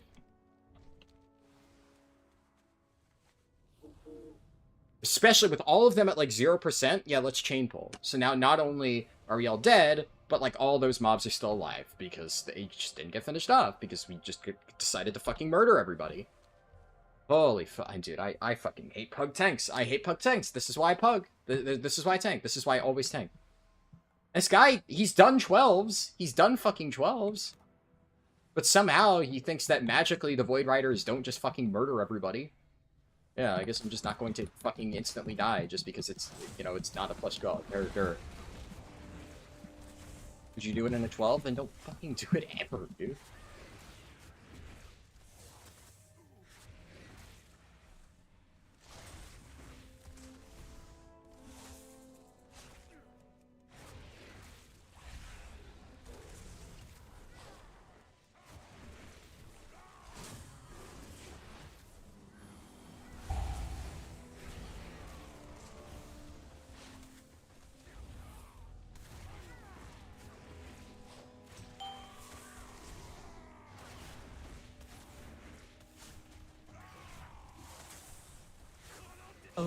The strongest Uh, survive.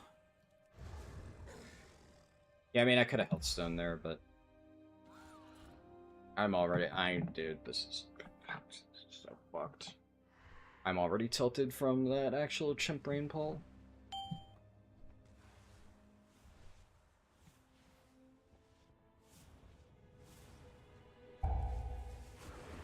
And every single fucking lightning bolt just actually homing in on me.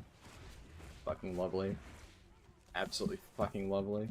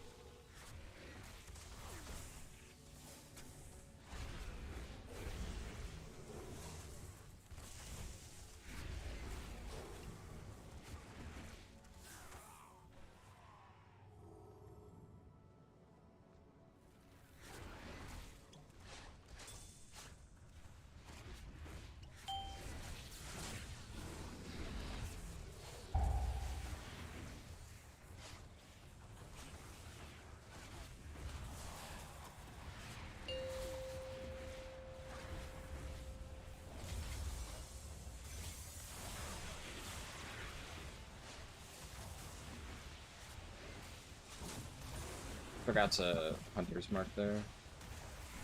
Again, I always do.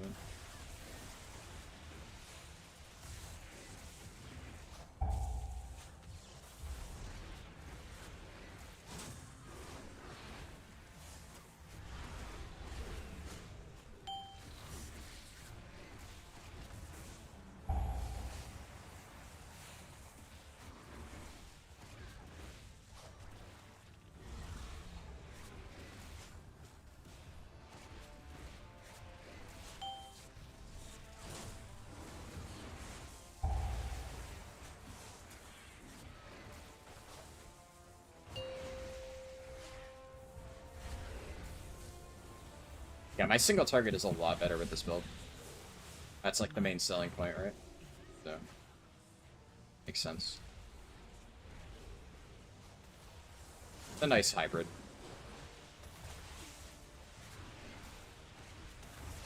And I'll need it for last boss for sure. Where are my pets? Where are my pets? Why are they over there? Game, please.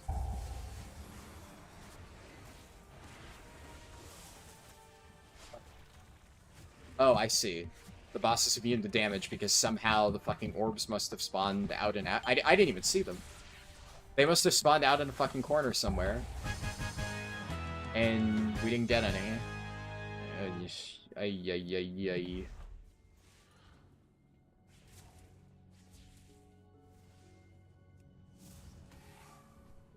Okay.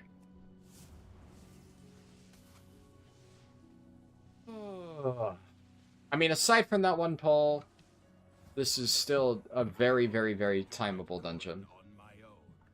From here, it's... well, I guess hot potato could be an issue. But I'm hoping they know how to do hot potato.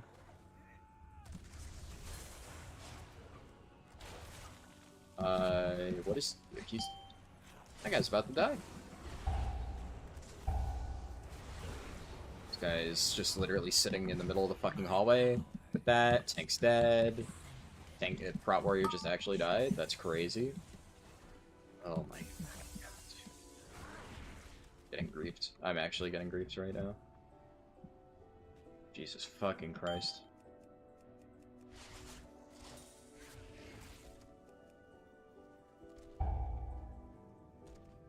Oh no, don't. No! Fuck this game, dude. Your survival wasn't necessary. I'm gonna lose my fucking mind here. How does this happen to me twice today? Actually, 2 times today?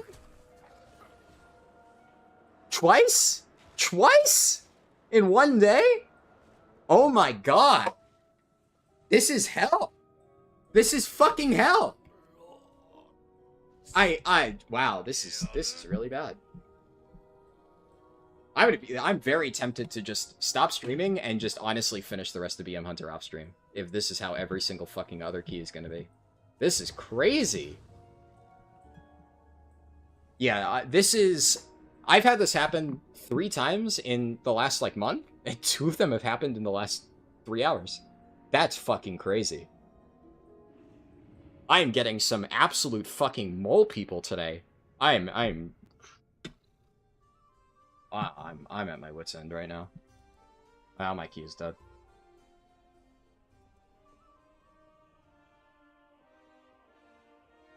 I mean, 2 times. Absolute fucking chimp tank. Unfucking real. Yeah, chimp tank into fucking shit attitude healer rage quitting. Like, yeah, the tank's a fucking idiot, but it's still timeable. I'm good with the troll tank and just leaves?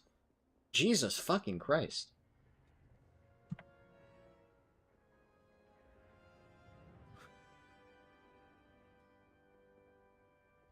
Like, that is the most pathetic fucking reason to leave. I've stuck through so many hellish keys.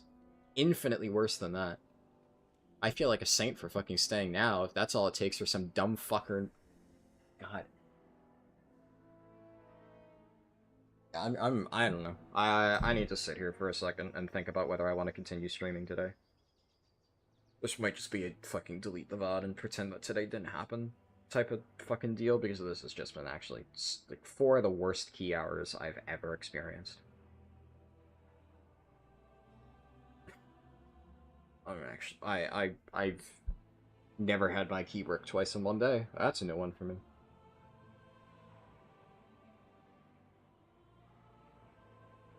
I can't fucking do this, dude. I can't. What's happening? I've just had my key bricked. Just, you know, 2nd time today.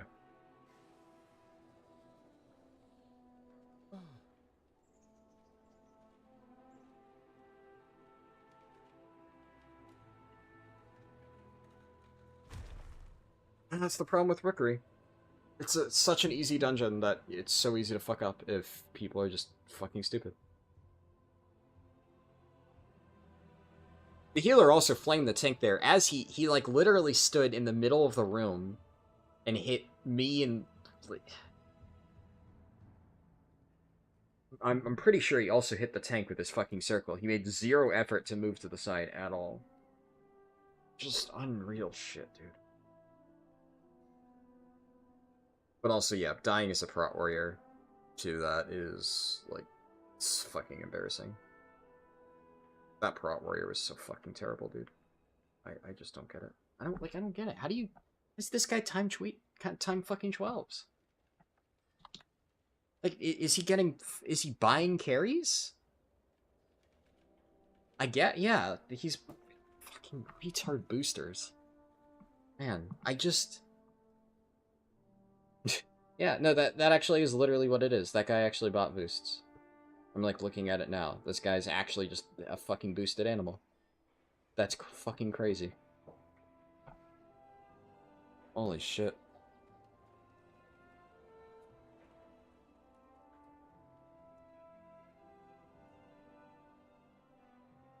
Oh, Christ.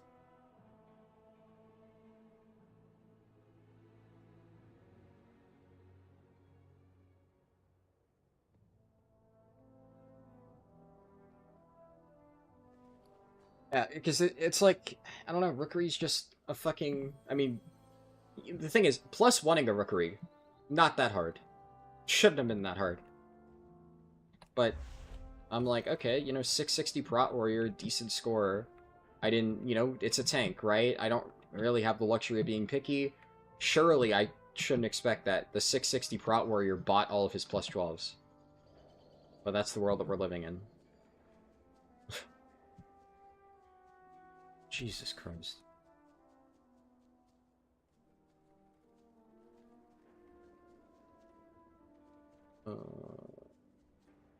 But like doing a +8 Rookery, for instance, would just be a complete waste of my time, because realistically speaking, the chances of a random pug +2ing that is unlikely. There's just too many fail points, and then I'm incrementing it up by 1. So, like, I don't know. What do I do? Reroll it? Hope it hits a Dark Flame for an easy +2? And then what? I slam random fucking +8s?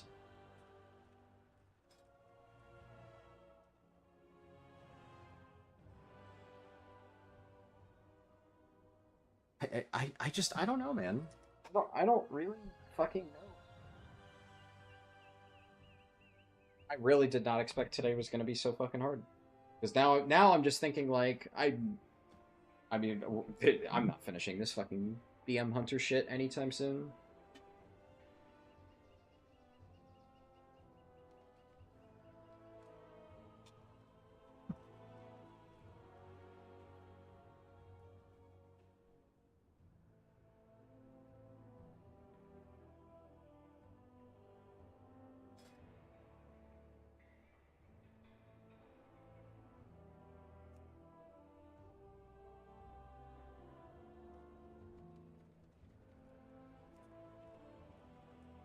There's, probably, you know, I'll just spend a few more minutes getting the decline from fucking +10s. What are those 6s? What do you mean? Motherload and Dark Flame.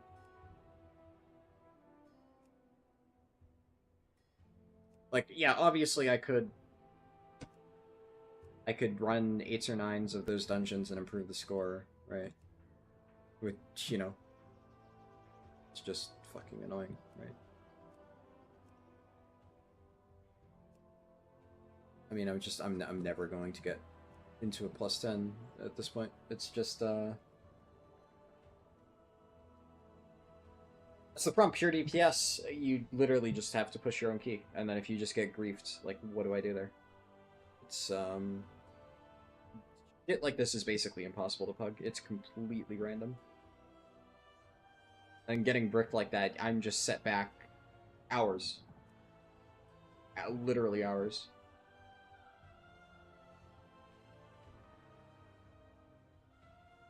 Like, and I don't know, it doesn't happen on any of the other keys I do. It's always when I run my key. The 3 times I've seen that happen, I should note, are all when I run my key. Which is fucking crazy.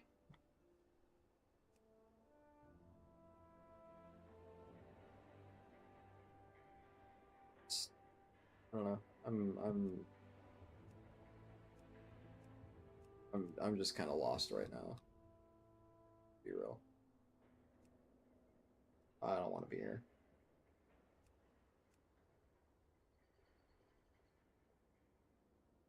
I don't know, doing a +10 right now, it actually just wouldn't really do fucking anything. Wouldn't really help me. I guess I do just need to fucking clean up the Dark Flame. Clean up the Dark Flame, reroll this, hope it hits... well, I guess I can hope it hits another Dark Flame, or hope it hits something. I don't fucking know. I don't know. I really genuinely don't know what I do here. I'm just kind of fucked. I'm, like, actually turbo fucked because of that. Already have a Priory. Floodgate's fine. Apply for this, I guess. But then also, like, yeah, okay, sure. Okay, whatever. And then I re-roll from this, but what do I hope it hits? Motherload, I guess?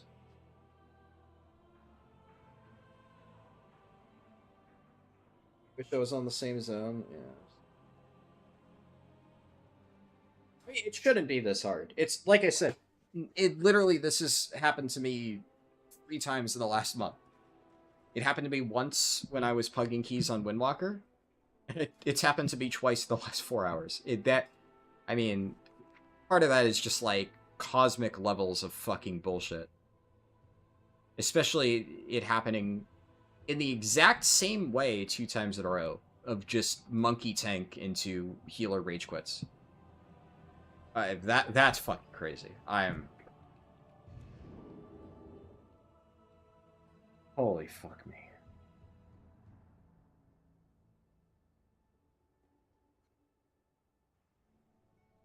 Problem is, it's like, I don't know, Motherload is also one of those where a monkey tank can completely fuck you. I'm trying to, like, I guess, You're never safe from a monkey tank. Or a monkey healer. I almost had a fucking monkey healer fuck my workshop at the last second. It's they sneak in there. They somehow fucking conceal themselves.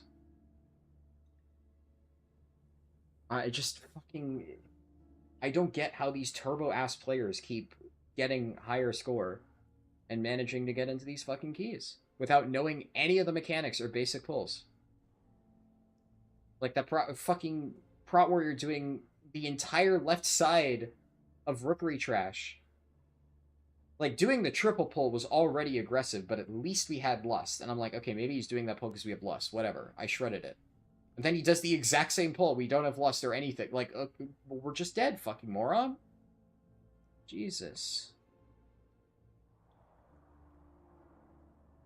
God.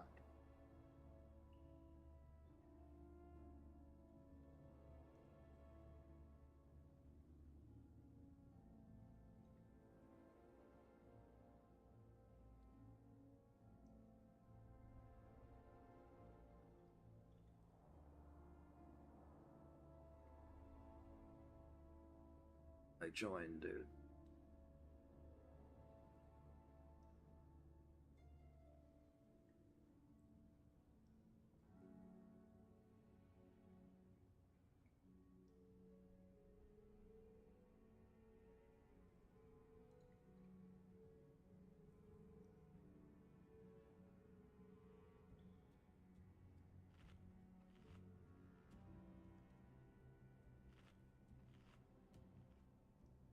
Alright, this is a Call of the Wild build.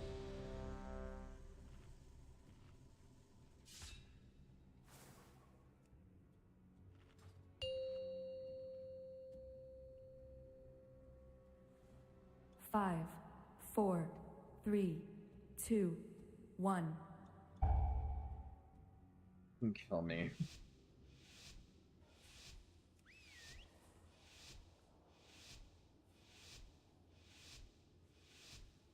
Really? I can't even summon? My pet is dead.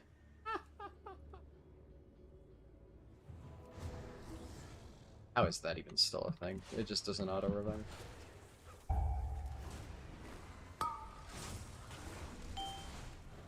Oh, wild don't use it.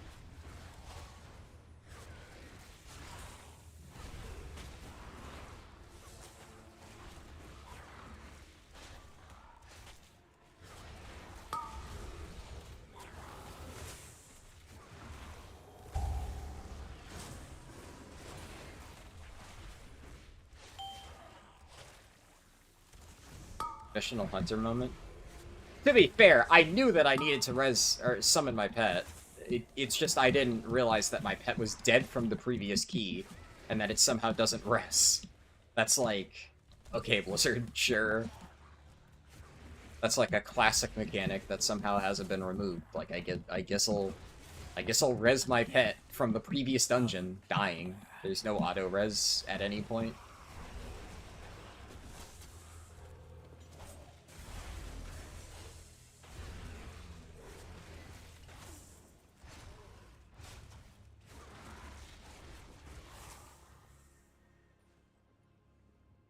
So far, so good. If only this was my key, right? Only this happened when I ran my own keys. Oh. Like, statistically speaking, it does make sense, though, because, like... that's kind of, like, it's the problem. You get those, like, dog shit tanks who just fucking exist in that 7 to 9 range, where they can't get into plus 10s because they're just turbo ass. So they just, like, literally wander from 7 to 9 key to 7 to 9 key, and just brick it, rinse, repeat. And then, I don't know, fucking... blame their healer or some shit. Because you know that guy probably thinks he could get title if he had better pug healers. That's how they all are. A gift of So yeah, Call of the Wild. Yep, so.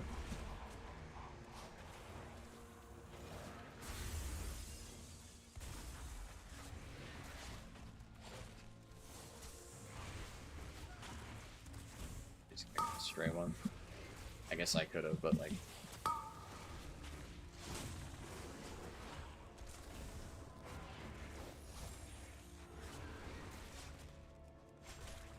This Dark Flame is 100% a Call of the Wild dungeon.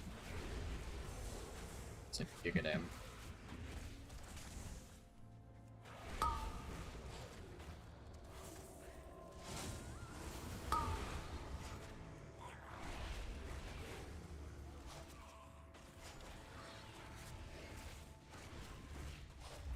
Okay, we're going.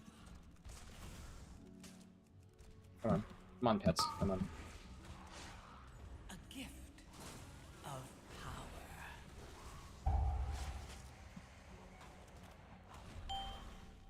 power. My tab targeting's fucked up because of these stupid fucking orbs. Dude, I hate this so much. I hate this so much.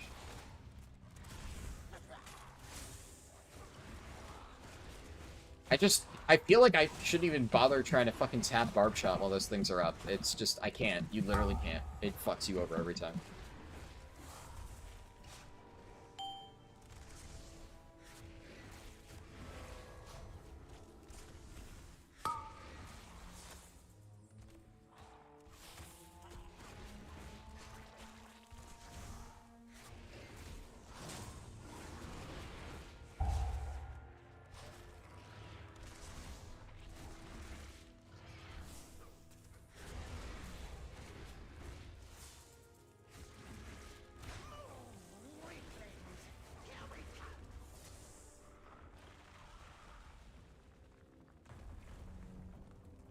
Hold the entire room. That's good.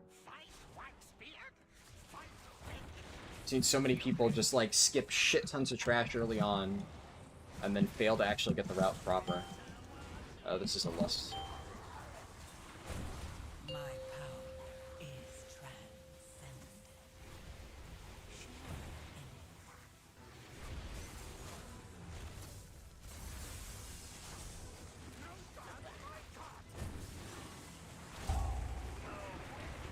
Not a main now.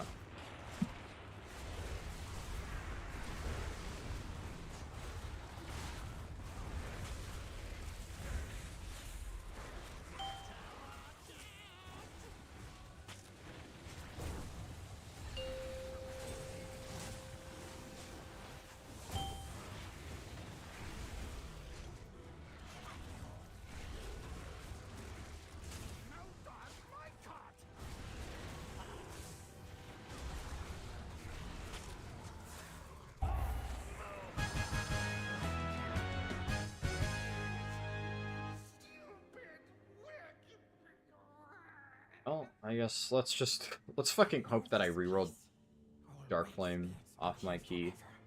Like, all I need to do is hit Dark Flame, because that's literally a guaranteed +2.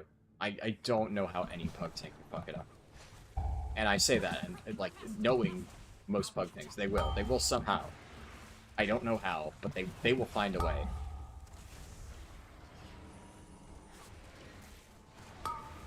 A gift of power.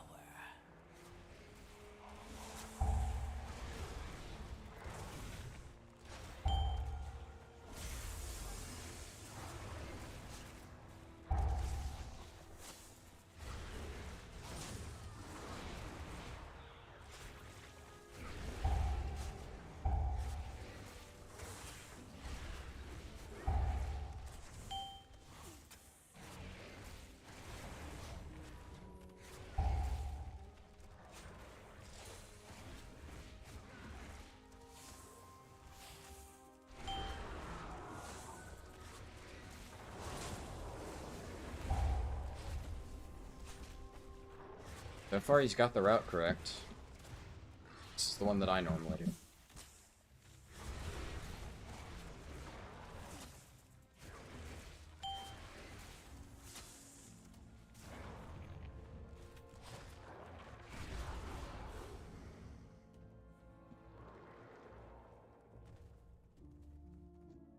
Foul bat, not wax. Nice, everything lines up actually fucking flawlessly for this. My timings are perfect for Call of the Wild to come right up. A gift of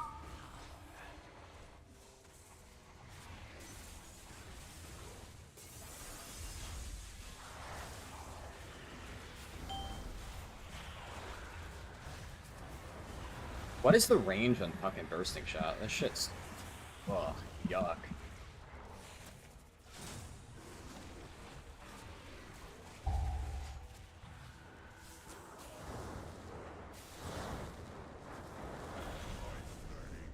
A light's fire hungers, and you shall feed it.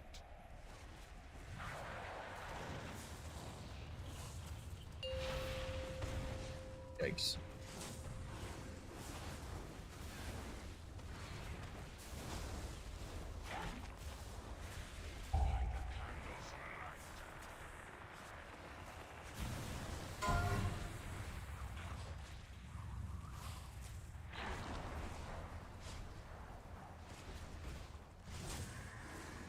Okay, we got 3.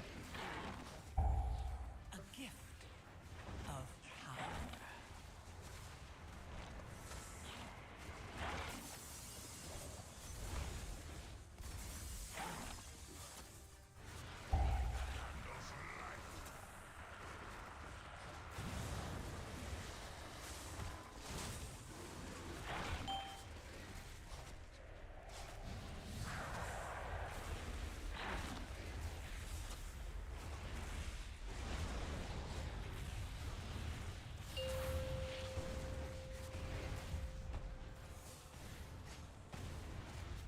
I probably save Call of the Wild for the next pull.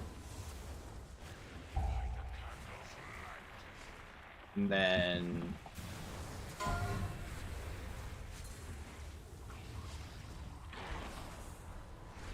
Oh, no, shit, that's the wrong one. I shouldn't have defensive that.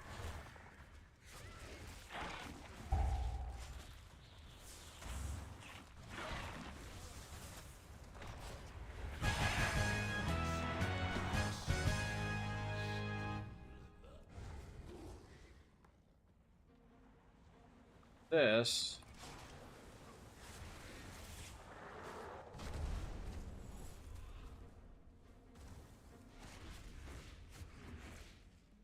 Okay. I mean, A gift. I don't mind him necessarily LOSing, it's just like he's playing the one spec, well, maybe not the one spec, but one of the specs that absolutely should not need to LOS this. Okay. Like, you have Divine Toll, brother. You can CC all of them. Alright. I was totally with this tank up until this pull. This is like... He's very scared. This guy's seen some shit from these Flame Tempers. Like, obviously, if done poorly, they can absolutely one-tap somebody. I'm guessing that's what he's terrified of. But, like... You have Divine Toll, dude. Court out Candor King. Teach him a lesson.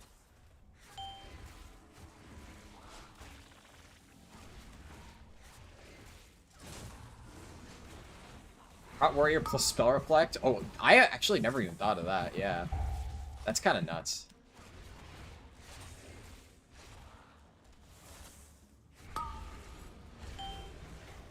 Yeah, actually a lot of tanks can deal with that. Is transcendent. Share. Haha, Fade Death tank? Ah, dude, I fucked the mouse over.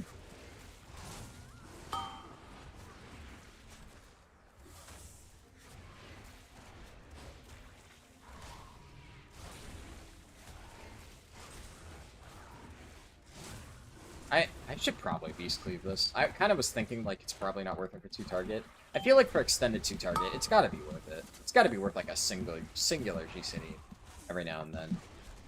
I don't... It's just... It's so tough to say. It's like, all of my damage really comes from cleaving, but, like... I really need to look that up, what the cutoff point is. Go for the mole dudes plus the rock chucker, don't tunnel. I'll have to read that later. I don't have less stuff, interesting. A gift Interesting. of power. Got a save kick as a backup.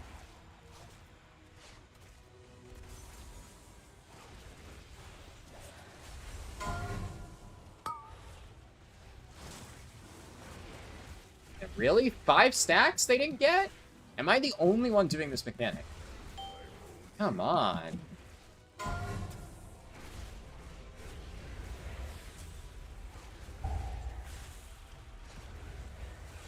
Now I gotta wait for for fucking the debuff to expire before I use Call of the Wilds. No, oh thank God. Also, I love how it's just not picking me for the mechanic. That would be good on any other boss. Here, I actually want to be the one to fucking do the mechanic.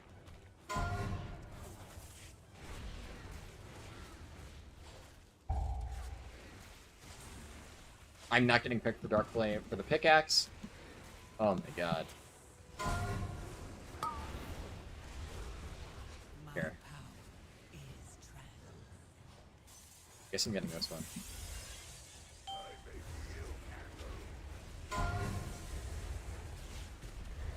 What? Okay, that bursting shot. What is bursting shot aimed in the direction? There's no way, because I definitely aimed bursting shot at those two things, and I saw the animation go towards the Candle King, even though my character was facing this way.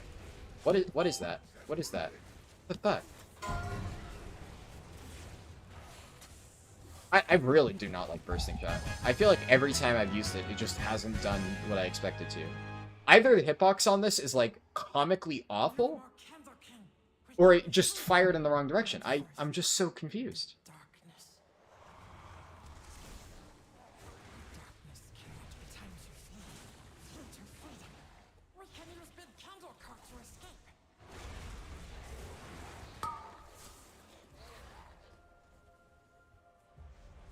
I simply wish it had lasted a little longer. No, fuck off, game. There's no fucking way. There's no fucking way that my disengage had my hit. That's kind of bullshit. Oh, I am actually tilting off the face of the fucking planet right now. That's fucking crazy. That's fucking crazy. There's no fucking way. There's actually no fucking way. There's no fucking way. Of power. Okay, let's see. Yeah, it's a terrible hitbox. It's the thinnest fucking cone you'll ever see. That's the problem.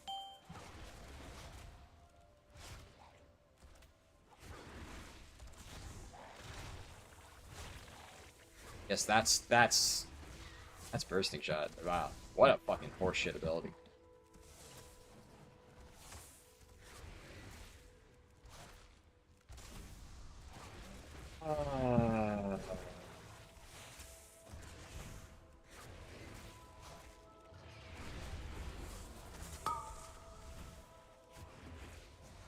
I don't know. I don't really like ranged hunter. This feels fucking awful. All my utility abilities suck fucking ass, and all my defensive options suck fucking ass. A gift of power. Where is this cart going, dude? What the fuck is happening?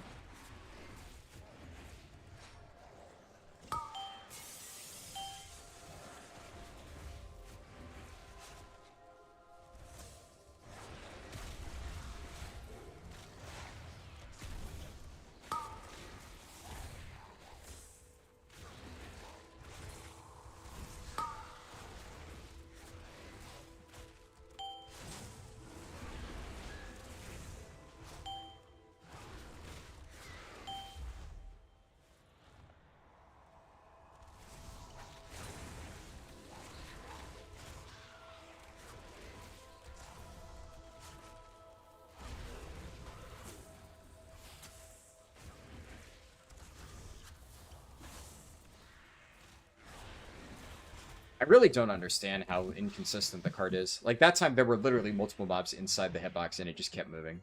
There must be something where it's like, the mob has to literally connect with the cart to register it to stop. But then, also at the same time, to get the cart moving again, you need to drag the mobs all the way out into fucking Africa. It's so dumb. Like, pick one. Grab some dynamite and let's go. Right now, the circle is just such an undefined box. Yeah, I missed my fucking first dynamite.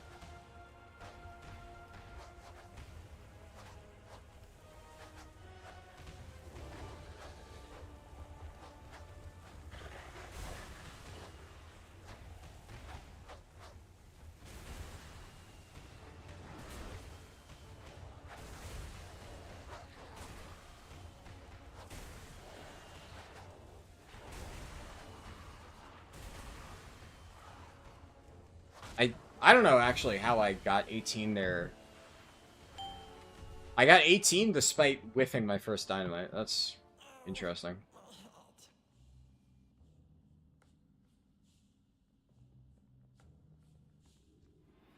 And overall, this dungeon's still going well. It's just I don't know, man. Right. Hello? This Oceanic? Are we in an Oceanic thing? What is happening? Why am I randomly getting ability bullet? Who's the party leader? I don't think that's Oceanic. I'm pretty sure that's not. I don't know why.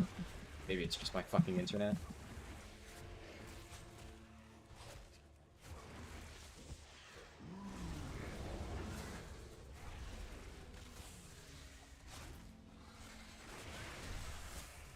Oh boy.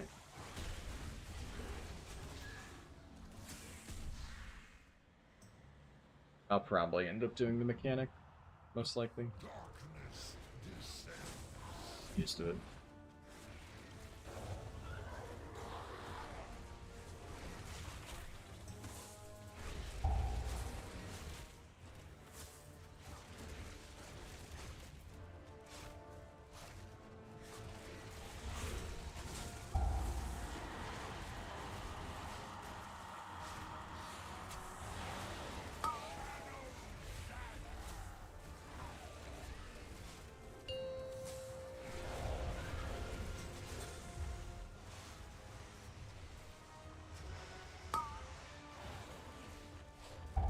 Insane. But that Warlock Gateway was actually clutch as fuck. I don't know. Like, he set up his Warlock Gateway, but then he didn't actually do the mechanic. So, like, I don't know, he kind of missed an important part of that, buddy.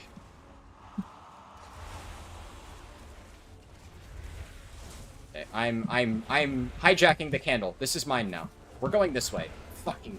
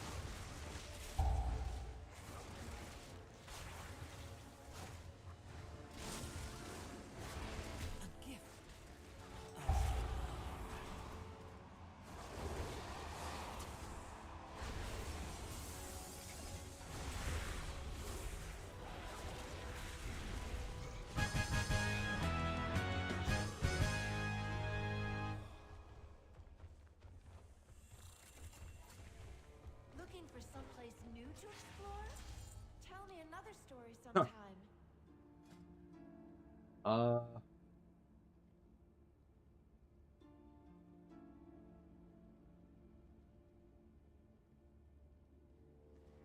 Maybe that'll be good for, like, survival or something. It's technically not terrible for me, I just already have a decent one.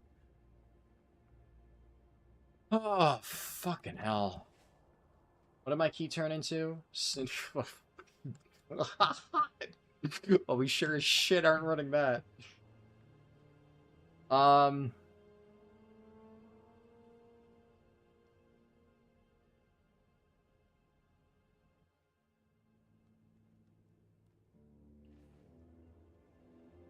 Yeah, problem with Werewolf is for the record, I agree with you. The issue is I don't really get a choice as a BM hunter with like which ones I can focus, because the mobs that you're describing, yes, they are priority, but also in like 99% of circumstances, they're like a bit distanced from the group. And if they're like a little bit too off to the side, if I'm playing like a Windwalker monk, right? I can stand roughly in between the like mole chucker on the fucking side and a big group of mobs and focus that, and like my spinning crane kicks will cleave all of them. And then, you know, just fucking Fist of Fury, the big pack, and then go back to single targeting the other guys. So, like, Windwalker, sure. There's a lot of melees where all of your shit will cleave onto them. Beast Cleave is, as I've since learned over the last however many keys, fucking weird. And it's not like it doesn't hit everything. So if mobs are too spread, it just won't hit them. To get good value out of it, they need to be stacked. So generally speaking, that big guy was like, at least in the first section, in the middle of all the mobs. So I need to, maybe not necessarily hit him, but I need to hit some mob in that pack so I can cleave onto all of them. Otherwise, I'm single targeting down one mob when there's like 6 of them alive, which obviously if it's 6 trash mobs, like, you know, meaningless, and I'm padding, then that's a different story, but that's not pad. At that point, it's either up to them to LOS, up to them to boop it in somehow. I suppose I could bursting shot, but I'm trying to save that for the fucking orbs, because nobody does the orbs any group I'm in, so that's somehow my job, despite the fact that I don't really think BM Hunter's super fucking well suited for it. Implosive Trap, I've had times where it just whiffs. This thing is the jankiest hitbox ever, but I still end up getting, like, most of the orbs. That's the fun part about pugging. At least on Windwalker, you drop ROP every fucking dungeon. That's... Ay, ay, ay.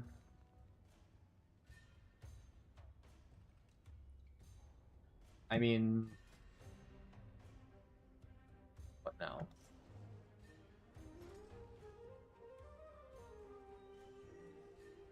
I guess now I try to pug a Rookery or Motherlode.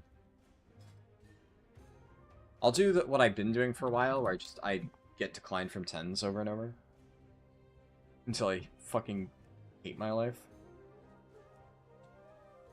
We'll make this like a tradition. In between every actual key, we'll just get declined from like a bunch of +10s. Seems like a fun pastime.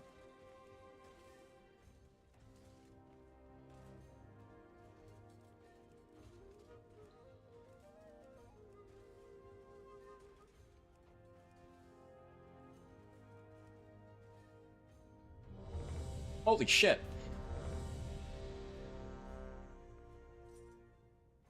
That's a floodgate, too. Did they misclick?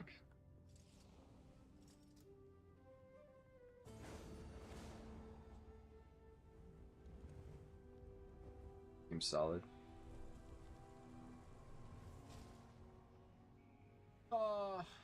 Okay, well, moment of truth.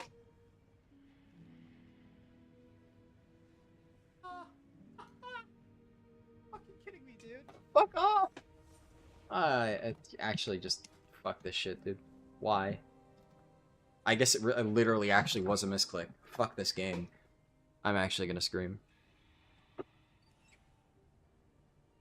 That's a rough one. That's a rough one. That's a really fucking rough one. I'll be real.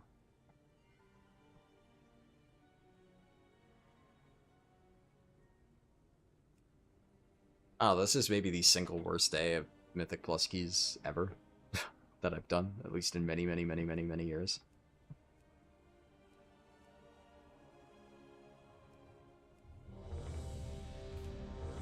Did these guys misclick? Guess we'll find out. I'm just not gonna say anything this time. Maybe it's because I said yo. Is yo like a red flag? Do you need to be like, howdy, partner. I'm so ready to +2 your +10 floodgate. Yeehaw! Is that like the greetings that they expect? Yo sounds like, you know, too informal.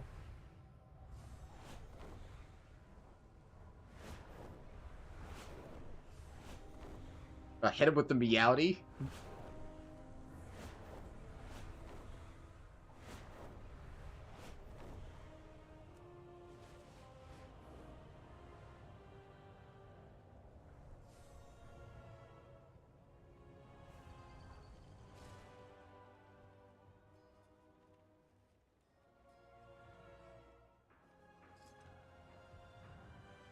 You're gonna use that next time?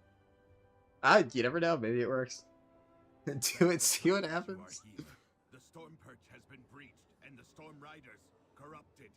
I don't know. I don't know if I'm that adventurous personally, but you know, werewolf, report back. Do you get booted out of the group instantly? I'm curious.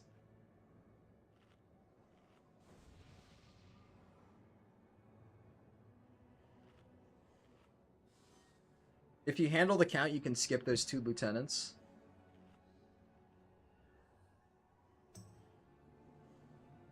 Might be worth it. Yeah, I could see that.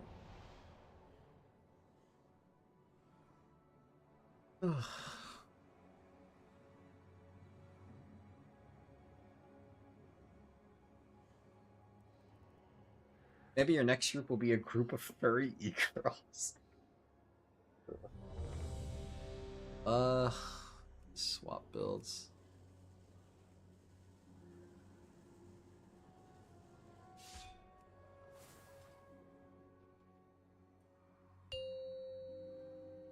Well, I'm not getting kicked, so I actually got invited to a plus 10.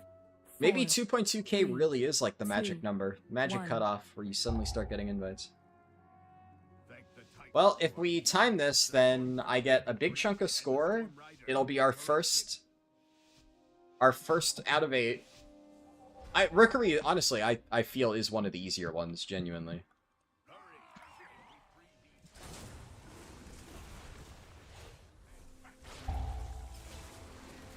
Okay, I swear to God, if I die to balls, I'm gonna fucking scream. And also, like, I'm never I really don't know. Where do you guys usually lust here? Because I normally lust on, like, the double pull. Because I don't think you save for Curios, but it feels so bad. Like, if you double pull this room, you definitely lust it. And I've seen some groups do that. But if you don't double pull here, I don't think it's worth it. But then at the same time, like, double pulling the second room doesn't really feel great.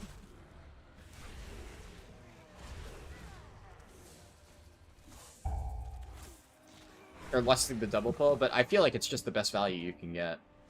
What if, while you go to the roosts, I will distract them here. We can link.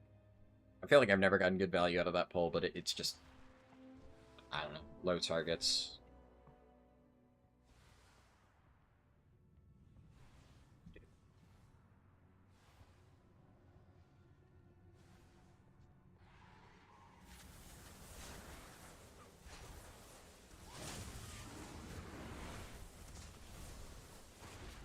I think we just rip here. Carry it over if needed. Especially because the Void Rider is likely to pull.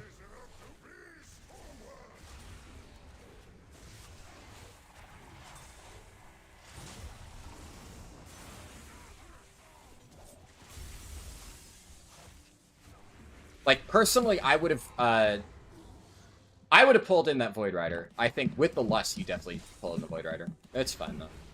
I do not mind him being conservative at all. We're not gonna, you know, fail the timer because he didn't. We're fine. We're chilling.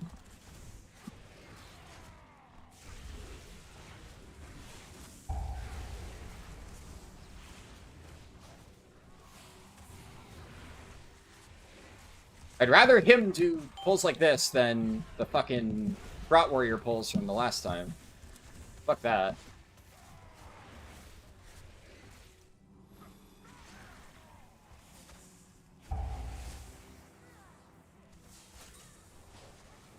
Try to summon Pet.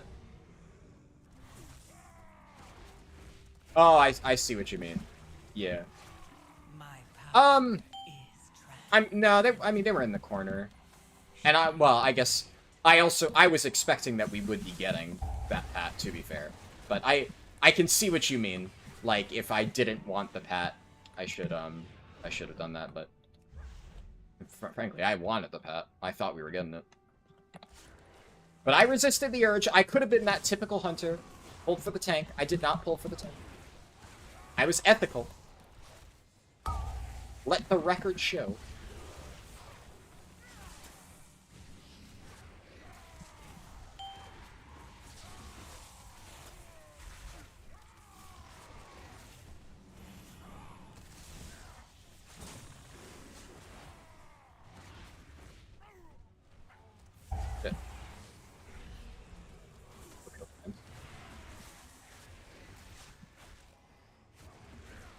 So far, this guy is doing this dungeon basically exactly how I would do it, and, I'm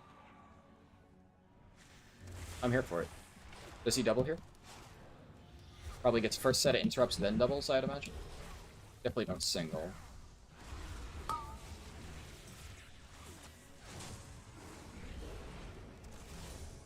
He's very afraid of that back ball. Okay, I probably would have doubled here. Then again, I also play prop alley, so I have, like, really good kicks. And I can, like, Divine Toll and get most of them, so I'm less scared of that. But I understand him wanting to respect it. That's a reasonable thing to be afraid of.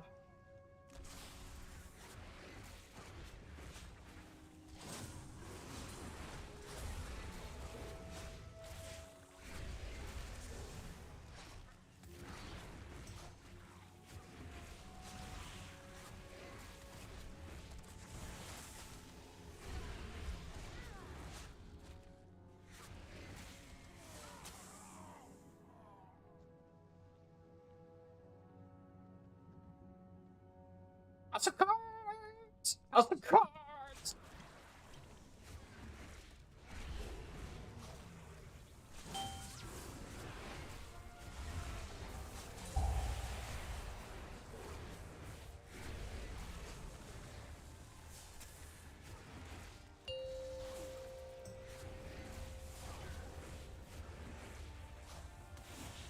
A gift of power.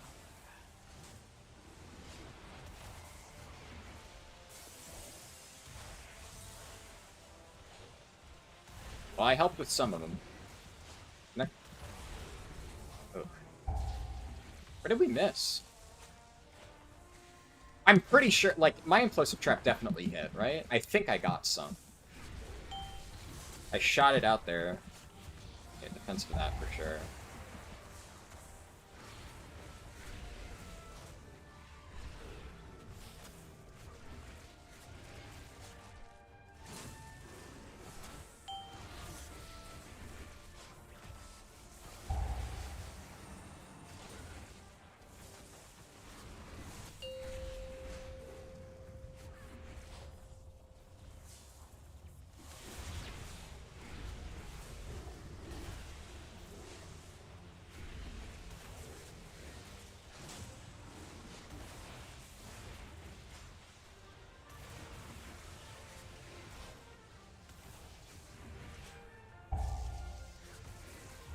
My power is transcendent. Yeah. Share in it.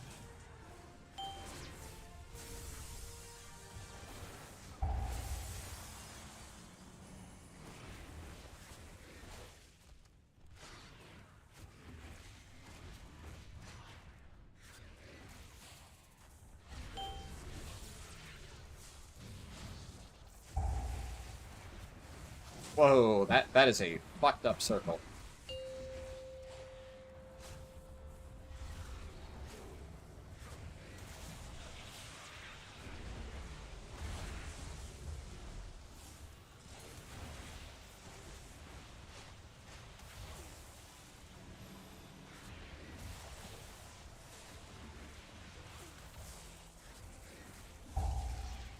Oh, motherfucker, motherfucker, motherfucker! He's disengaged already. Boss really does not like me. Alright, we're fine.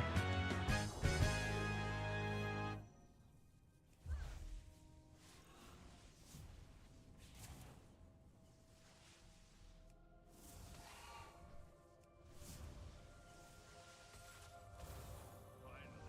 I thought I'd have to fight Gorin on my own.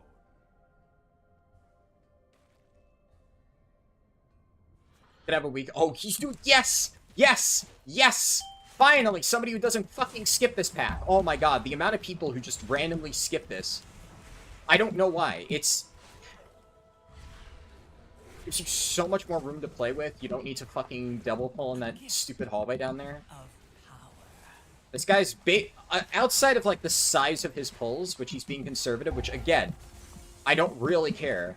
Like that, it's totally fine. Be conservative. Hell yes. W tank. This is my route. Okay, I normally don't pull this. That's fine though.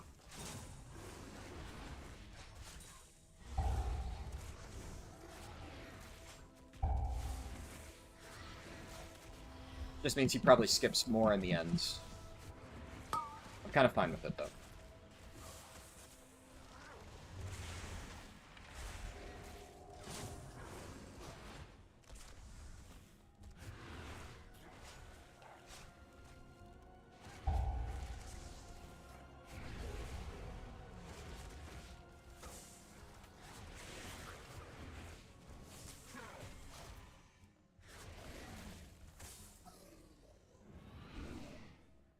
Yeah.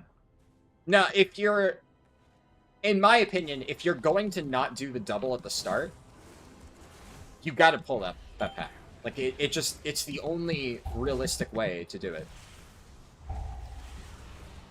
My power. You either double pull at the start and skip that, or you don't double pull at the start and you pull that. And I personally prefer to do it that way, the way that this guy did. And now I don't normally do, like I said, that pack of 3 in the corner. You can skip that.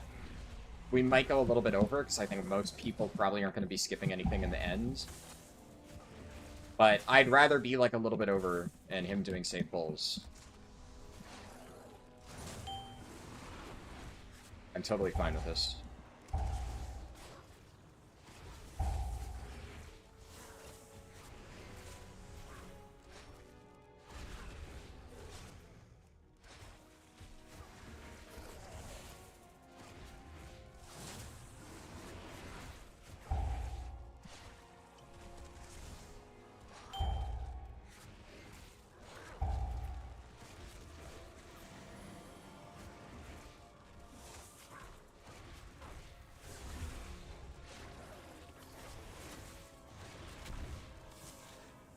My power is transcendent. Share in it. Nice. And this is like the first group in forever where I'm not actually soloing the fucking mechanic.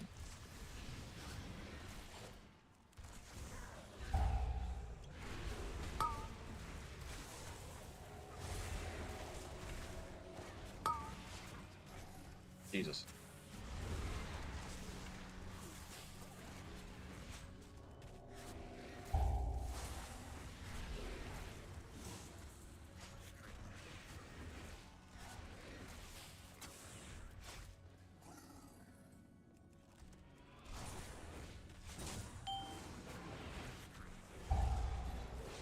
One thing that I can say I actually do quite enjoy about BM Hunter, I really like this tier set. I really hate a lot of the designs of the, like the current RNG tier sets. I think this one feels very good. Because it never feels bad getting a barb shot proc. And the fact that you get a guaranteed one whenever you beast your wrath makes it feel very deterministic. Like, you know you're gonna extend it. Your frenzy charges when you beast your wrath. And you have such high uptime on beast your wrath that you just get so many shots off on that. It doesn't really feel... Like, the Windwalker one is strong, but just kind of feels very random. This one just feels like very consistently good. I don't really have any complaints about it. This is just a lust angle.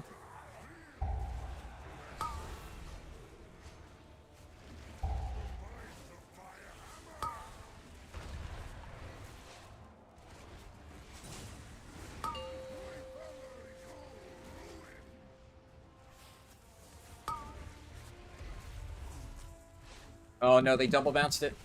Oh my god. Absolute legend, he fucking lived it. He lived the double bounce. Your death is my directive. Also, I'm probably gonna get thrashed here on damage, but I think it's because the pull into boss is gonna fuck me. Not much I can do to... Yeah, I'm like even with them on boss damage. They're just gonna the pad effectively. Okay, whoever gets this gets it.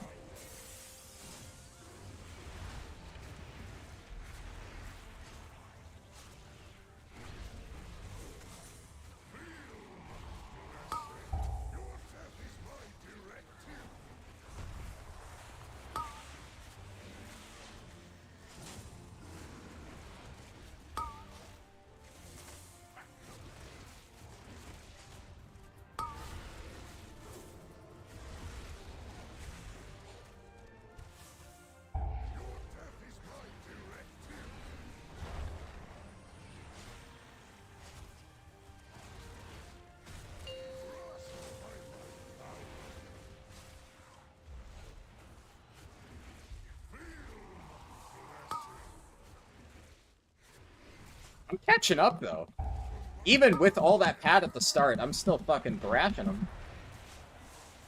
I get this warrior. Ah, I barely missed the warrior. I fucking crushed him on single target, though.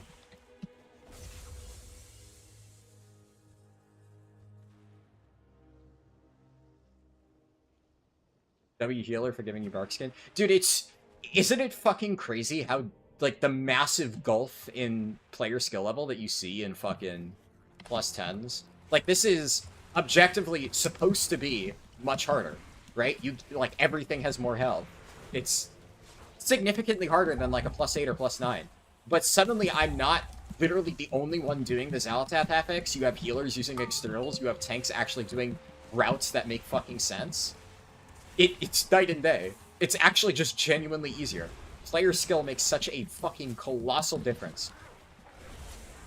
I'm not talking about me, for the record, obviously. That should be obvious. I'm talking about everybody else. Like, the difference in having a skilled healer keeping you alive and a healer who just, like, has no fucking clue what's going on is, you can feel it. You can really fucking feel it. I do not like that it feels. Yeah, 6 to 9 is just fucking hell, man. Absolute fucking But hell. there are more survivors to rescue. The lift is out. What is that? What did Gorin bring here? We have to take it down.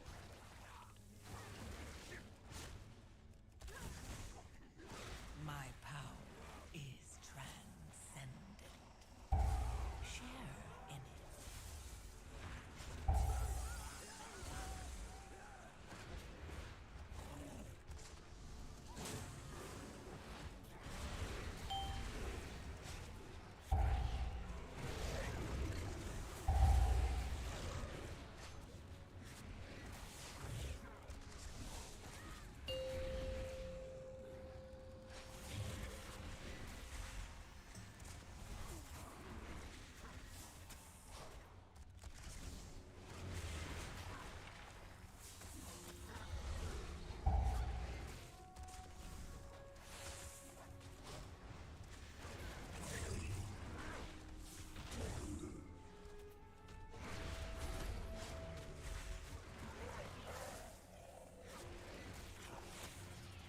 Yeah, true. Actually, I didn't even think of that, but you're absolutely right. Yeah, that tank stopping for healer mana. W tank for sure. My power is transcendent. Share in it. Actually, I don't know if he meant to pull those packs. I feel bad, but I thought he was going for it. Like, I thought he moonfired that, and he was heading in that direction, so I kind of pulled for him a little bit, but in my defense, I genuinely thought he was going there, and I was trying to keep my shit rolling. So, you know, understandable mistake, I would hope. And that, I mean, it's a pretty standard fall.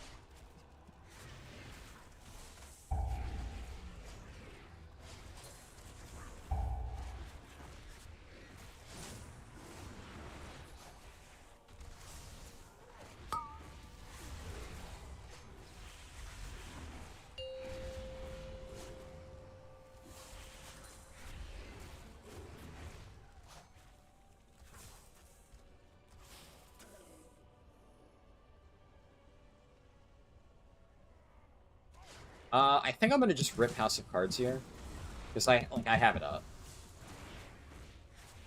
and it should be up for like the first burn phase. I think minute and a half. It should align pretty well with the first shield break, give or take. So I think I'll be fine.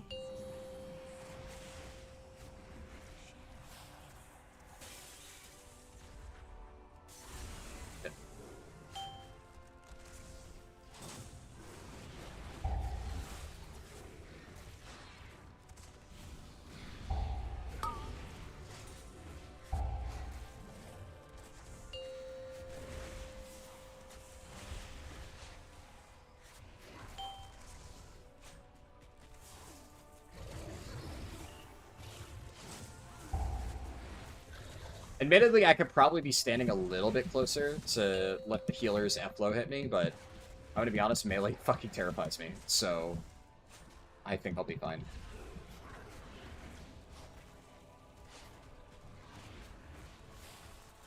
Having mostly played as a tank in melee. Fuck melee. Fuck standing in there.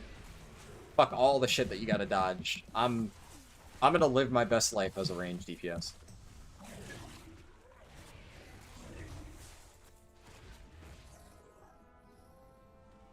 Can I feign death? You know what? I actually never thought about that, but I feel like there's a good chance you could. Actually, House of Cards is back up already. I think I just...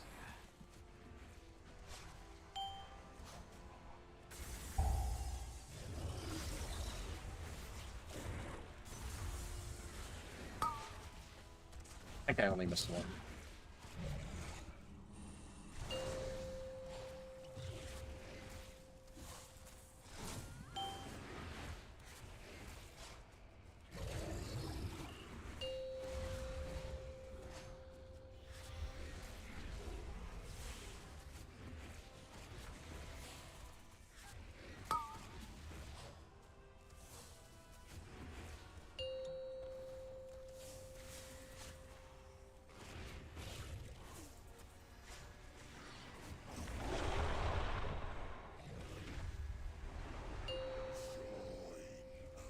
Oh, Consecration pulled. I was worried my pets were gonna pull, but...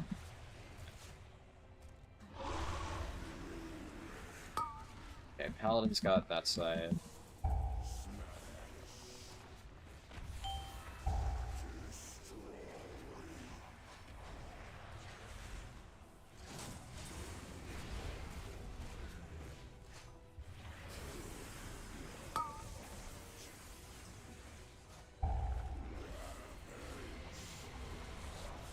Look at that. Look at that. House of Cards up just in time.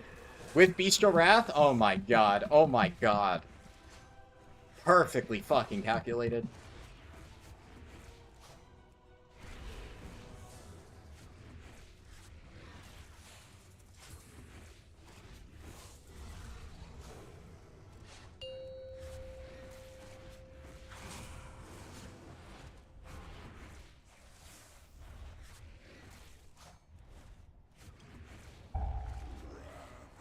Was the affix up? I couldn't see it, so I had no idea, but actually, yeah, that works out really well. So.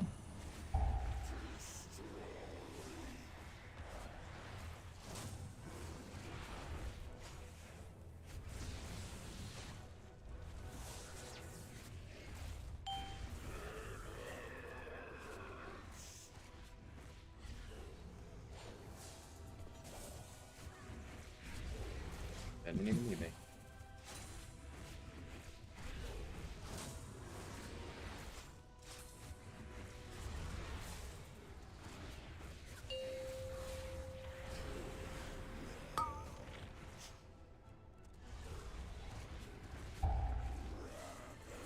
Oh, this is like the perfect shield in my execute window.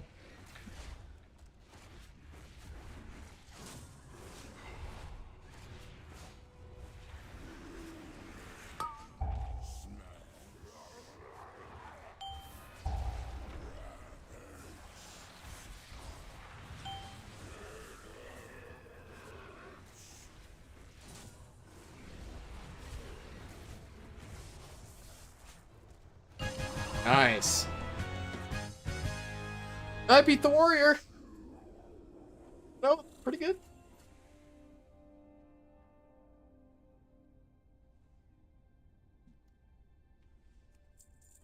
Found any good treasure lately? Hope you find lots of treasure out there. Oh, I got a priory. I like priory, but not on this character, that's for sure. Ugh. Man. I think I did well. I honestly, I don't think I made any major mistakes that game. My damage was good. I don't think I died at all. Or the deaths that key? We had no deaths? Damn. Oh, that was clean. I remember to use... remember to use Hunter's Mark on the final boss. I forgot to use it on the other bosses, whoops, but... You know. Second boss, they pulled mobs into it. I Was honestly trying to pad a little bit. If I'm being honest. First boss I should have remembered. But, you know.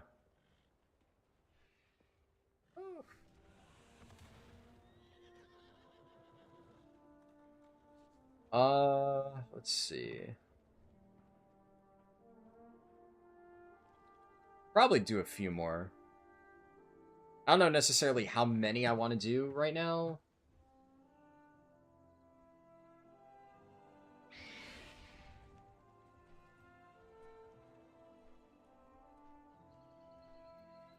Let me check something real fast.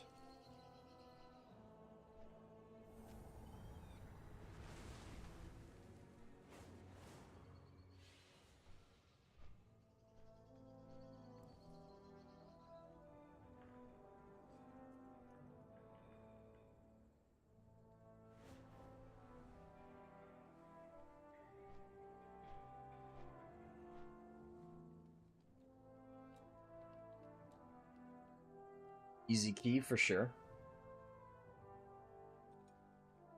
There's any time to butt pull was probably one of the best times. Yeah, that was pretty fine. I should. Oh yeah, you know, first before anything else, symbolically, I think it's important we update the sheet. Where's the sheet? All right. What is it? So I've improved my dungeon. Cinderbrew, obviously, I now have 299. I've improved the Dark Flame to a 301.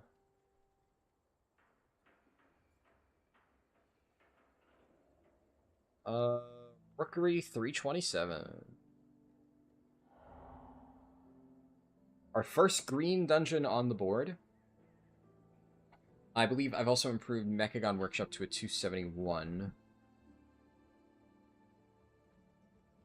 And, yep. Yeah, that is everything. Alright. Alright, 1 plus 10 down. Let's see.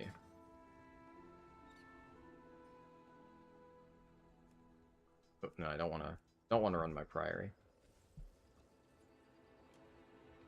I mean, I guess if I got into one group, who's to say I can't get into another?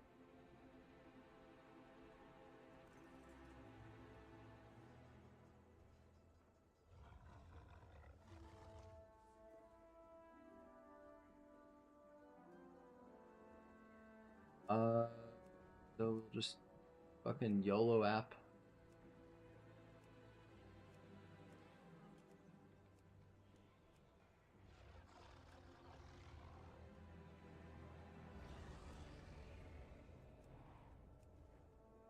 They're probably looking for a stealth skip. Oh, so. Oh! Never mind. Shit. Do I rip the Meowdy? Tempted.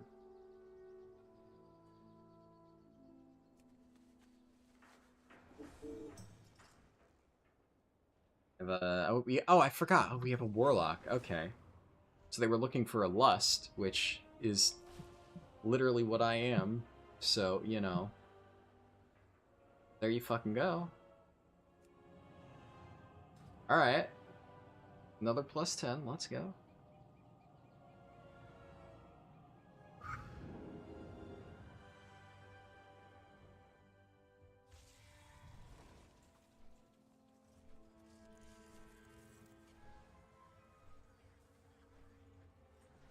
They all inside.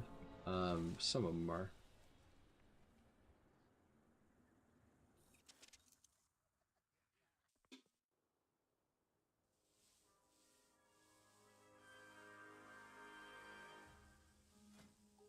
Guess what would I need after this? Because this replaces one of my worst dungeons. Like, realistically speaking, the Theater of Pain and Priory are pretty good. Like, score-wise. I'd really want to replace the mother load.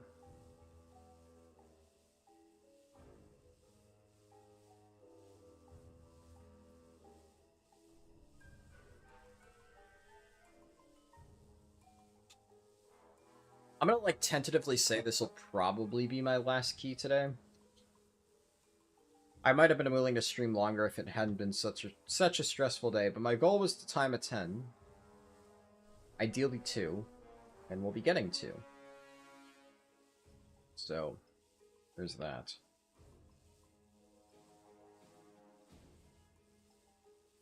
Depending on how I'm feeling, I might try and, like, push my key off stream and get it up to a 10. Just because pushing my own key has been such a fucking nightmare so far that, like, you know, if I'm gonna slog through that, I don't want to have to fucking do that on stream. Because it's not fun being miserable, believe it or not. It's, I feel like shit whenever I get, like, giga tilted while streaming. It's not a fun time. I don't like being angry. But some people just really make me angry. Can't help it.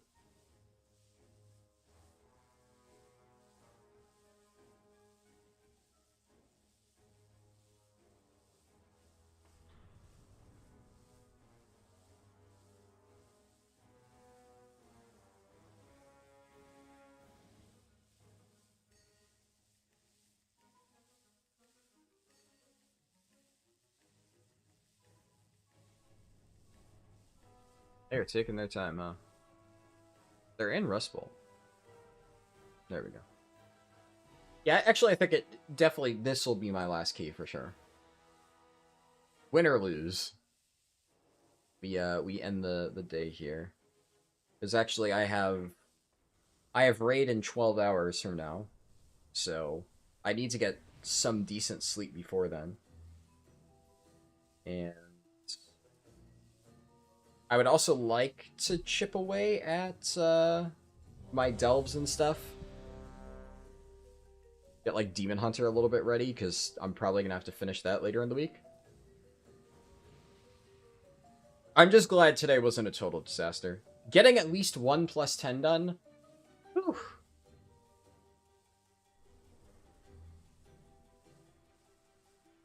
And that being said, we'll see how I'm feeling after raid tomorrow. 5, 4, 3, 2, 1. First day is usually, like, you know, relatively chill, right? You're a lot of re-clear. You're not, like, fucking slamming your head into a wall. Yeah, if they want Lusted start, I can do that. Alright, they said sure. That's what you're doing, delving, nice.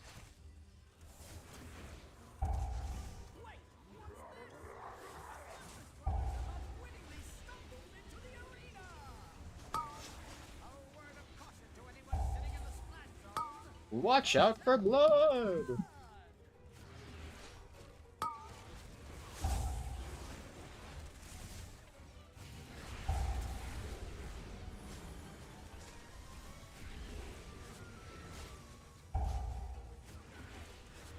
Dude, what is BM Hunter? What is BM Hunter? What is this shit? What is happening? Okay. Yep. That's not even Call of the Wild, dude. You don't even need Call of the Wild to pop off that hard.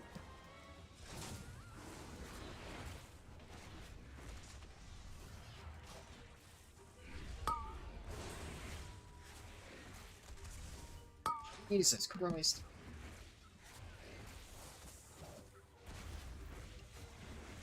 Oh, he's clean fell off.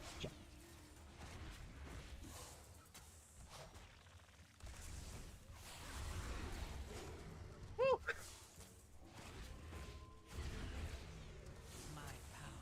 Yeah, I like busting it.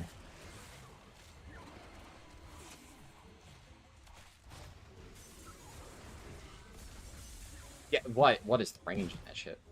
Now this is a statistical anomaly. Our visitors But are are still still alive? alive. I mean, like, while I am happy, I feel like I shouldn't be gapping them by that much. Unless, like, did they just assume I was going to erase it and they're saving all CDs for boss? Possible. No mercy for you. Let's get. The city's entrance is located just past this arena. You must hold your ground until we can clear a path to it. No sweat, Al. I'm putting 20 large on no mercy.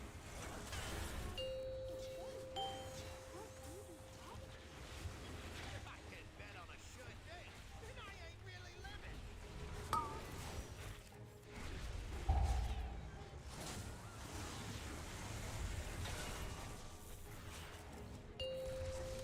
Yeah, I think it is worth it on 2 targets in this instance to keep Beast Cleave up. When they are, like, pixel stacked like this, I should be doing Beast Cleave. And then I think I just need to...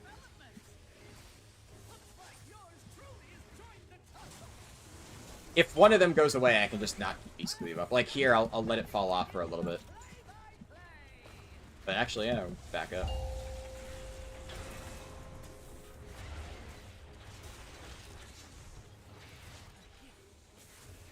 Shit. Can I turtle the,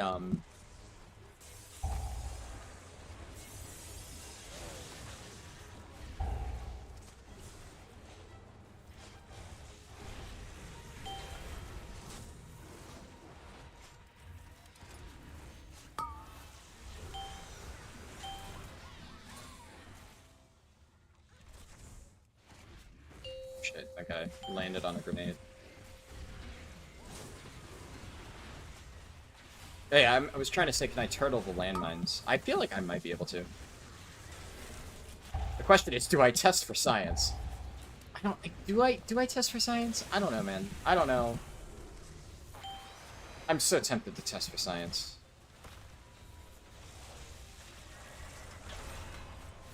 Yeah, right? Oh. Oh my god, what a legend. Dude, look at that. Look at Chad.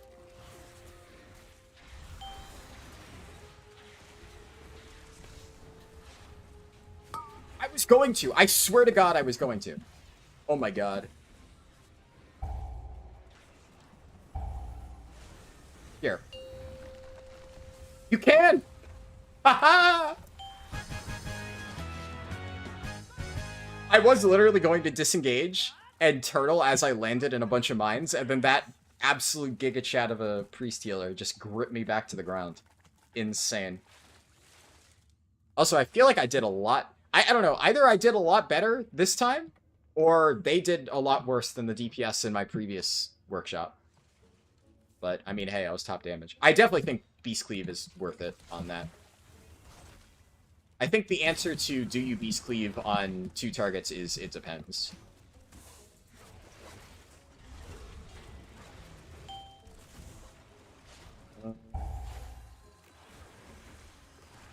Yeah, we definitely defensive here.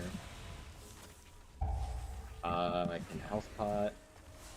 I don't think the Warlock dropped cookies. I just realized I don't have any. I always try to grab cookies whenever possible, so I think he just forgot. Cookies.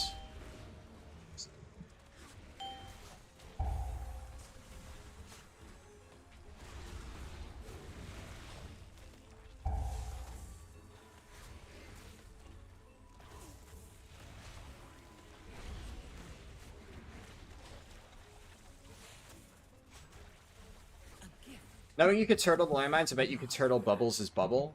I could definitely see that.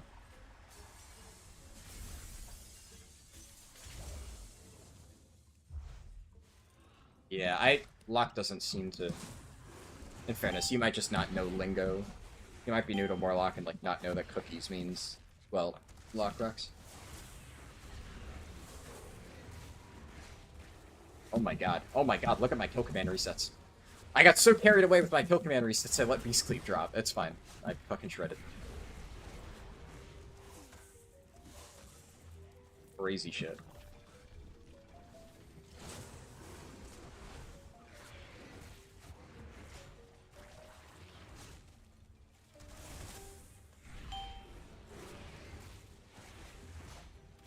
Know the cutesy M plus lingo. To be fair, that is like cutesy general WoW lingo. Doesn't refer to Lock Rocks as cookies. My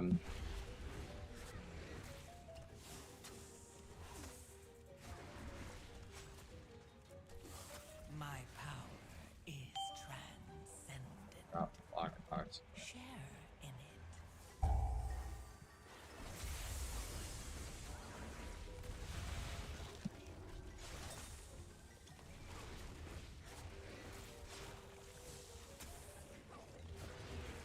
Hey, look at that. There we go.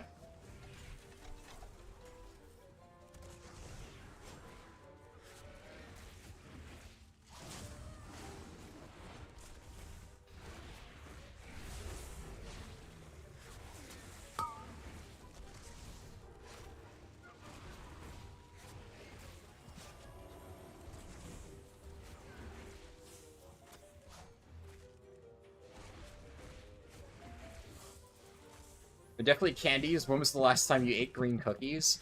I'm pretty sure I had, like, cookies with frosting around Christmas that were green.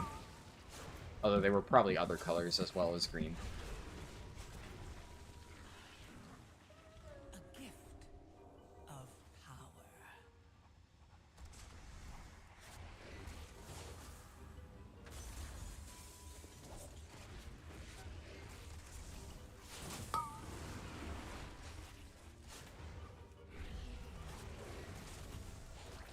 Oh my god, my weapon's almost broken, dude. My weapon's yellow. Oh my fucking god.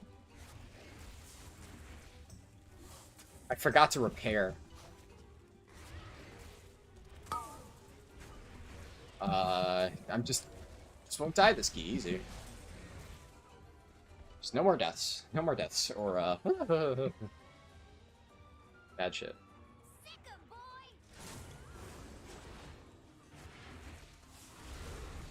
Look out below!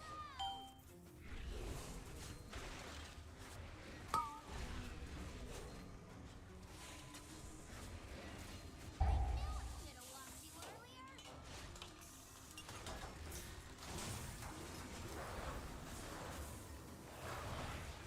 This definitely does not feel like a safe spot. That weak aura is fucking black magic, dude. Look out below! My power. Playtime! Oh, I mistimed it. Fuck.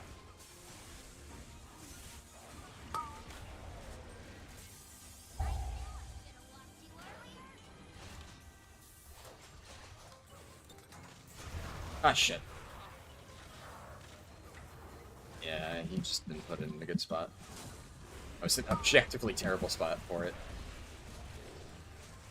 I'm pretty sure we just ripped the Lust here. Just like, where else are you gonna use it? I genuinely think we just Lust. I knew I should have walked you earlier.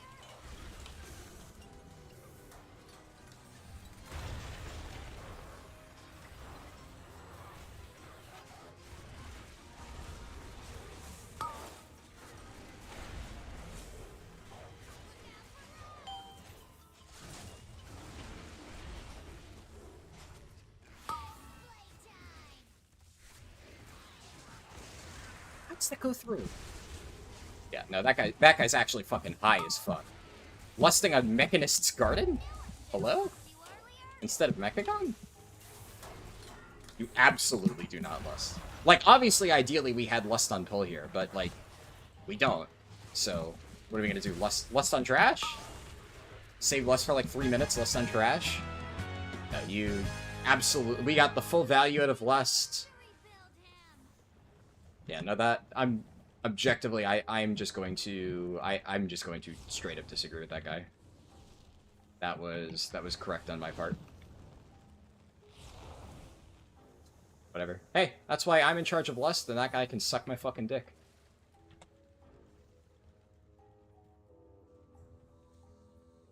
You pressing, fucking execute, retard.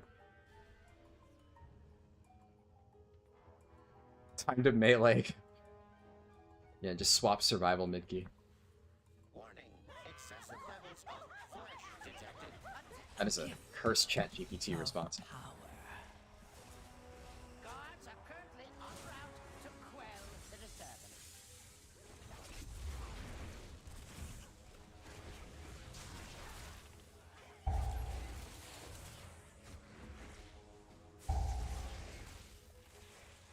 Yeah.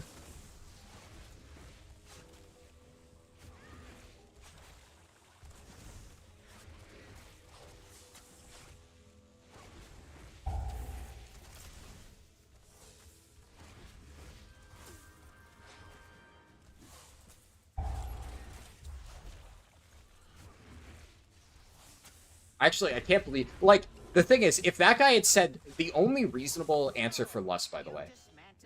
The only reasonable place that you would not Lust is here.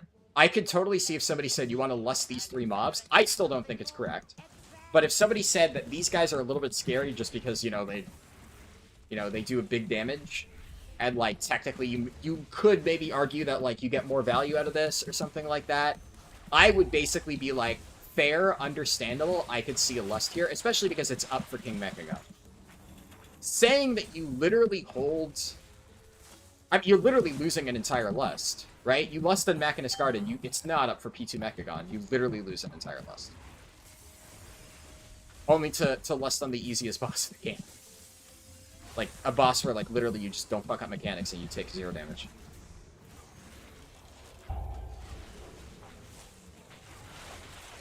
No, that's actually crazy. Fucking crazy, dude. It will prove insufficient against my newest prototype.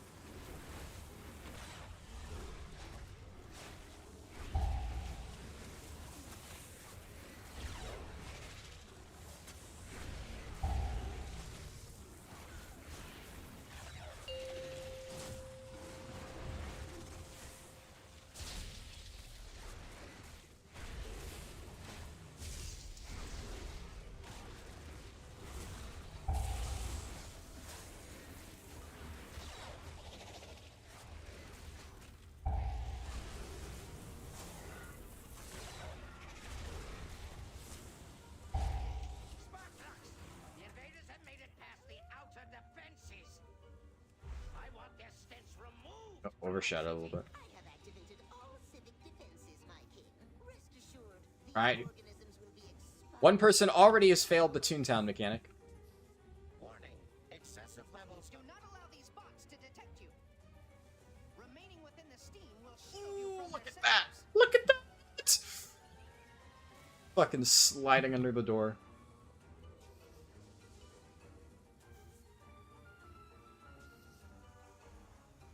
I'm pretty sure Warlock Gateway still fucks you. Oh my god. That's crazy. Yeah, Warlock Gateway still fucks you.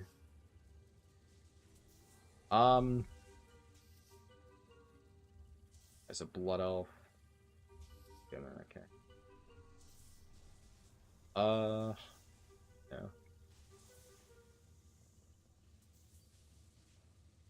I really don't know why people don't know how to do this maze, though. Like, don't, you're bad!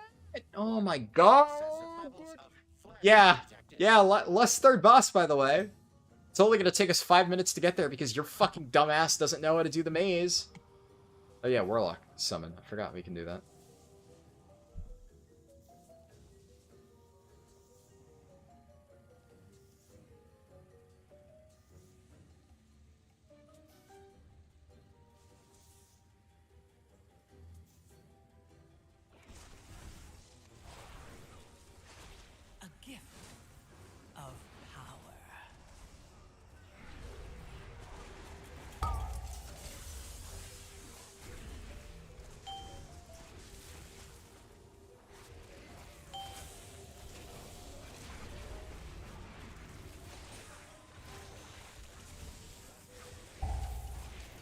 I commit. Don't go away. Thank God.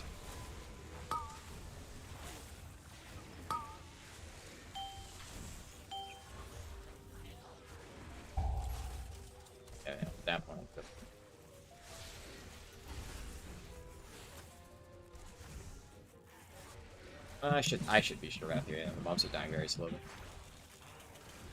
Yep, so.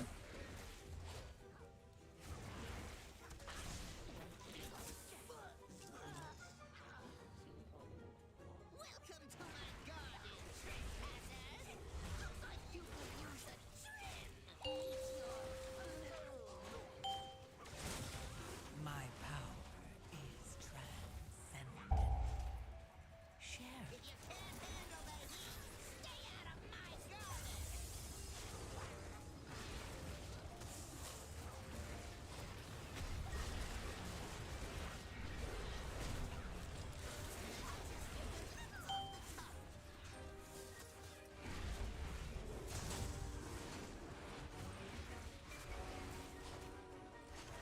I remember the Hunter's mark there.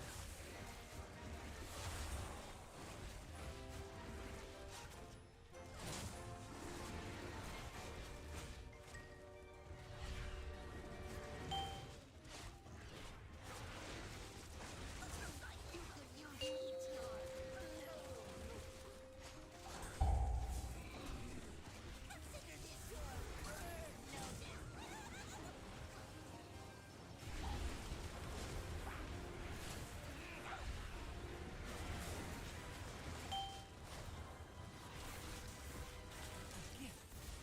Oh, now I see why he wanted Lust on this boss.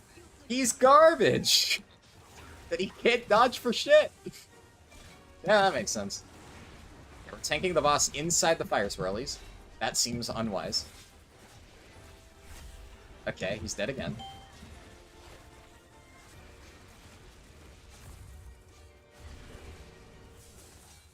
Okay, we're still tanking the boss inside the fire swirlies. That is still very unwise.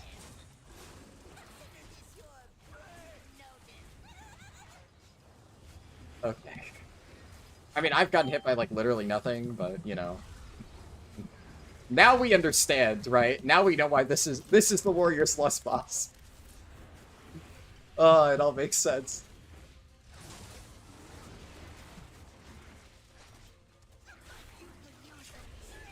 I have, like, dude, he's dead again!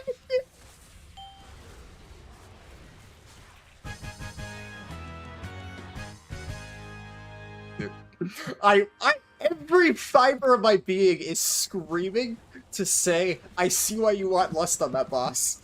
I want to fucking say it. I want to fucking say it, dude. But I will hold back. I will hold back. This is the difference between me and the other shitty fucking pugs. You want to fucking bring that guy's neck, dumb motherfucker. Lust on the avoidable damage boss. I'm gonna die 3 times because I'm fucking dog shit and can't look at my feet. I want to say it so bad. I want to say it so bad.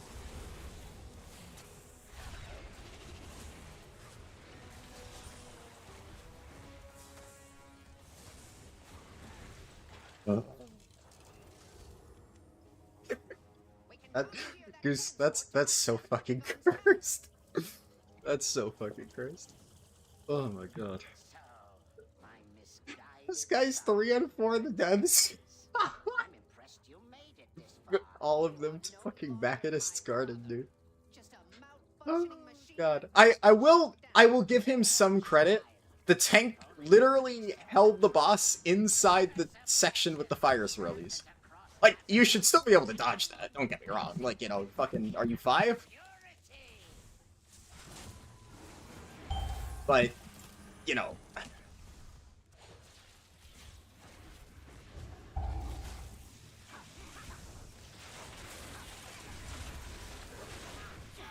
I will give him at least a minimum credit that in most cases you wouldn't need to do that much dodging. But still, no matter how you slice it, that's not a fucking Lust boss. Just fucking play the game.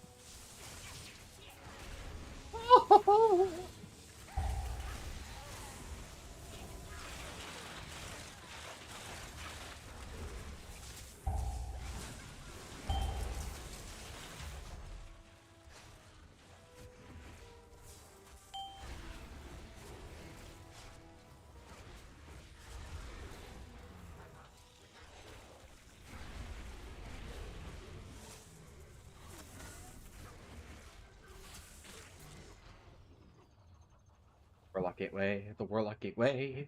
Let's go.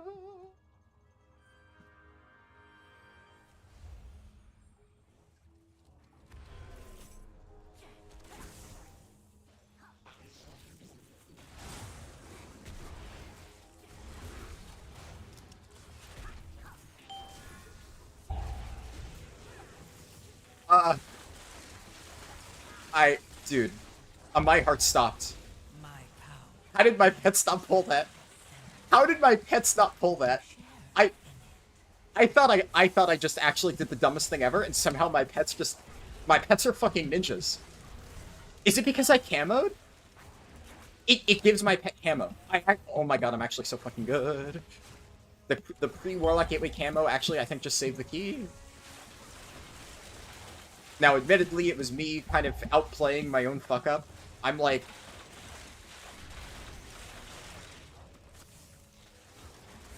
Oh... I can't believe I almost fucked that up.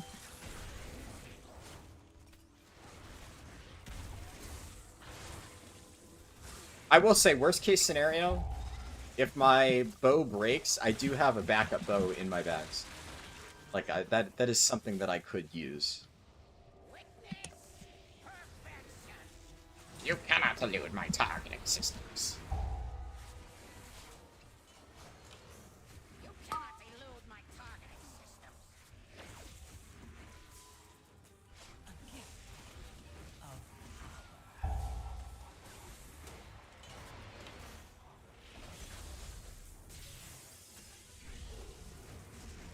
Cannot elude my targeting systems.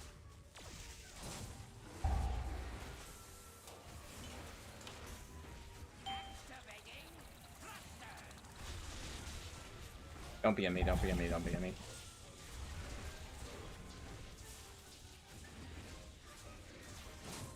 Cannot elude my targeting systems.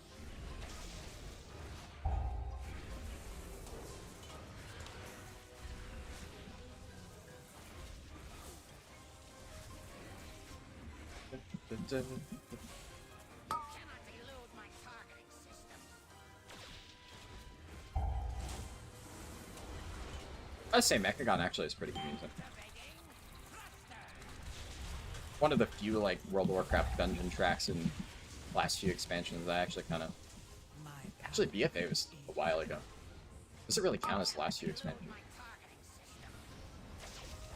Either way. It really? Really? Bro, don't even. Both of them? Both of them? Like, the tank I get, but this guy? Brother, don't take it to the dome! Oh, I lost all my shit. You wish to test my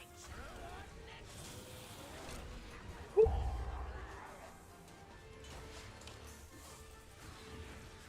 All power to weapons. Oh my god, he's just fucking zigzagging, the dumb motherfucker!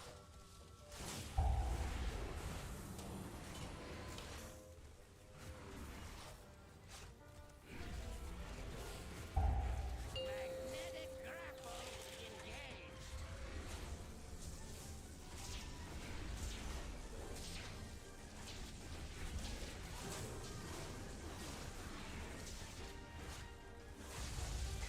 Fully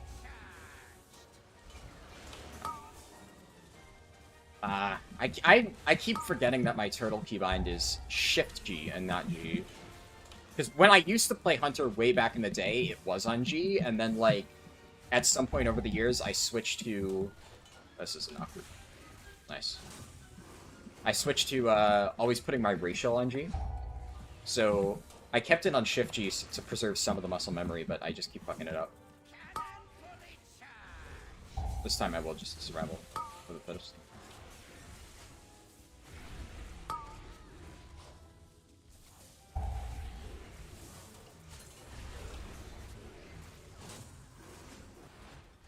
Magnetic grapple engaged. Still, when I'm low. Health bar is not moving. Holy shit.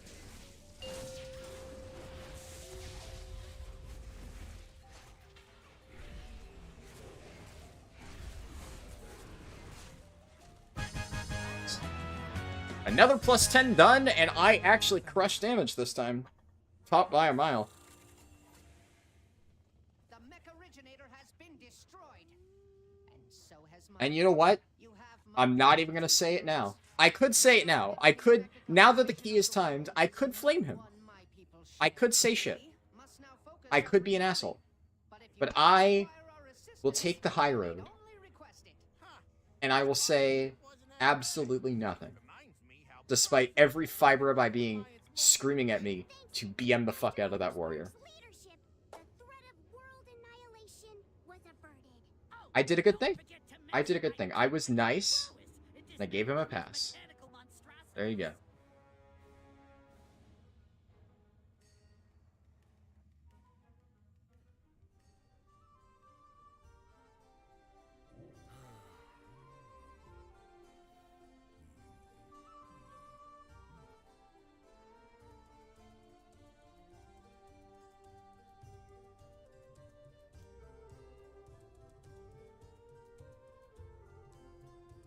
ChatGPT agrees the warrior is terrible.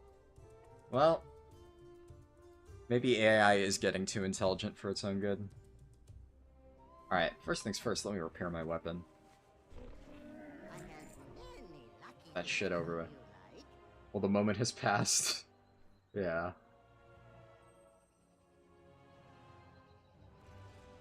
I was nice. I was spreading positivity instead of negativity. Oh. Yeah, I'm feeling pretty happy with BM Hunter. Like, I felt pretty in control of that key, utility-wise.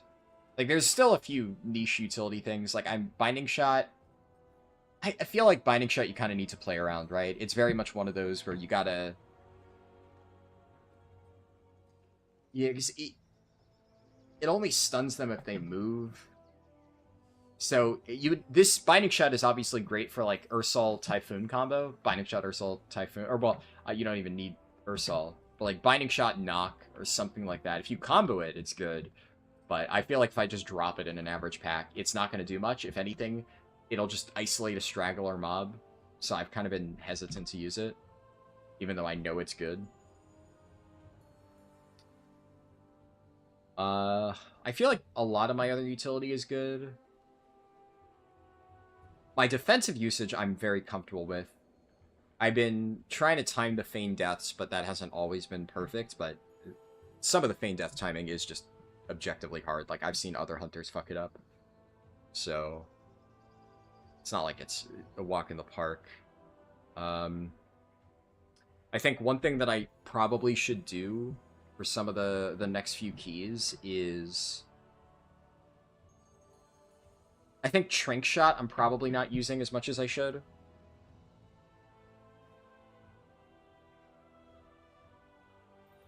Like, something that I could probably do here is I think I can take this and run Kodo Tranquilizer and have, like, an AoE Purge, because there's, like, a lot of different dungeons where that could help.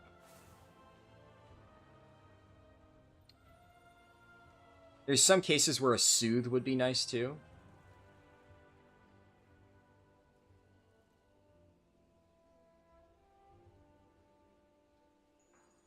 I just gotta get better at identifying that. I'm just not used to having Purge stuff, so I'm not sure what to look out for, is kind of the problem, but I think that would be important. Like, I don't know, I feel like, bare minimum, my damage is in a good spot, my survivability is in a good spot, a lot of my basic utility is in a good spot. I just need to be better at some of the more advanced stuff, which, like, look, obviously, it's one of those things where, at this point in time, DBM calls out and rages. I have Bigwigs, but I'm sure Bigwigs probably does as well. It's just one of those things that can be difficult to look for if you don't know where to look. I think the main thing is right now, obviously I'm still going to finish the Keystone Hero, but the main goal is to feel like I'm competent, and I would already say I'm competent at BM. I think a lot of the stuff that I'm discussing is more like, honestly, the higher skill cap, like, you know, if you want to really push keys and use every part of your kit thing, which I mean, I think that there's a shit ton of people who just never even do that at all, or never even think about it, so... Even if I'm not perfect at that, just trying to think about it and use it whenever possible is good. Obviously, some of that stuff comes with time and practice, and also, hopefully, by the time, you know, later on, when I go back around to MM and Survival, a lot of the core Hunter utility will already be second nature to me, and I can get comfortable. I'll already be comfortable with that, so I can focus on survival stuff. So that will definitely be a plus. The first time around, obviously, I'll be learning the class as a whole. Or something like Paladin, right? Like, when I play Ret Paladin, I'm already so familiar with Pally that I'm comfortable with core Paladin utility. Like, I know when to sack and stuff like that. Druid, same deal for the most part, although there are some Druid-specific things, like Solar Beam, I'll have to get used to, I guess, on balance, and where to properly use that. But a lot of the core Druid utility, I've played Guardian a lot, so I'll be comfortable with that. Trying to think, like, Demon Hunter, I played Vengeance for years, so I know all about, like, how to properly use sigils and shit. So things like that on the classes I'm familiar with should be easy. But, like, Hunter, I haven't really played a lot, and a lot of the times when I have played Hunter, you don't need to worry about all this utility stuff. Like, even for leveling, I've literally never used Trank Shot while leveling once. I can't think of any situation where it's useful, so I just don't even think about it in most cases, but it can actually be quite important. Season 4 Dungeon Pool leaked. Oh, really? That's a late April Fool's joke.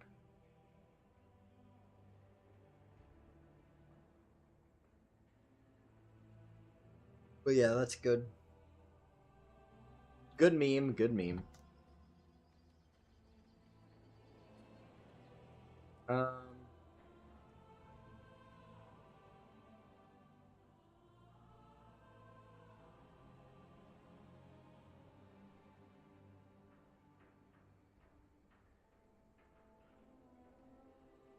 AoE Trank Shot would be great in Cinderbrew? Yeah.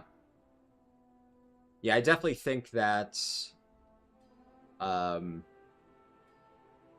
I should start. I think this is a good baseline so that whenever I do Trank Shot, I just cleave stuff. And if I look... Like, I have a list pulled up of all the different utility stuff that I need for different dungeons. I'm gonna be real, I haven't been looking at it. I keep forgetting. It's one of those things also I kind of meant to do, and I've spent like half of today just like rage queuing keys. So today, given how today has gone, I will cut myself a little bit of slack. Today has been a fucking shit day for keys. I got 2 10s done though, which I'm happy with, but overall, it's been like one of the shittiest days for keys I've had in a while. It's just, ugh, yuck. Not fun.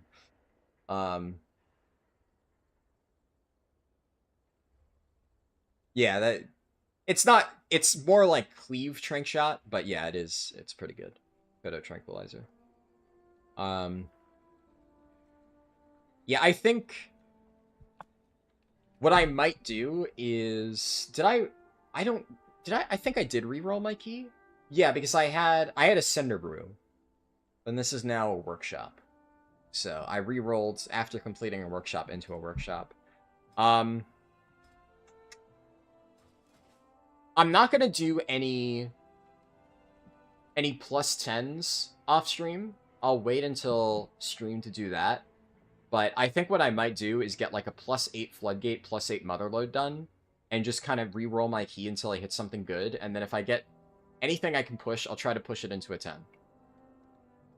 And I'll do that off stream before the next part. Because that's not going to be fun, and I don't want to end up in another situation where I spend like 2 hours just having my key get fucking trolled. That's just kind of miserable. I'm glad that it didn't completely ruin today's stream, but it kind of ruined my mental for a while. And if that happens again, I want to just kind of fucking walk away from it. It's not fun. It's not a fun experience. So I want to get a 10. I want to improve my score a little bit to where I'm like just barely on the threshold of 2,500 and it's easier to get into groups. I'm already somewhat consistently getting invited to 10s, which is, like, cool, but I would like for the next part of the BM Hunter one to be the final part. We just do the rest. Next stream, knock out the remaining 6 plus 10s. Hopefully I have one of them as a key. And it's, you know, a few hours of just blasting plus 10s, which I do think I am kind of fucking blasting at the moment. And also, gotta update the spreadsheet. So I now have 325 score for workshop. Another green key. Also, there we go. I just realized I can do one final upgrade to my shoulders, which I ran out of ruined crests. But I should... Oh, actually, fuck. I've been only getting gilded crests, so I'm barely short crests. I'll do that off stream, then. Get a few weathered crests, convert them upwards, get the final upgrade. That should help a little bit. I mean, barely anything. It's 3 item levels on one piece. I don't know if the stream will be tomorrow. It'll really depend, because right now, like, I'm kind of exhausted, so I'm gonna go make food and probably do, like, a few delves before I pass out, and then I raid in the morning, and then we'll see how I'm feeling after raid as to whether I finish this up tomorrow, but there's a good chance that tomorrow I just do housekeeping stuff, because... what's it called? I have all of the delve stuff that I still need to do. So I kind of want to get all this stuff done on all my characters. I left a lot of this until, like, Monday night. Literally, like, yesterday.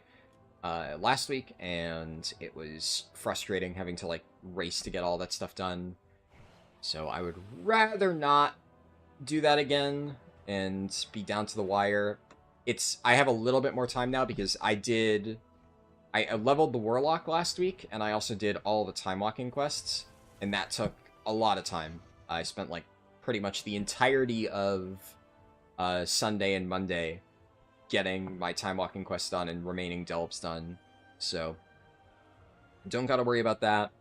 Gotta get this done, but I also, this week, will have to do PTR testing streams at some point, so I might take tomorrow to just rest and get all this stuff done, and then we'll finish up Hunter probably on Thursday then. And then I'll see. I might do, like, Friday we do PTR testing for, like, leveling stuff, and then maybe Saturday we start Vengeance Demon Hunter. And hopefully Saturday, Sunday I can finish it up. I don't think Vengeance will take very long. I think Vengeance will be a very easy one, because I am pretty comfortable with it. And it's a tank spec, right? So just getting into groups is easy, and I already know... I know how to play Vengeance, right? Once I'm in there, it's not going to be hard. I will have 4-piece. I haven't used a single Catalyst charge. This is all from vaults. I have pretty decent trinkets and stuff on Demon Hunter now. Should be pretty good. So, we'll see how that goes. Fingers crossed. You're curious how I'm going to do the healer specs? Like, the order, or how I'm going to, like, handle myself on it? Because order, obviously, will be voted by people. All I can say for sure is that I will not be doing,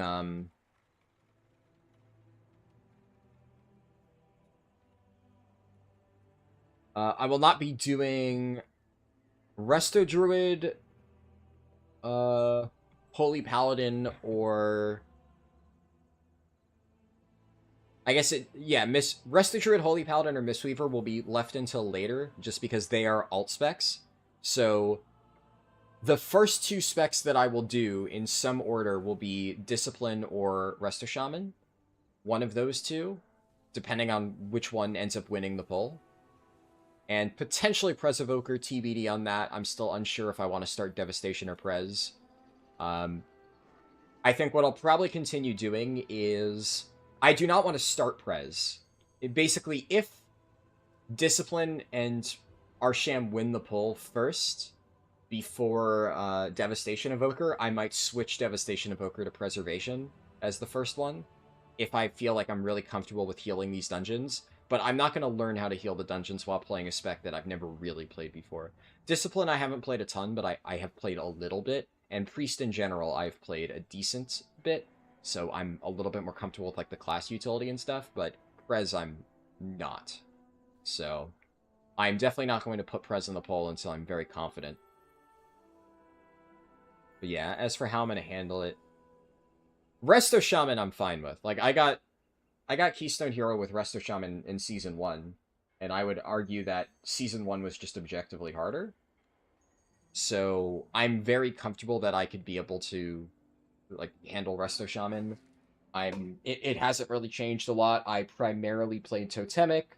Totemic is the main build still this season.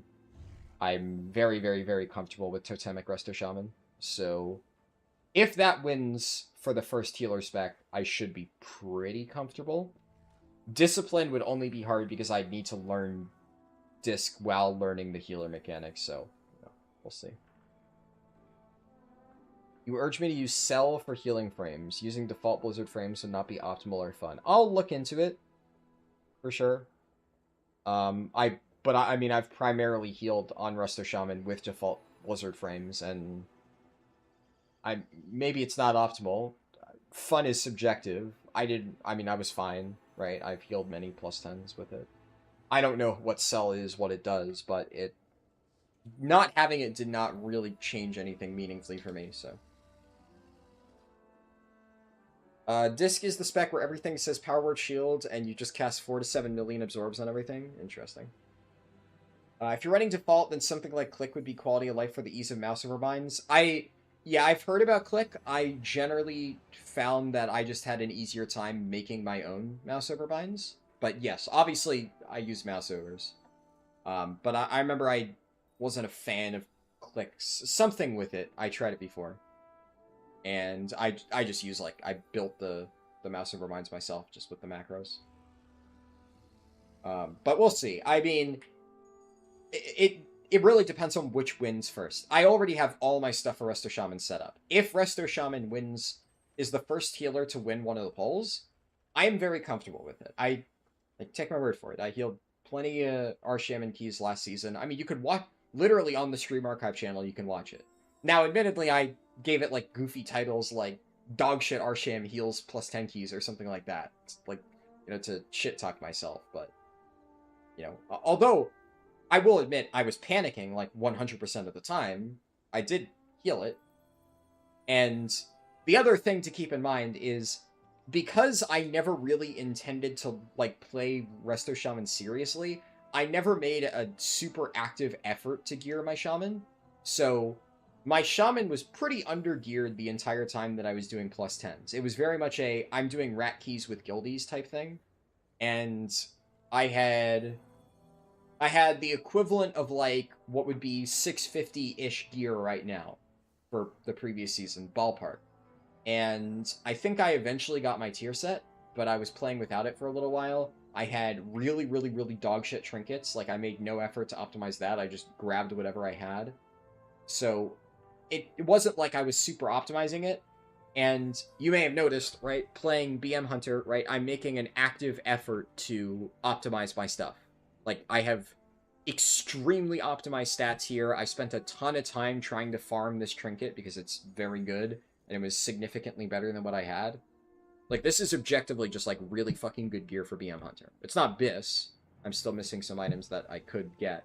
I could theoretically slam, like, 1 million Priories for Signet. I could slam 1 million Floodgates for, Pacemaker.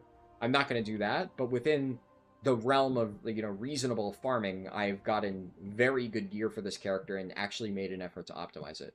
That is what I plan to do on every single character going forward. Whereas I never planned to take Resto Shaman seriously last season, so I was kind of under-geared healing 10s. Not only am I much more comfortable with it now, but I would be making an effort to deck it out in, like, super-duper strong gear. That would be the plan.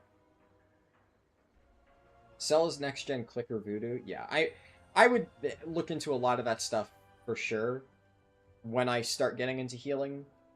That's going to be a whole different ballgame, though, but yeah. And hello, you really appreciate my website for leveling. It's helped you out a ton over time. Awesome. I'm glad to hear that you found it helpful. But anyways, ramble a little bit at the end, but that's it for today. Thank you guys for tuning in. Hopefully, I can get everything set up so that the next Hunter stream, we just knock out the remaining 6 plus 10s, and we're done with this Keystone Hero, and we can move on to Vengeance Demon Hunter. And at some point this weekend, I will start my PTR testing for the leveling event. I don't think that I'm going to do a full leveling run this weekend. I will probably do that, like, throughout the week, leading up to the patch.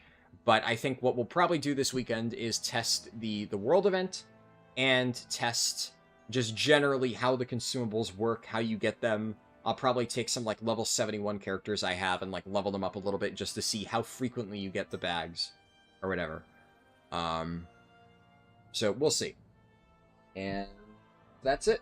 I will see you in the next stream, which will probably be on Thursday, but TBD on that. I'll obviously post updates in my Discord. Peace.